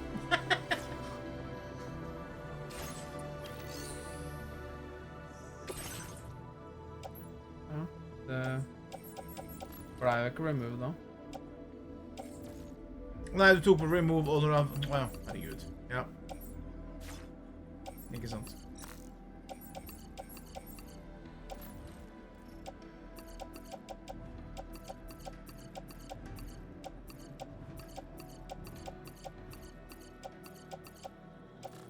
Sånn. Offload. Og la det ligge her.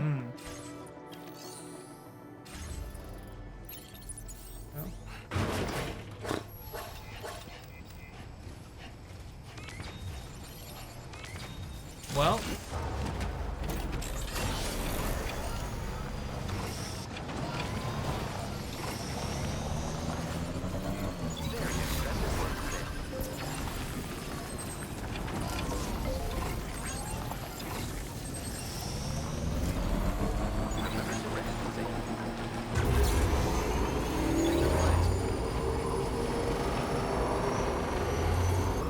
Almost there. Now leaving chiral network coverage.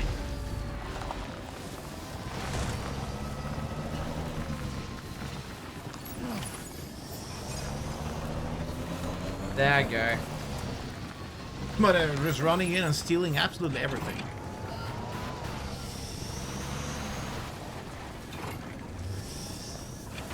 Jeg må kanskje... Also remember, if you kill them, you'll create a void out. Sånn er det...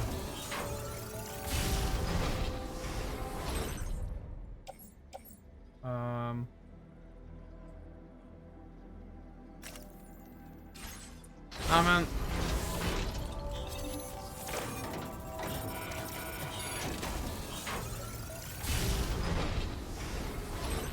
Okay,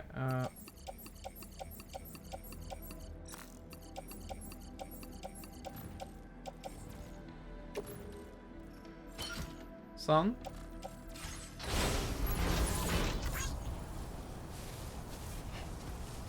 Var det alt som var her? Jeg tror ikke det var mer der. Ser ikke sånn ut. Somebody lend me a hand!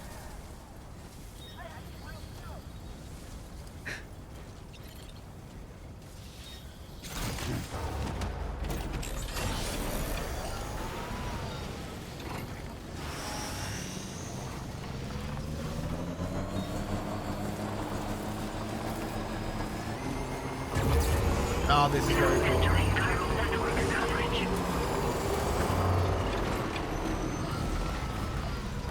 Er det ikke borte?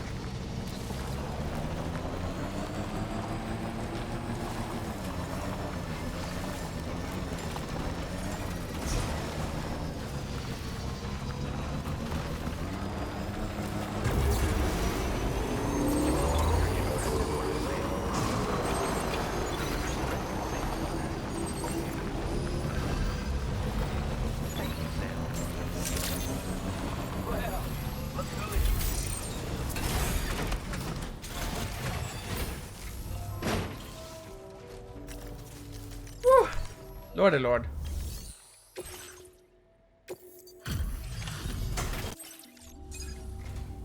Well, we're up now.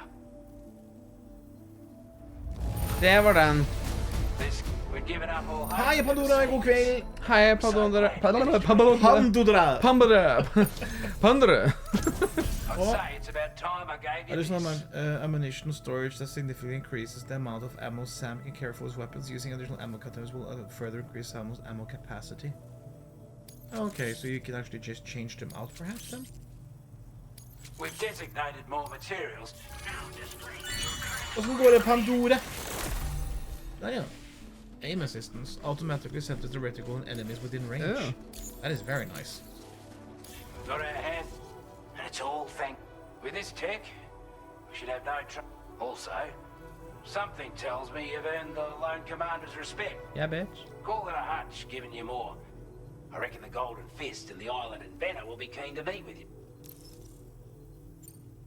He's a combat specialist who used to be stationed at Pt.4, which was a settlement located to the north of Westport.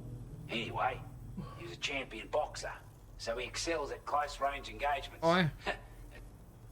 One time, when he heard a group of trigger-happy arseholes were getting ready to attack Pt.4, he went out alone and took the lot of them down with his bare hands.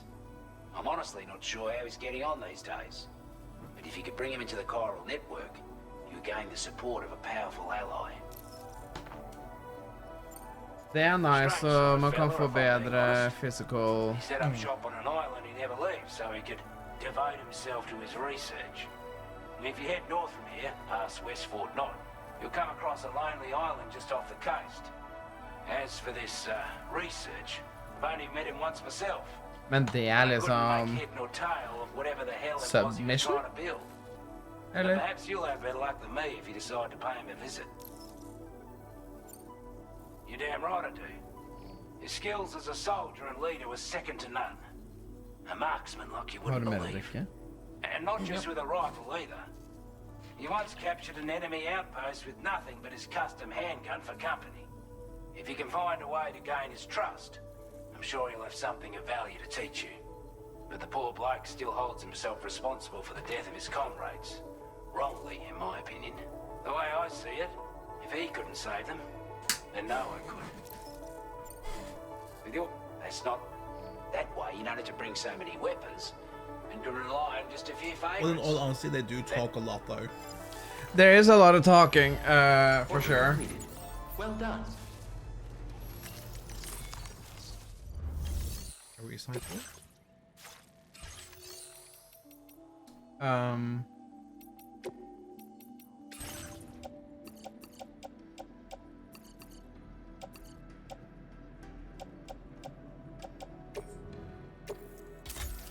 Oh, you're full on metals, not recycled. Oh, okay. Ja. Men jeg kan også recycle, yes.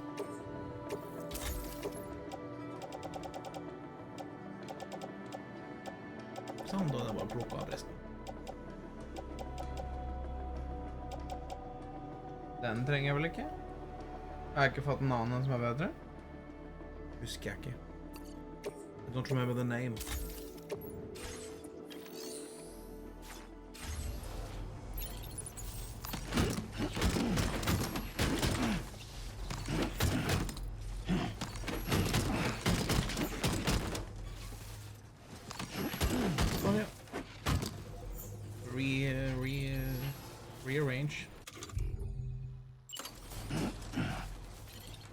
Det hjalp masse. Det er sjukt. Good, godt å høre. Sjukt hvordan han bare slenger det på ryggen. Det for metals. Sånn skulle ønske jeg kunne rydde hjemme. Hva gjør man med metals? Metals har du egentlig ikke mer igjen av, så da må du plassere dem en plass. For det er ikke lyst til å drasse rundt på dem, for du har fullt nemlig. Det er metals. De er fulle, ja. Men er det fulle bare denne basen? Ja. Ok. Så du kunne ha gjort alt det her og gå bort til den der bilen. Ja, bilen er egentlig, ja, du kan loade den på bilen for eksempel. Det går jo an.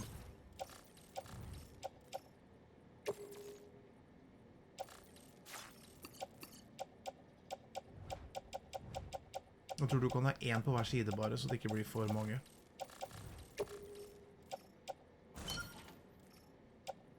Ja, en på hver side, ja. Men da er det egentlig greit. Ja, men jeg hadde vel ikke brukt den der. Hva da? Den grønne der. Den er nesten ødelagt. Hvorfor? Ja. Ah, derfor det er den som er min. Been a big help. Kan den fikses, ha? Det er ikke. Men ta på cargo, hold din trekant. Og så tar du bare den med der. De? Ja. Ah, sånn. So there's a lot of the things that work. It's just that we need to know the. Jeg tror det var 2 plasser jeg skjønner det på sykkelen. Kan du... Hva du nå da? Jeg tenkte jeg skulle snø sykkelen først og fremst.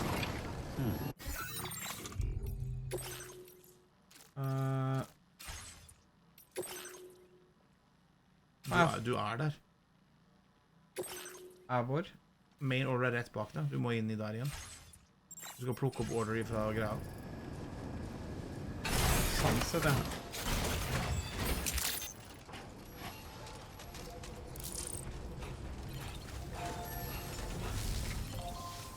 Hvordan vet jeg hvor mye jeg kan bære nå? For den skulle liksom... Det er den, da. Det er til den campen, faktisk. Jeg skal liberate plassen. Commencing route creation.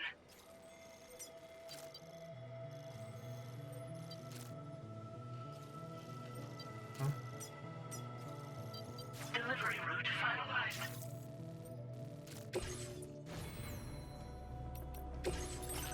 Er det noe jeg skal ta med, tenker du? Kan i hvert fall ha 100 memoryen, altså. Oi!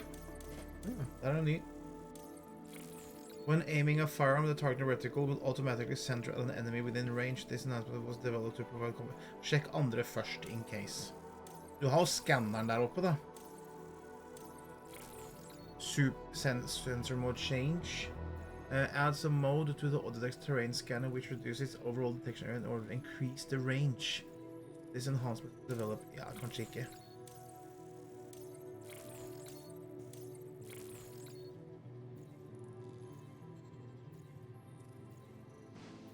Oi! Thank you for the follow. Welcome in. Velkommen. Ja, ta den, da. Yeah, why not? All the aim assistance.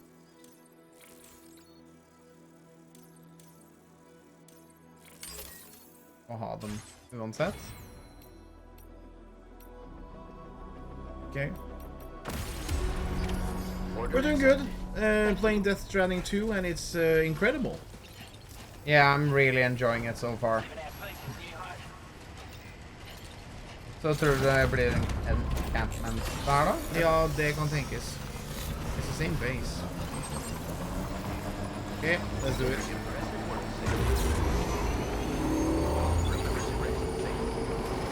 And also, do you have a sniper rifle? Yeah, you do have a sniper rifle.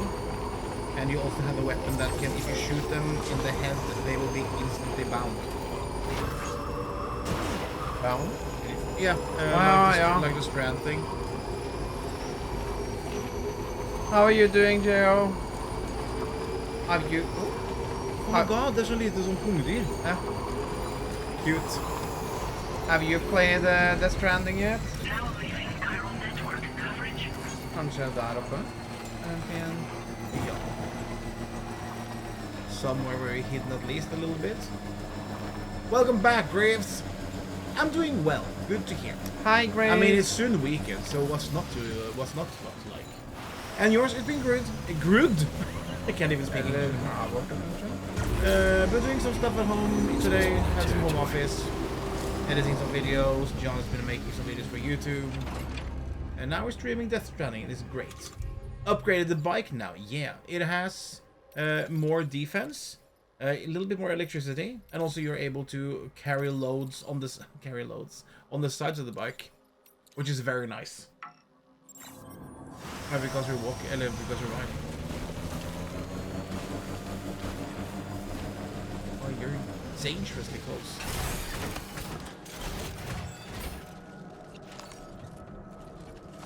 Carry them loads in the fast. Yeah. But that's the thing. It is very loud, so if they will hear you.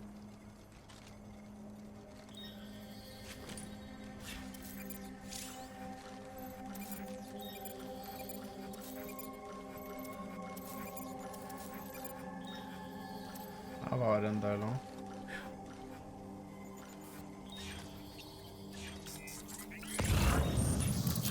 Så er det 2 på fjellet der borte, holdt jeg på å si, ja.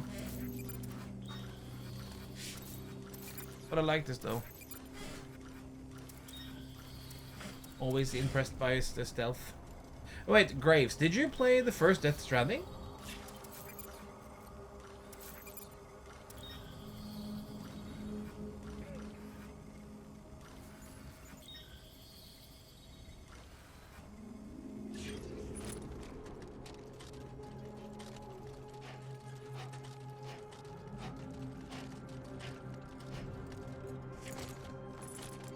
I could go in guns blazing also. You can also increase your stealth stats if you want to. That's the lowest one we have.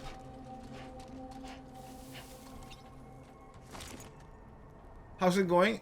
Well, John is trying to stealth. And now I'm curious. What about you, Graves? What are you up to?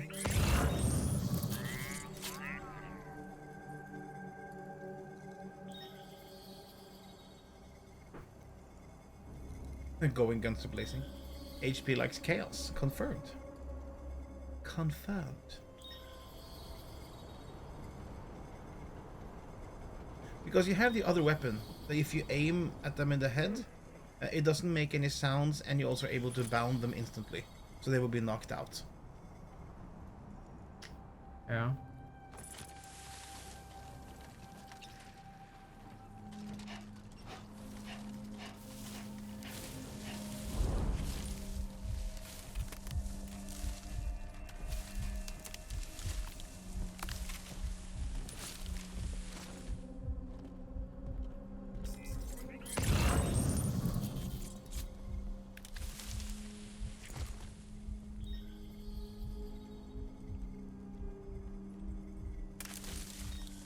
I wish he could lay himself all the way down.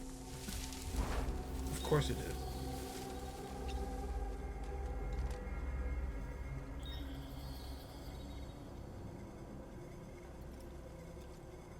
This is exciting. I like this. That poor leg, though. I think it's fine. He has the...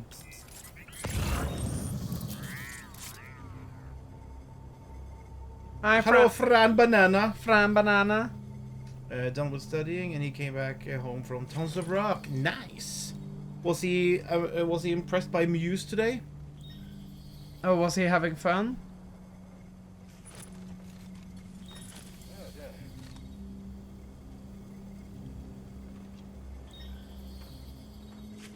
Hvor går det ikke opp der rundt da? Eller ikke?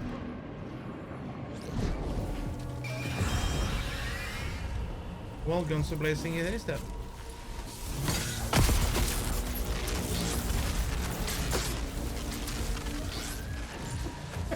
Yeah. Ow, my asshole! Okay. Okay. Det var sjukt teit. Han bare tok en sånn... At den beveget seg, liksom.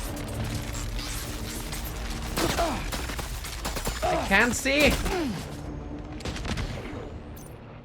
Yes, I can. Get to safety, Sam. You could pass out at any moment.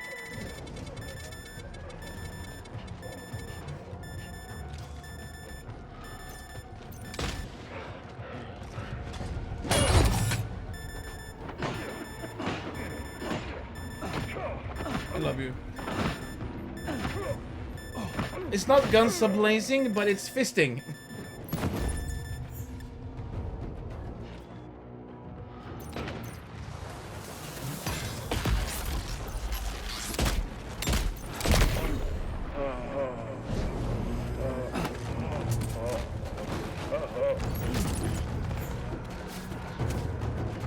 Er sånn at det også drevet ting.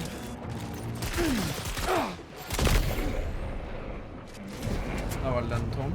Nei. Okay, well, that didn't go entirely as planned, you know? In all honesty, I really think that Hideo Kojima is... I would have been too, though. But he's sour still that Konami has Metal Gear Solid. So just because of that, he wanted to make something that is completely his. Death Stranding is that. There is so many hints to how Metal Gear Solid was in this game. And I get it.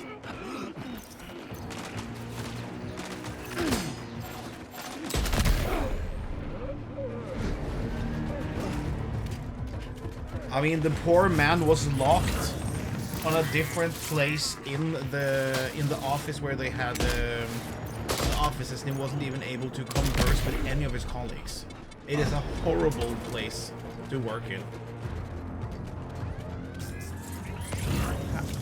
Do they respawn?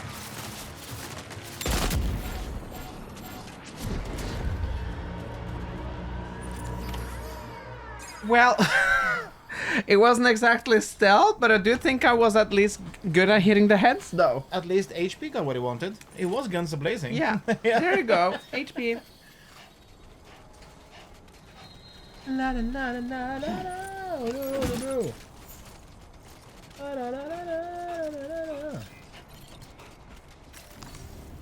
Oh, so that could have gone better. Huh? Plukket du så mange på Jeg siden skulle der? på bilen, men det er greit. Load onto. Thank you so much.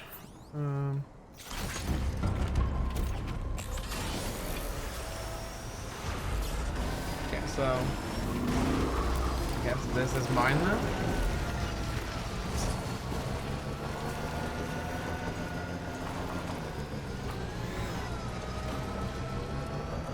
I find that key.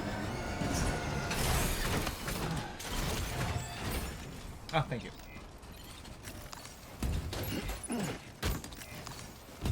Da kan jeg sikkert levere det her.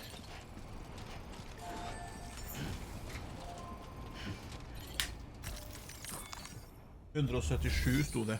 Sto det 177 i vekk nå? Du hadde 135 i stad. You were Porter. Those brigands, are they all gone? Ja. Wow, this is a relief. I was beginning to think I was done for. Give me a Faen moment skal to se de confirm beina everything til else. Sam, håper jeg. Det er helt sikkert. Took a few legs, Ja, but det var ikke så glad bra. to see you're still in one piece. You seem like a portal. Go on, use your quickly. Ok, men jeg liker at du kan gjøre det, da. Men du kan velge å stelte. Jeg tror det egentlig går litt mer på at du ikke... Det er også kan du skippe. De er annerledes, som regel. Nei, det er fordi da er det helse det går på, hvor mye du har tatt. Hvor mye liv du mistet.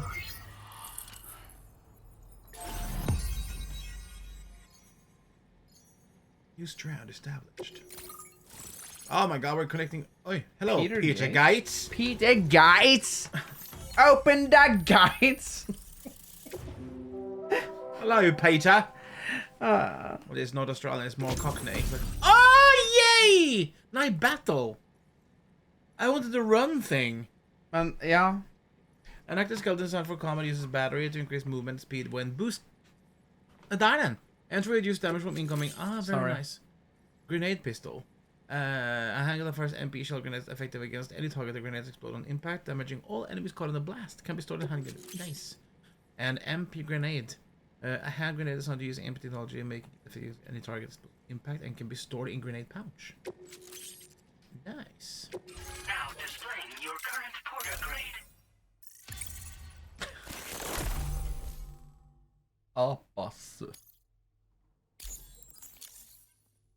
I love it. Online at long last. At long This last. sort of do wonders for our ability Coral. to monitor chiralium levels by the plague gate, as well as keep an eye on the tar currents. More accurate data will definitely make travel safer for you and your friends aboard the DHV Magellan too. Thank you. Ever since the plague gate appeared, we've been seeing increasingly dramatic anomalies all throughout the Australian continent.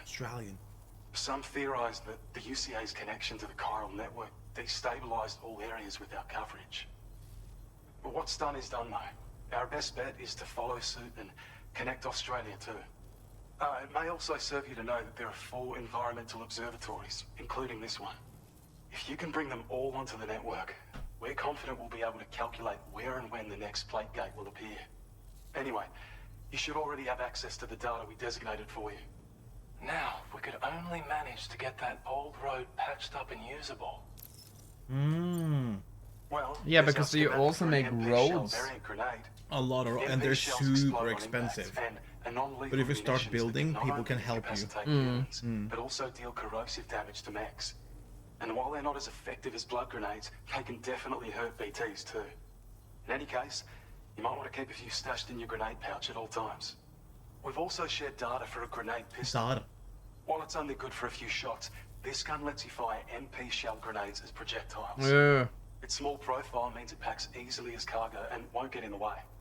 Naturally, it'll fit snugly into any handgun holster as well. Our last contribution is the battle skeleton. Like other skeletons you may have used, it increases your maximum carrying capacity and movement speed. This particular model also provides additional protection. Oi. However, when you boost it to move faster, or whenever you benefit from its damage reduction capabilities, it'll consume battery power, so make sure you have enough to spare. If you find yourself running low while on the road, you'll need to use a generator, or borrow a private room somewhere to recharge. You ought to take one out for a spin. It once ran through this region. Saw quite a lot of traffic from what I hear. If you scrounged up enough materials to keep the autopaver fed, you could make it just like it was back in the old days. Kult. It's not like we have everything you need just lying around. Restoring roads is a massive undertaking, to put it mildly. Having said all that, east of this facility, you'll find the Smoke Hill mine. Yeah. Get them operational and processing ores again, and you should have no trouble securing the requisite materials. I've posted a sub-order for this task. so That's a take sub it on if you're order. interested. Shit. We can't thank you enough, Sam. Before you go, you've been getting a lot of praise for all your hard work. And in recognition of this, it seems you've been officially cleared to take on standard orders. Between the harsh conditions and the violent outlaws, there are fewer and fewer folks willing to serve as porters Standard? these days. But Substandard there's no and shortage of main? people who need help. So I encourage you to take a look if you're interested. You can review the available requests by bringing up the list via your ring terminal. You'll find a new sub-order too. We need someone to restore the mine. Bet you could benefit from having it operational as well. Anyway, thanks again for going above and beyond. Best wishes and safe travels to you, my friend. That's some good work, Sam. The DHV Magellan's parked not too far from your position. You'll be able to pick up your next order on the ship. But before that, you should head back to your room and rest up. I imagine you're both pretty tired. You and Dolman. Very nice. Well, that could have worked in two ways. I don't have this accent anymore after living in Turkey for 11 years now. You'll lose an academic or not. I mean, I understand you. I'm trying not to lose my type of dialect, even though I speak more prettier these days. But I get it. I get it. If you achieve the highest possible evaluation for standard order, you will receive one of the following additional evaluations, depending on the difficulty setting of your current playthrough. Legends or... what? Legend of Legends Legends, or Legend of Legends of Legends. Legend of Legends of Legends of Legends of Legends. Note that you will receive an additional evaluation when the story difficult when on. Okay, så du får mer hvis du er på story. Legend of Legend of Legend of Legend. Legend of Legend. I was Legend like, is this a Legend. typo? No. Not a typo. Where's the fucking road? Wait, have they started building the road though? Yeah, it looks like it. That's the blue dot, isn't it? Blue, yeah. Blue. That's to the government, and that's to the well. The hill mine should be restored. Yeah. This order cannot be cancelled once accepted. Deliver the following to restore the smoke to my special alloys. Oh jävlar. Jeg skal deliver special alloyen. Ja. Kan jeg? Ja. Jeg bare tenkte at vi kan... Den burde vi jo ha. Oh my god, yes. Og så fikk vi... MP grenade.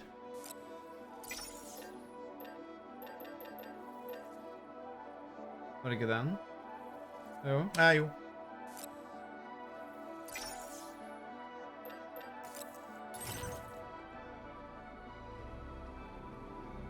Ja, du brukte opp alt av chemicals. Jeg må bare...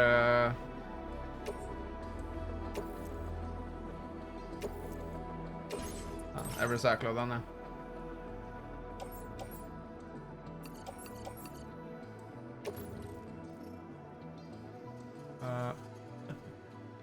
Jeg gjør sånn nå, og så var det da...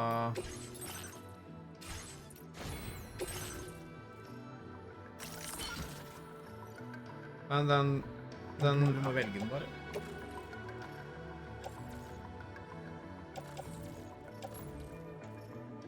Jeg er ikke sikker på hvordan. Du må sikkert gå ut herfra, tenker jeg. Ja, så den. Enda en igjen.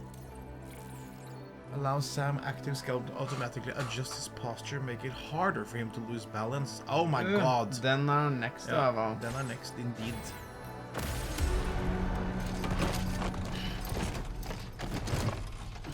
League of Legends. Poor bastard. Order accepted. Thank you.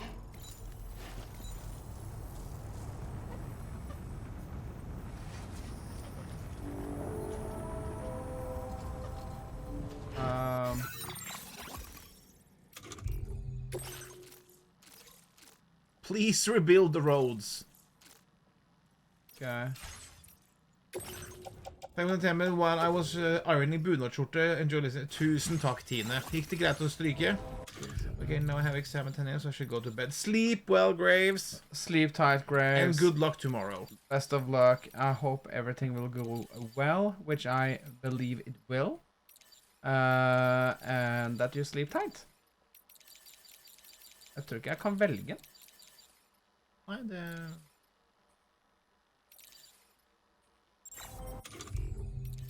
Der.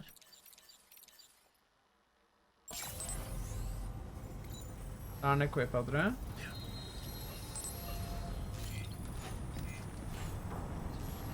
Kult.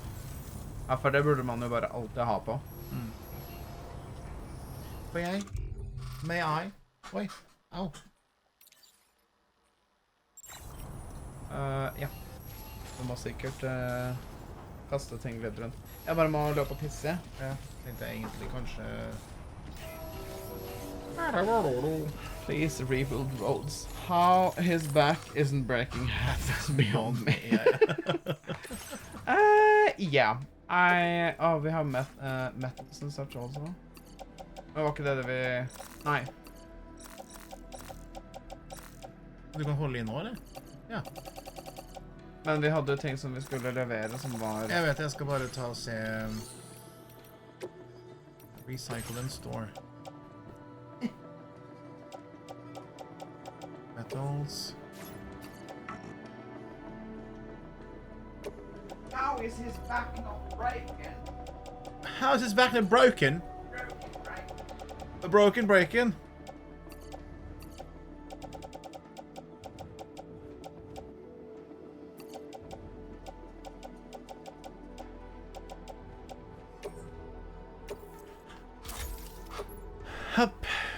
Okay.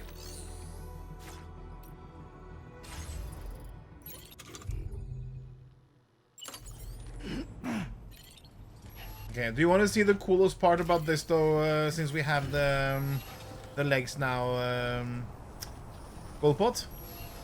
Look at this.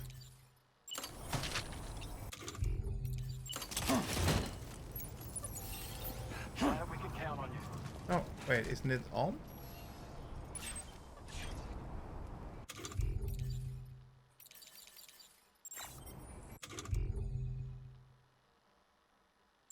Jeg tok jeg nå, eller?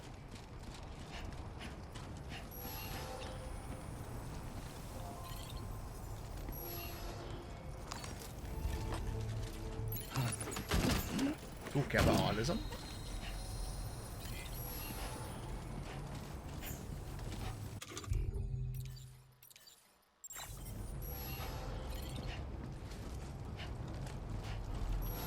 Hæ?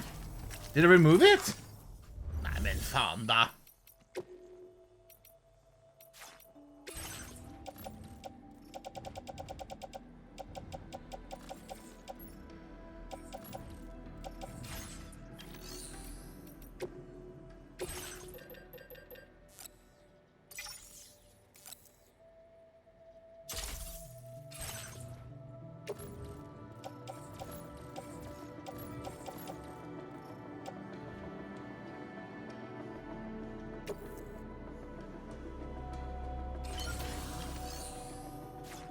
Because that means I can't have anything on... is that why? Okay. Because if I do this now... Okay, this here is cool. He's so fast. I freaking love it. I freaking love it. Press him.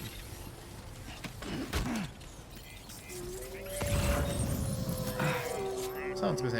Use vehicle. Here we go. Like, you can run so fast with them, you can even level them up later. How do I drive though? R2, L2. Okay. Hey there. Hey there.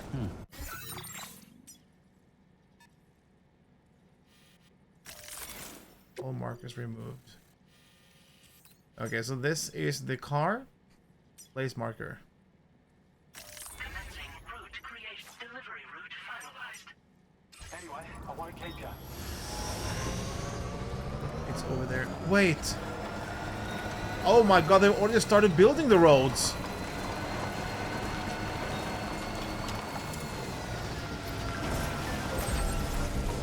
It is so cool.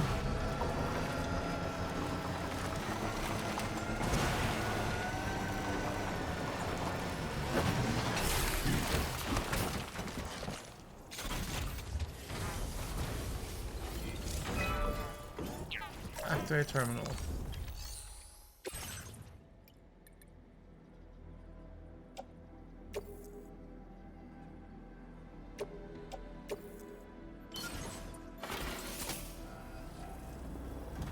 Wait, what?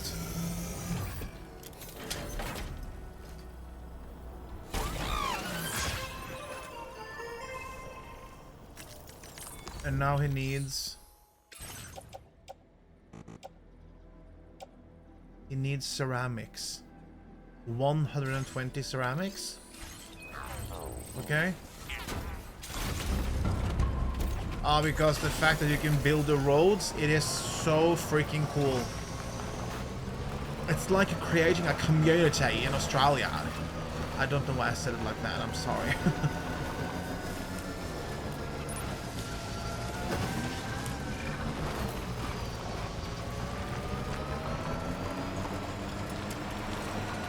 So cool! Good evening, Sam. Welcome, Sam. Security measures lifted. Weapons detected. What was it needed? I don't remember. Inside facility grounds. There we go.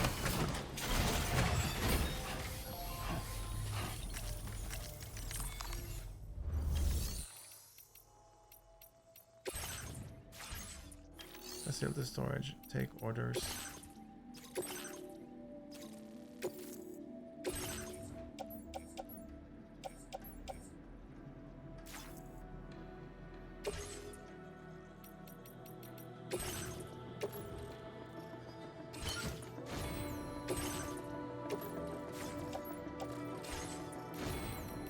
This is sorry, I'm a little bit focused because I'm trying to find where is the Order accepted. Thank you. and now I can carry 237. Jesus Christ, I'm so strong. Strunk! Fabric facility storage.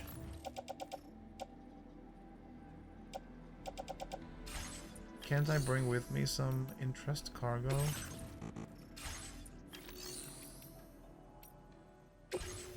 Playing archived foot.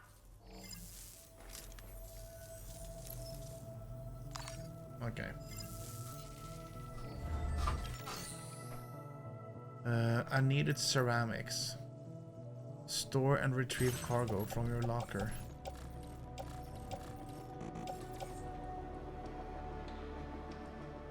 Private locker, special alloy, that's the one we need to deliver. Okay. There we go.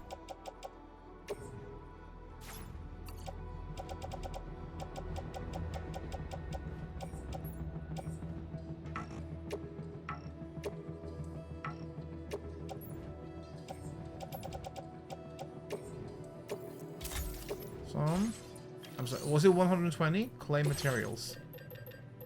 Ceramics.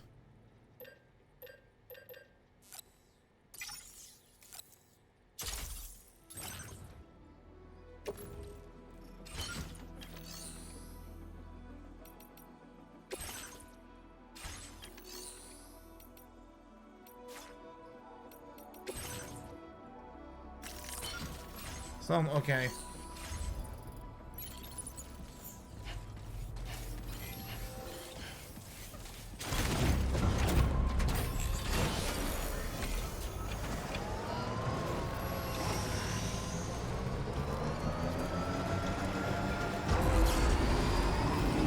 Disengaging weapons restrictions.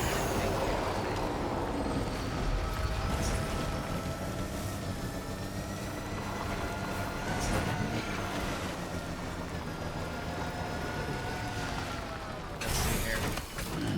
Because maybe I'm able to create this part of the road already.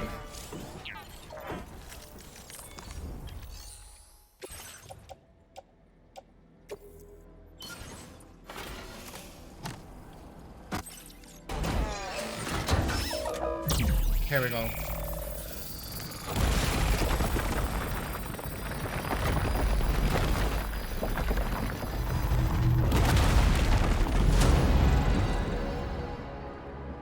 Holy shit, it's cool! Road Restorer.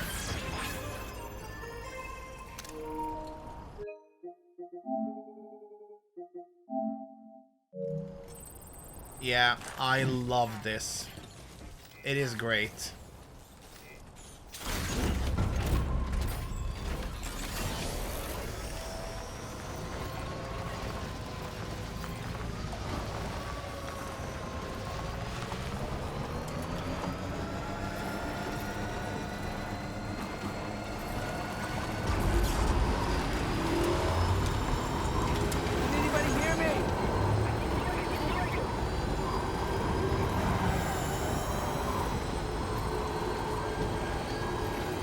It is freaking amazing!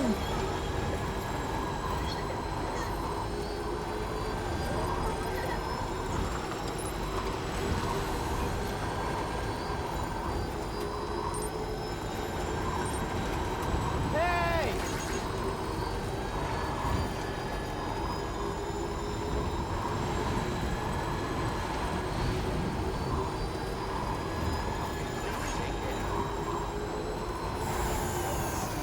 Yeah, this is so cool.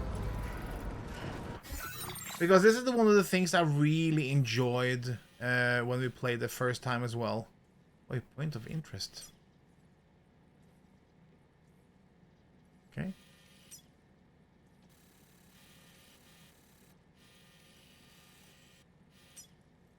Contribute special alloys to Smoke Hill.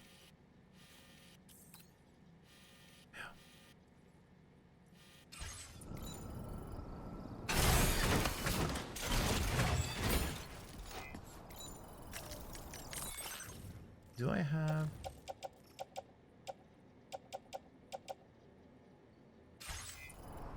Okay, so where was it? Was that the point of interest? Seems like, what is this? Compact surveillance camera. Climbing anchor. Ceramics.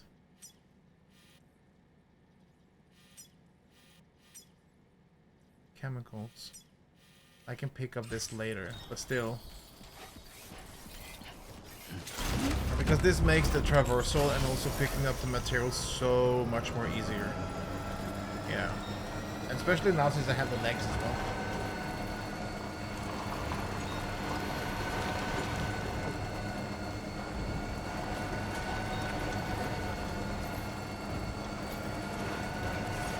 Almost there.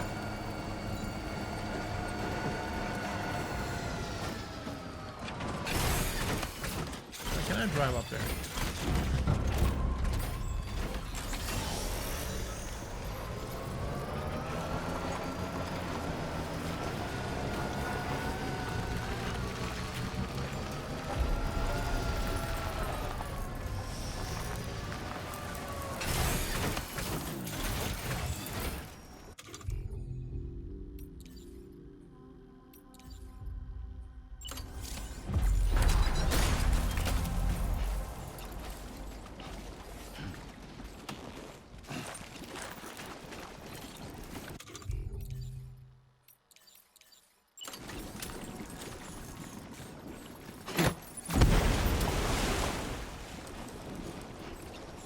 Okay.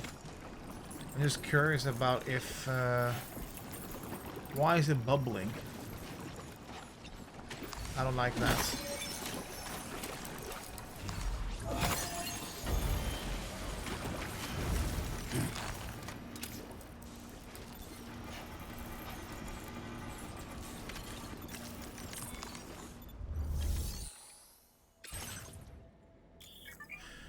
Okay, view the materials required to restore this facility. Select the materials needed to restore the facility from your cargo. If you don't currently have enough materials, you can contribute you have for now, then come back later and add the rest.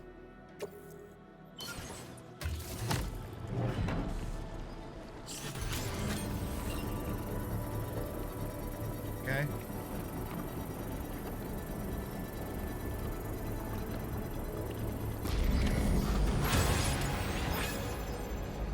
The mine's up and running again. Time to inform the staff at the Western Environmental Observatory. What is this? Sam, when we first arrived, you may have seen a sign requesting assistance with road restoration. I'm curious. I have to check. Why don't we mine a little? That way we might obtain the necessary materials. Okay, so it's to just a finish the job. geyser. It just spews it out?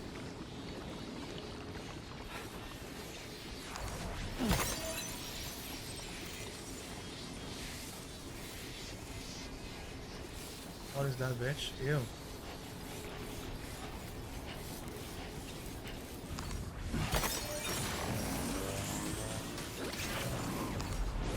Oh, how do you? Did you do the mine? I did this is the mine. Ah, this is the mine. But I did something else. Jeg sitter det litt. Lyser du? Ja, litt. Vel, jeg har varmen for deg. I've heated it for you. Love that.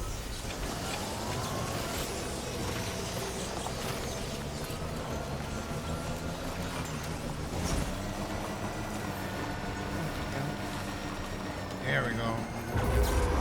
Hey! Nice. Because people have built this shit. What? Ah, that is very nice. Vintage vine. Gotta stretch my legs. So I'm curious though, if you get enough to get the stars all the way up, do you need to collect them more, or?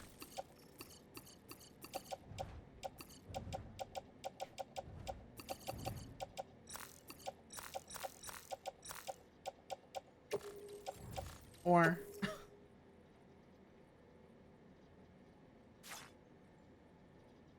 Well, I can't because I'm... Ah, okay. I can't be bothered.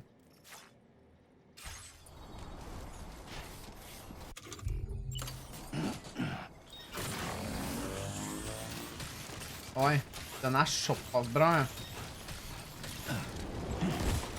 Da blir ikke det skadet heller? Nei, jo litt, men ikke fullt så mye, tror jeg. Har du fått den... Ja. Der prøvde jeg å hoppe, men han ville ikke hoppe. Jeg sa.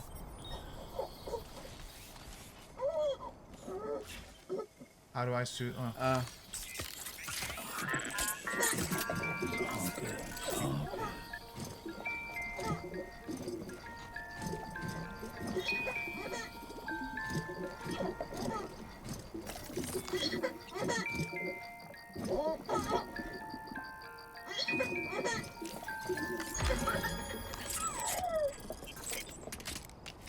Yeah, Okay. Kim should never talk about my driving or It's walking super ever sensitive, again. I don't like it. Oh, maybe you can have a ladder up there? Oh, jeg synes det var en der, faktisk. Ja, nice. Ja, det er så nice at folk har liksom allerede begynt å...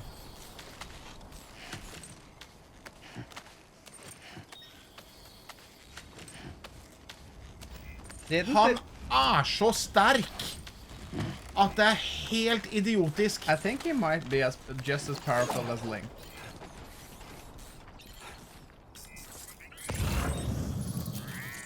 Oh. Wrong rope, or... I can't double jump. Oh boy, that must hurt. Why can't I double jump? Jeg tror ikke det er hver gang. Kanskje du Jeg er kan... for tung, kanskje.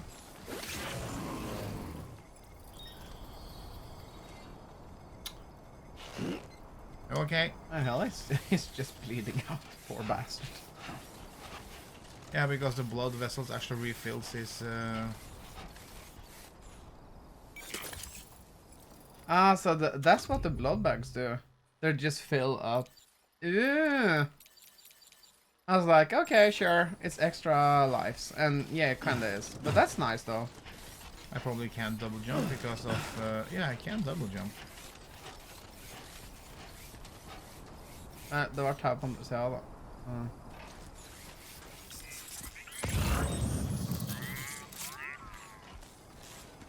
Keep moving, keep pace. Tror det var her. Ja, bare, men det er jo på motsatt side der, holdt jeg på å si. Å, sove godt, Tine. Takk for at du kom innom. Så godt, Tine. Og kos deg masse i morgen. Prøv i hvert fall. Jeg bare fikk ikke tak i den.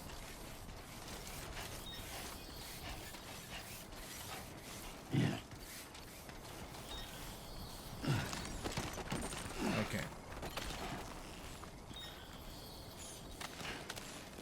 Men nå går den vel feil. Ja, det er feil vei. Så tau har bare lagt seg her jævlig teit, da. Men du kan ta en stige da, og legge over. Ja, jeg har lagt fra stigen, for jeg skulle være med for å bygge brua, eller veien.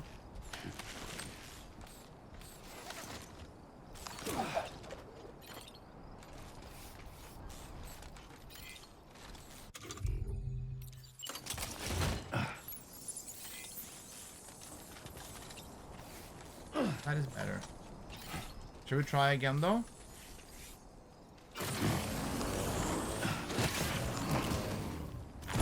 Climb! Tuck, tuck.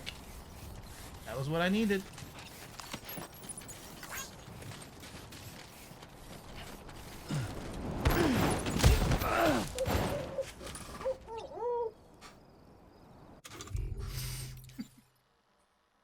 I don't want to hear a single word ever again. It went fine the first time. Yeah.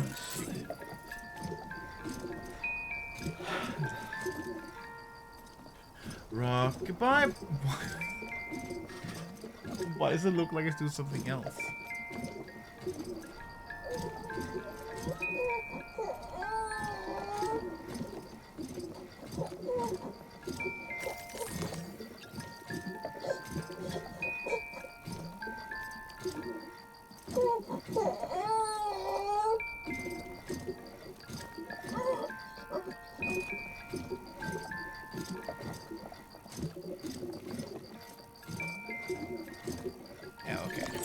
soothing. He's sleeping, it's fine.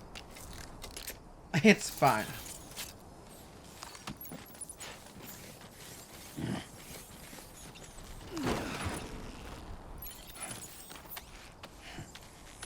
Oh, damn, indeed. This went well.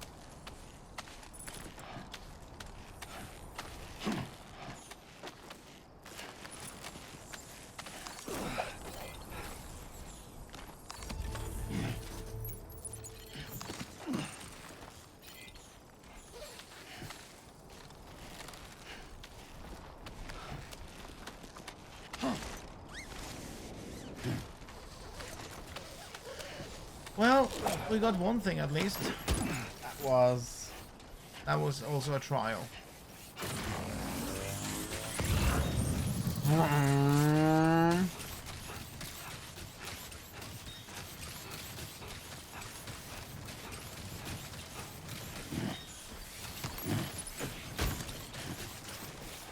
It is nice though that he can carry so much more now. In the beginning it was 130, I think.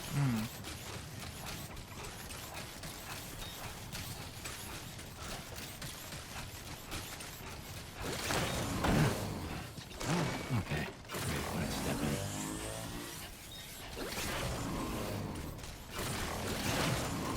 That's a close one.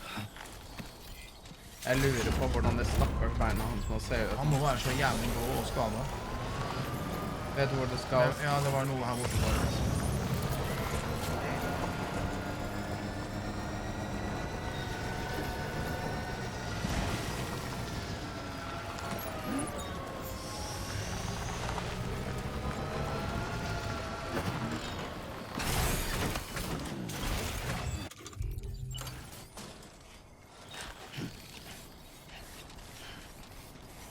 Ja.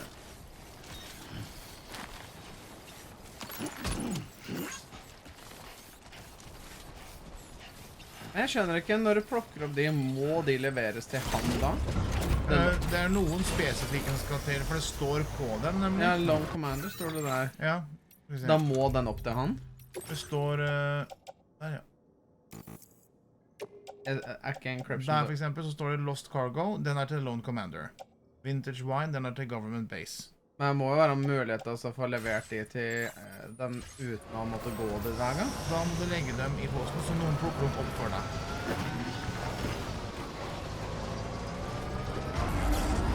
Hei, Chris! Hei, Chris! Hvordan går det? Hvordan er Tons of Rock? Er du sliten? Åja, er det på Tons? Skal du være der hele helgen, eller? Det går bra, fy faen. Sliten, ja. Ja, det tror jeg på. Ja, for faen, ja. For du har jo kommet hit i dag, pluss at du har også... hva heter det for noe? Skal være der til mandag, fy faen. Oh, fuck. Hvordan går det med nyrene? Ja, nyrene jobber. Nyrene og levra for å kjøre seg.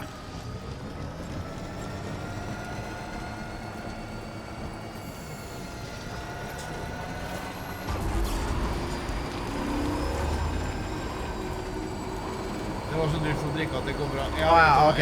Ja. Det kan jeg også leve når jeg ser på meg. Når vi var på The Hub i fjor på Pride, så betalte vi... Det var ikke fjor, det var forrige. Ja. Uansett så var det 3 shot og 3 sidere pluss 1 øl.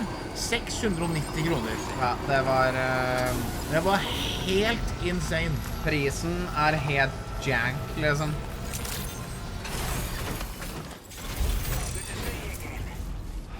Har du fått møtt Le Beau nå, eller? Ja, det var jo masse på 600... Ja, nei, det var ikke det.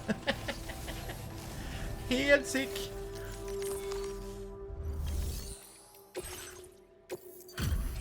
Ja, jeg hengte med han i hele kveld. Så koselig. Skal dere være der sammen frem til mandag, eller? I wasn't expecting you to make this delivery as well.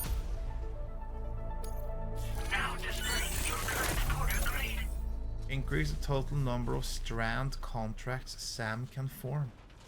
Strand contracts? Uses Timefall to recharge Sam's battery. Oi. Provides a warning when attempting to build a structure in a flood prone area. Oi. Nå det mye... Han skulle bare dagen, dessverre. Han har nettopp blitt pappa. Han får ikke lov til å gjøre noe mer, han. Det... Man blir jo litt opptatt da, kan du si. Men ja. Skal du en tur innom Pride, eller blir du okkupert på Tons? Lord. Oi.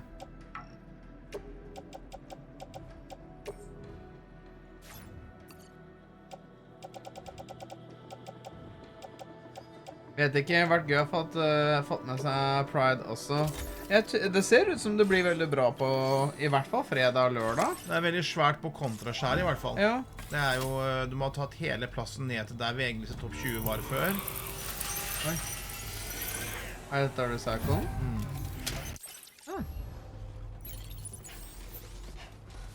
Men har du fått startet Mindset? Ja, den er ferdig. Nå skal jeg tilbake bort hit igjen. Help! Kan du ikke... Jeg trykker firkant, så kan du please gå inn i bilen da. My lord. Har du spilt Death Stranding, eller? Og hva synes du... Ikke helt med. Og hva synes du om Clear Obscure? Så bra! Jeg har lyst til å spille det igjen. Vet du hva? Square Enix har sagt nå. Clear Obscure er en inspirasjon til neste Final Fantasy. I die. Hvis neste Final Fantasy begynner med parry, dodging og liksom sånn dark storytelling, altså, nå synes jo jeg er 16 og 7 er dritbra. Men det hadde vært gøy å se den gå til en turn-based rute igjen. Clear Obscure er så jævlig. Ja, vet du hva? Det er no joke noe av det beste jeg har spilt. Jeg har obsessa over det spillet nå i, snart 3 måneder sikkert. Jeg føler legit at jeg obsesser over. Jeg ser på det hver dag, jeg ser på andre streamere spille, jeg ser på reaksjoner. Jeg er helt oppslukt. Hvor langt inn i spillet er du? Du kom opp, ja. Godt med bossmusikken til Renoir på hodet her. Ja, vet du hva? Du er i Act 3, altså, bitch. Gustav.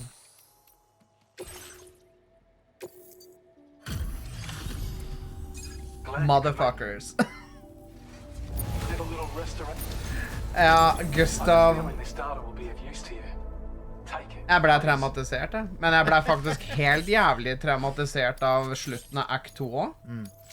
Act 2 var bare sånn... Jeg hadde et mentalt sammenbrudd, tror jeg.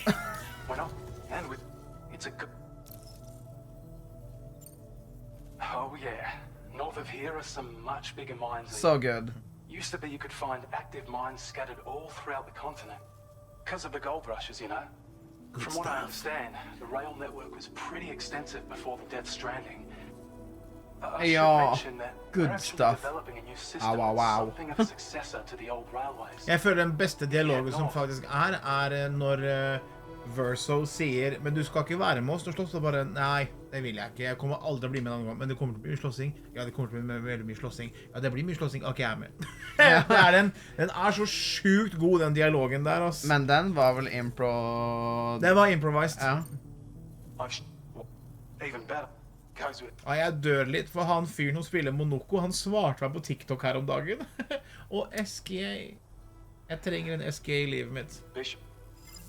I am grumpy, but I'm also Wii balances out the probably head back because to the Wii balances out the woo. You get me, Verso. SG er bare et stort kosedyr. What? Ja, jeg vet det. Jeg dør litt. Jeg kommenterte bare på en story han hadde på TikTok, og så skrev han tilbake, og så sa jeg bare sånn, dette er sikkert cringe, men jeg må bare si det til både mannen min og jeg. Vi synes du gjør en fantastisk jobb som Monoko. Greetings fra Norge. Og han bare, jeg kommer til Norge en gang. Vi bare, fy faen, nå skal vi treffe en. Tulla. Hvem presser seg på? Presser seg på. Altså, jeg har ikke vært så emosjonelt investert i spill, tror jeg. Ja, vet du hva? Skal vi se, jeg kan nevne spill som har liksom vært similarly på emosjonelt stadie for meg. Final Fantasy 7, original remake Rebirth. Final Fantasy 16. Lost Odyssey. Shadow Hearts og Shadow Hearts Covenant, og det er vel det. Etter det så er det sånn, ja, Last of Us 1 knuste meg når det kom ut, det gjorde det. Da var jeg fucking destroyed. Men nei, det er noe, Clear Obscure er noe helt spesielt magisk, altså. Det er så bra. Ja, fordi nå skal vi videre i versjon, så jeg tenker for nå har vi streamet i 4, klokka er snart 2:30. Ja. Vi kan gå inn her, for nå det er neste steg på, for nå har vi connecta og bygd vei. Ja, skal du inn til han nå? Vi skal inn på skipet nå. Åja, gjør det. Har du levert submission og sånt nå? Ja. Ok. Og jeg bygde opp den delen, den bygde vi. Ja. Så vi fikk den delen der. Kan du trykke på venstre på ringen? Orders. Ok, også aid requests. Det er det vi skal til. Ja, det er der oppe.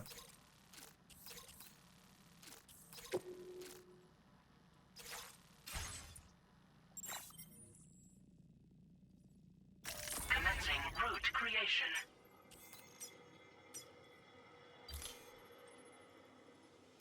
Delivery route finalized.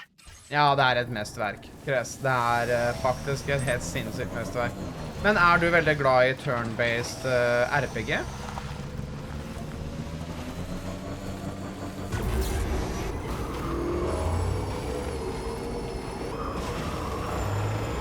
Ikke vært så fan av JRPG. Har du noen gang prøvd Lost Odyssey?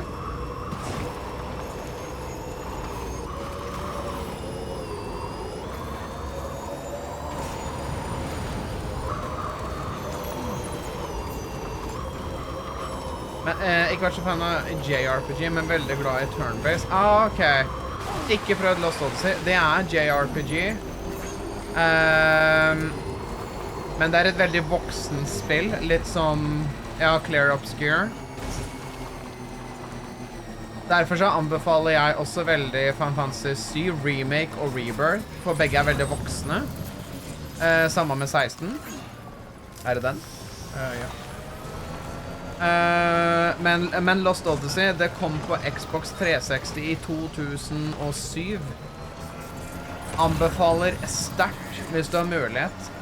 Hvis du har en Xbox S eller Xbox Elite eller et eller annet sånt noe stående.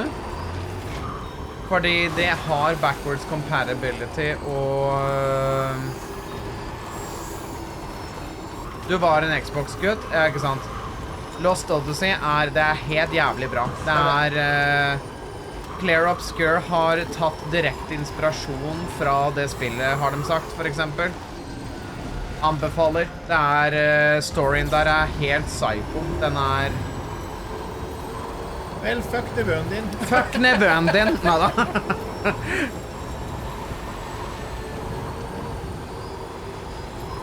Take it back, liksom.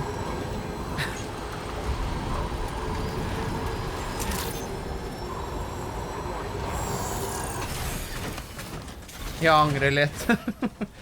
Men Lost Odyssey, det er altså, ja, det er helt jævlig bra.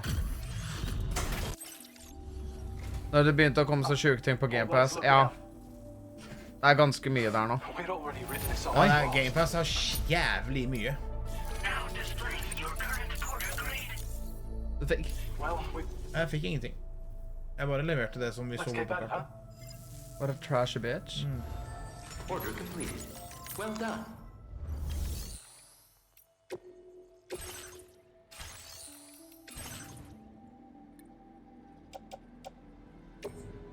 Tenk at man basically kan spille Clear Obscure gratis. Ja. Jeg er ikke noe... Altså, jeg liker Game Pass, men jeg vet også at det er veldig mange av spilldevelopers som ikke er spesielt glad for at de er på Game Pass. Jeg tror det var Oddworld. Ja, ikke bare Game Pass, men PlayStation også. Ja. Men nå er jo Game Pass en bedre ting enn PlayStation Plus medlemskapet, synes jeg da. Jo. Men nå liker jeg også for så vidt det, men jeg synes jo begge to, spesielt plussen, den går liksom stadig opp i pris. Ja, det er lett betalt 1500 kroner for det, så at det, og så bare koster det 550, ja. Noen spill for min del er veldig sånn, hvordan i helvete kan det koste så lite, hvis du skjønner? Når det er en sånn psyko kvalitet bak det da. Det er jo litt sånn som vi følte med Final Fantasy 7 Rebirth også. Det kostet vel 799, men Twin-packen kostet også 799, og da får du med Final Fantasy Remake, Intergrade, og Final Fantasy Rebirth. Da har du til sammen 400 timer spilletid, liksom, og da er jeg bare sånn, ja, 800 kroner for 400 timer spilletid for meg er liksom mye billigere enn å gå til psykolog. Dette går bra, Kim. Damaged cargo and a crying child, liksom. Prøv det. Ja. Hvorfor er jeg så tung nå? Har jeg mistet robotbeina? Kanskje du har brukt det. Ja, nei, for du kan ikke... Du kan ikke du kan ikke equippe ting på beina.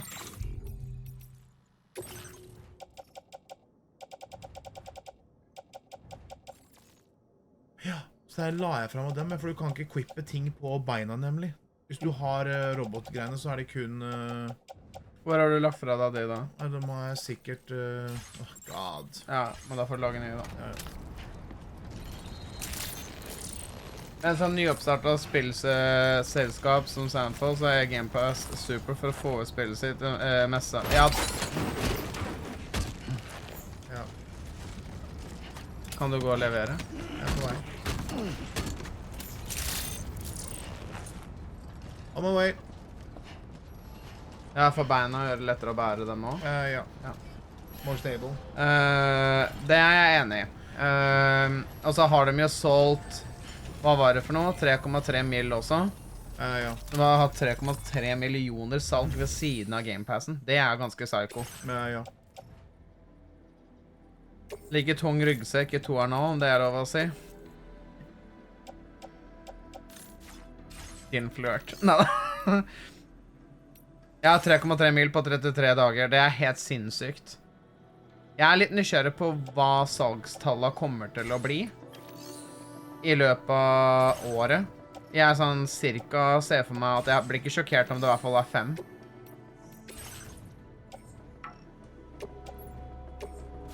Jeg håper det kommer på Nintendo Switch 2. Og hvis de kan klare å få det trykt inn på Switch 1 med ekstremt nedskalert grafikk, så hadde det vært dritbra for dem. Your service in transporting this cargo is appreciated. The delivery will be assigned to another porter.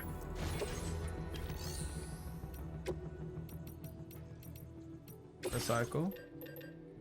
Ja, det må du jo ha.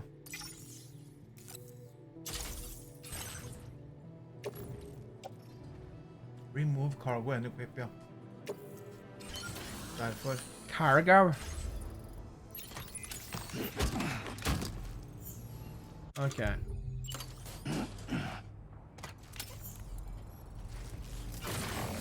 Ja, ok, der er den. Må ha det i veien. Ja, du må det, faktisk. Kan ikke ha det. Da er det bedre å bare fuck leggsa, liksom. Skal vi se. Men før jeg gjør noe sånt nå, jeg skal bare se... Men jeg gleder meg til du får den vogna du kan dra etter deg, og disse robotene som... Skjær, altså. 3,3 dager, det er ganske sykt, er det ikke? Det er nesten for godt til å være sant, føler jeg. Ja. Har du... Oh my god. Å, helvete. Ja. Plukk det med. Må jo bare det.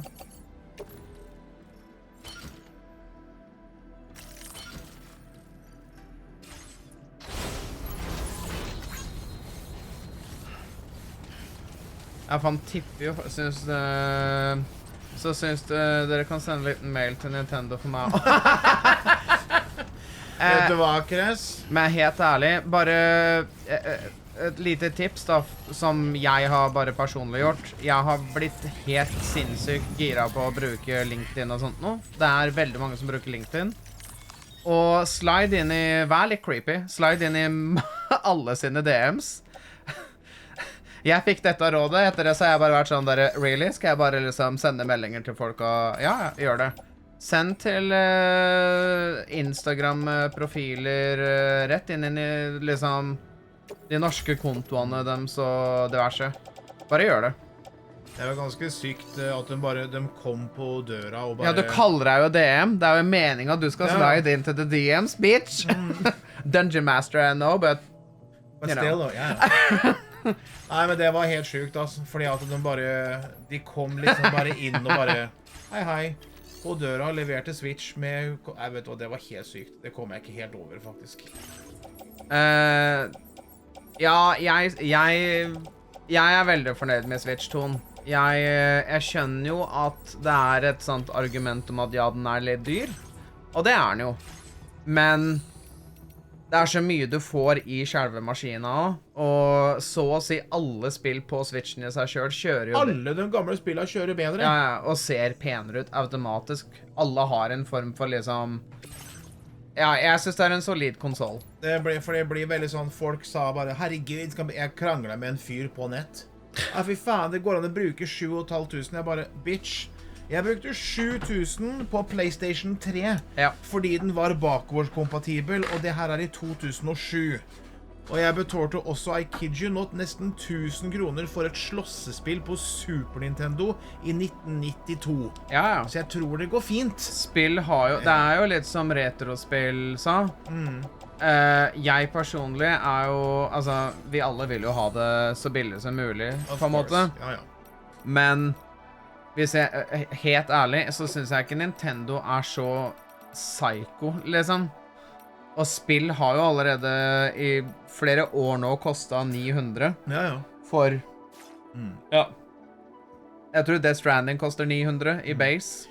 Men så fort jeg fikk hendene i det når vi stod oss på jobb med ungdommene, så kledde syke fingre. Jeg vet hva, når jeg begynte å trykke på Switch 2 selv, det er størrelsen på den, og hvor rask den er, og menyen, og ikke minst Tears of the Kingdom, for eksempel. Jeg har også spilt spillet fra før, men jeg begynte å spille på nytt, og jeg bare... This is a new game. Ja, det er faktisk et nytt spill. Det er jo litt sjukt at Tears of the Kingdom har hoppet opp nå til Clear Obscure Switch 2-utgaven. Bare fordi, sure, ja, jeg vet det er Zelda, men ja, det er jo alt av loading, og så er det sånn, ja, it's nice, I like it.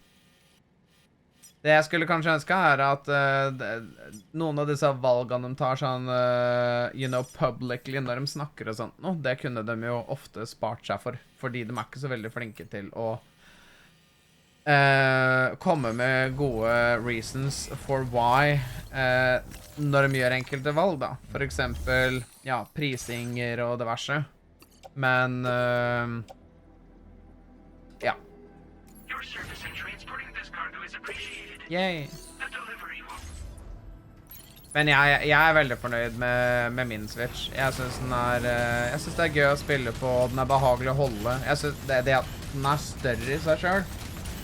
Der er de ganske krise. Ja, vet du hva? Jeg føler at når det kommer til spill, det er det samme som Borderlands, som bare har sagt, hvis dere er fan av spillet, så finner dere en måte å kjøpe det på. Ja. Size matters, period. Klarte nesten å knipse. Veldig dyktig.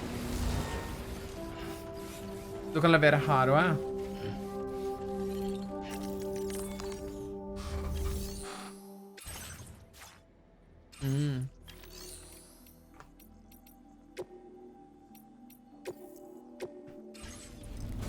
Oi.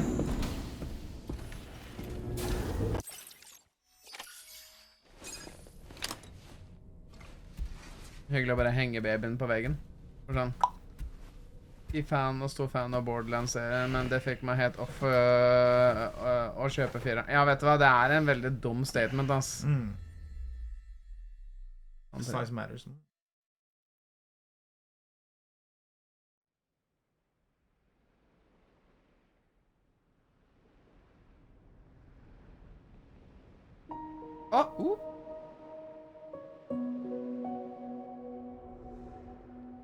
Herregud, og pent det er.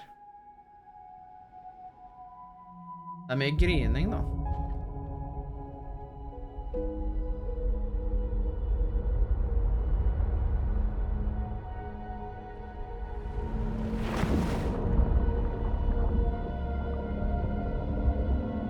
Ja, det er så... My lord. For hun var en extension event. Hun var den siste extension event, ja. Extinction. Are you all right? You were talking in your sleep. Hun gadd ikke vaske seg for han å la seg. Kept repeating the name Amelie.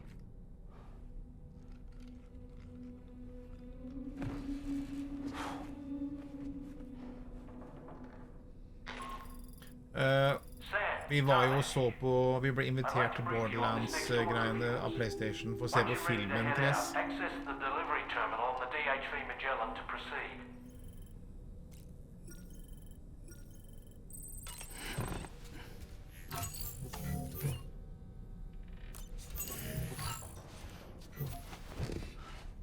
Okay. You received 10 likes. So, the files say you worked with Amelie to connect everyone in the UCA to the chiral network. But that despite your best efforts, an extinction event known as the Last Stranding seemed destined to kill us all. Until Amelie found a way to put a stop to it. She single-handedly sealed off the extinction entity's beach, preventing countless BTs from invading our world, and in doing so, saved humanity. Temporary. But why am I telling you this? You were there to witness it all with your own 2 eyes. And you, of all people, must know that humanity can never truly escape extinction. The ultimate goal of Drawbridge's mission is to overcome the Death Stranding. If we succeed, we will be fulfilling Amelie's dying wish. At least that's how I see it. Ja. Og så når film- og seriebransjen liksom enda begynte å få overføringer. Ja, vet du hva? Når vi så Sonic-filmen først, for en stund tilbake, den første filmen, så ble vi sånn, oi! Dette er jo bra. Dette er jo bra. Kanskje det er noe som skjer og som går i riktig retning. Og så vi... vel Castlevania er ganske bra. Castlevania, Devil May Cry er ganske bra. Og så vet vi har ikke sett Fallout, men Fallout også har fått kjempemye skryt. Det er sant. Vi har heller ikke sett Sonic 2 og 3, men begge de får veldig skryt. Alle 3 Sonic-filmene får egentlig ganske mye skryt. Fallout var kjempebra. Ja, det er det jeg har hørt også. Last of Us. Last of Us er jo kjempebra. Herregud, sorry. Ja, glemme det, liksom. Jeg har fortsatt ikke sett hele sesong 2, men jeg var liksom aldri så glad i det andre spillet. For meg så er liksom it's all about daddy, you know. Pedro Pascal. Have you seen Pedro. Very special power. My strength of will, you might say. The requisite focus can be rather exhausting, but I'm happy to grin and bear it since it's for your sake. So, if you deem it necessary, feel free to send me airborne as many times as you like. It won't use up any battery or chiral crystals either. All it requires is that I place my absolute faith in you. Which I do. So don't hesitate to ask. So you want me to throw you up into the air? Oh boy. I really miss the taste of food. The weapons they were wielding were impressive, and the brigands themselves were a tough, imposing bunch. You know, Sam, you can have me scout ahead if it would make your life easier. Just toss me into the middle of their camp, and I can give you a better picture of what to expect. Oi, really? It's not very sophisticated, but it works. Just promise you won't throw me anywhere weird. Gonna shove up my ass. Just kidding. Min største sorg er at han fucka opp Halo. Det skjønner jeg. Halo er... jeg så ikke serien, og jeg har ikke spilt så mye av spillet, men jeg vet jo hvor stort Halo og bare sånn Halo betyr så mye for så sinnssykt. Ja, ikke sant, det hele barndommen. Ja. Halo Master Chief typ jeg vil si Xbox Mario, liksom. Ja. For apropos det, jeg veldig redd for Zelda-filmen. Ja, det skjønner jeg. Jeg ordentlig stresset for den filmen, for Zelda betyr så sjukt mye for meg. Og samme som for eksempel da, det også noe helt annet nå, men Bayonetta for eksempel, når du skulle lage sånn anime-adaption av Bayonetta. Jeg synes den kjempebra egentlig, for den forteller veldig mye, men de snakket jo om å lage Bayonetta live action. Du kan ikke få en dame til å stå rundt og så breakdance med pistolhæler på sko, det går ikke i virkeligheten, liksom. Det faktisk en gang i tida hvor jeg tror Angelina Jolie kunne gjort en artig rolle der. Og som Bayonetta. Eller om ikke Bayonetta, som Jean. Jeg tror hun kunne hatt den rollen på en av de, faktisk. Ingen spurte, nei, det akkurat det. Jeg har fremdeles ikke sett Mario-filmen heller. Jeg har hørt at den både enten hit or miss. Jeg hører jo at filmen i seg selv veldig bra. Det bare at Chris... jeg har hørt at å se en på engelsk, at Mario den eneste som på en måte føles off, og resten kjempebra. Fordi, why Chris Pratt Mario? Liksom. Til og med han tyske, og han svenske og spanske sier Mario-ting. Sånn, der, liksom. Jeg klarer ikke å forstå hvorfor det var det en av de merkeligste ever. Det ikke merkelig. Chris Pratt svær. Det bare fordi det Chris Pratt, liksom. Australia, the brigands saw them as invaders and rejected their overtures. They were unwilling to embrace the change that the chiral network could bring to their world. While their motives differ, I'm reminded of the Luddite movement and their violent opposition to new technologies. Brigands seem committed to not killing their enemies, at least. If only they had channeled their energies into a constructive dialogue with us. Well, we can't all get what we want. Yes. Those wandering BTs we encountered, I believe people call them Watchers. A fitting name given their behavior. The way they seem to be eyeing us with such disconcerting intensity. They can't see everything, though. No, they've definitely got some blind spots. Meaning, you might be able to avoid combat by evading detection and sneaking past unnoticed. Hørte at Minecraft-filmen var overraskende bra. Den har jeg null forventning til. Jeg har også hørt at den jævlig bra, men jeg jo ikke noe glad i Minecraft. Ikke jeg heller. Jeg jo litt av den der oppfatningen at jeg skal føye meg at jeg har full respekt for at Minecraft har gjort så sjukt mye sånn generelt med å få mange inn og gaming. Men jeg føler at Minecraft i seg selv har også skapt veldig mye toxicity bare ved å simply exist. Fordi hvis du prøver deg på andre spill som for eksempel... Man så dette hele tiden når Marvel Rivals kom. Hvis ikke du... My word.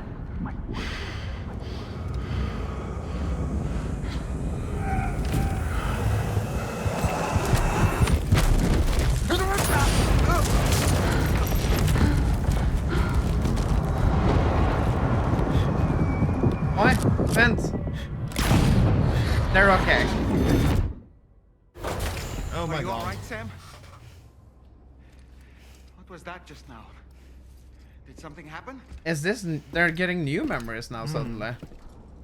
What? That's a great place, though. Eneste grunnen til hvorfor vi har ikke tatt cockpiten, holdt jeg på å si. Men jeg mener at Minecraft blitt litt sånn der... hva skal jeg si? Bare ved at det en ting, så skal alltid folk sammenligne eller trashe på deg for at du kanskje prøver noe annet og sånt.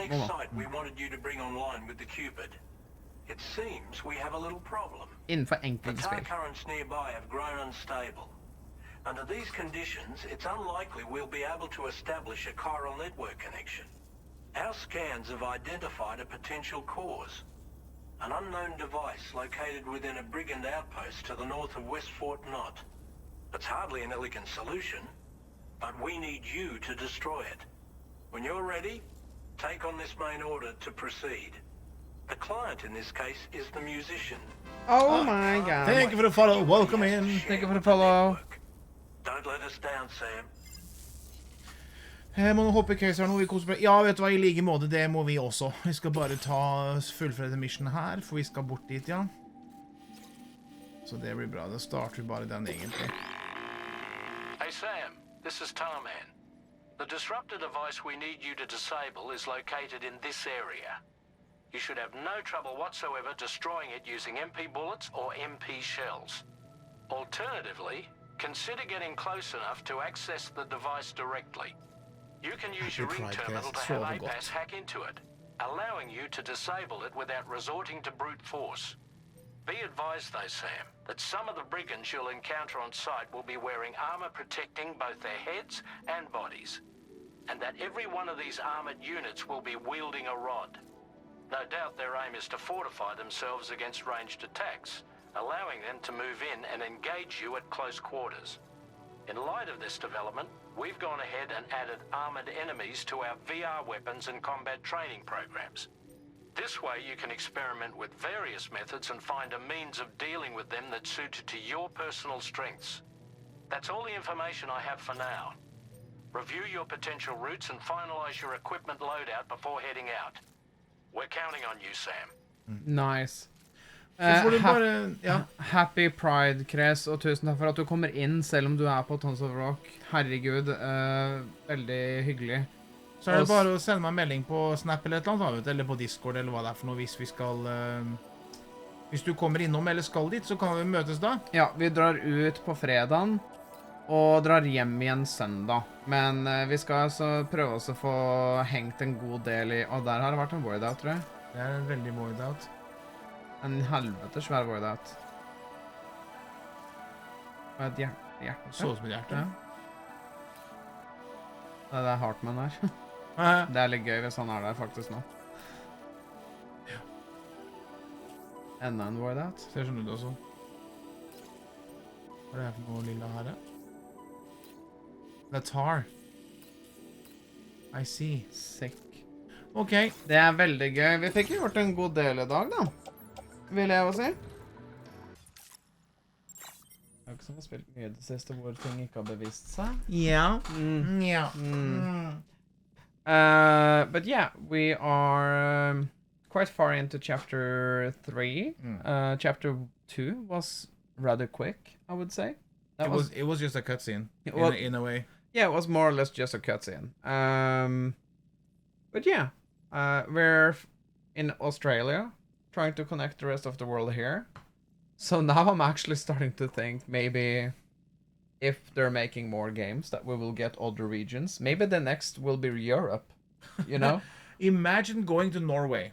I will fucking die. It would be fun if they had like, you know, different places. Europe, Scandinavia, Asia. I think that would be fun if they made games for that also. Because the games are all about connecting. Yeah. Yeah, it's basically, you're basically doing in an advanced version of the towers to scan the maps. But it's always a thing to kind of give you more tools. Yeah. I agree. Yeah, I agree. Thank you so much, PlayStation Norge, for giving us a key to the game. Yes, thank you so much. I'm really enjoying it. We will put this in parts on YouTube. I think we're just going to take this whole stream up because it's not a 8-hour stream. This one's 4.5, which will be nice.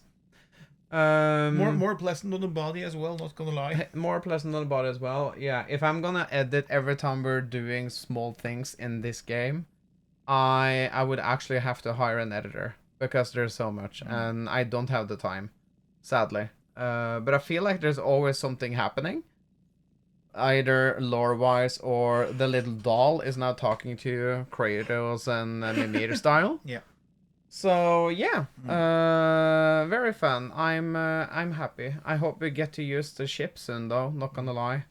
because I would like to get a quicker way to deliver the things for each place. What I'm thinking now, since every star kind of gives you a new thing. Yeah, every star gives, if you get a weapon from a place, every star gives you upgraded weapons. Yeah. They don't give you anything else. Like the place we have gone now, we have gotten the legs and things for carrying capacity. So we will get more things for capacity if we level it up. Yeah, so this place we should definitely upgrade to the fullest before we move on. Yeah, because I don't want to search that much on things in Death Stranding, because I don't want to get the story spoiled. It's kind of easy to just, because it's more or less around this area in the zone down here. So if we just run around and pick up the things, I think we should get the 5 stars relatively fast. Yeah, I'm kind of hoping, since we're here, if anything, I would like the wire. Hey, good. What's it called? The zip line thing. Oh yeah, we got that. We got that in the first one. So I'm kind of worried that you don't have this, because that is one of the first things you got. It wasn't it? I think the zip line is some of the things to get first, or travel wise, I think it's some of the first ones, because you had to place one tower, and then you had to go to a different place and place it. And you can connect several, if I'm not mistaken. Yeah. I love the concept though. I will say that as far as a world map, an overworld of how big everything in this game is, I would like to see something like this also made into an RPG. This feels like an RPG also, but with a RPG battle system, an RPG kind of different storytelling, and with settlements around. Kind of similar to, the old days of Final Fantasy and stuff. Oh, yeah, there it is. Yeah, because you can choose between different, so you can set up rally points. Yeah. Because this is great. And that goes so fast. Yeah, I love the zipline thing. And he can have his... Yeah, because you hang there and then you can take the next one. Yeah. It's so cool. I love it. Zipline. But doesn't those also deteriorate with... Yeah, you need to fix them. Yeah. But yeah, I love this game. I can't wait to see what else kind of things we're getting. I wonder what the next travel equipment we get are. But there's another one here. We're supposed to go there. Is that the one we're going to? Okay. First the one you see that flashing, and then the next one. And that this was the plate we came from? Okay. Nice. We'll see what we can do tomorrow also. Yeah. I'm going to put the computer on render now. So that means I have more time to maybe hopefully start earlier tomorrow.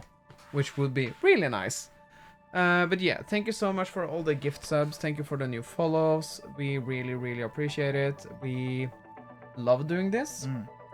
So more Death Stranding coming, and Lives of P will also come, but probably next week, I guess. Yeah. Sleep tight, everyone. Ha det bra. Ha det bra.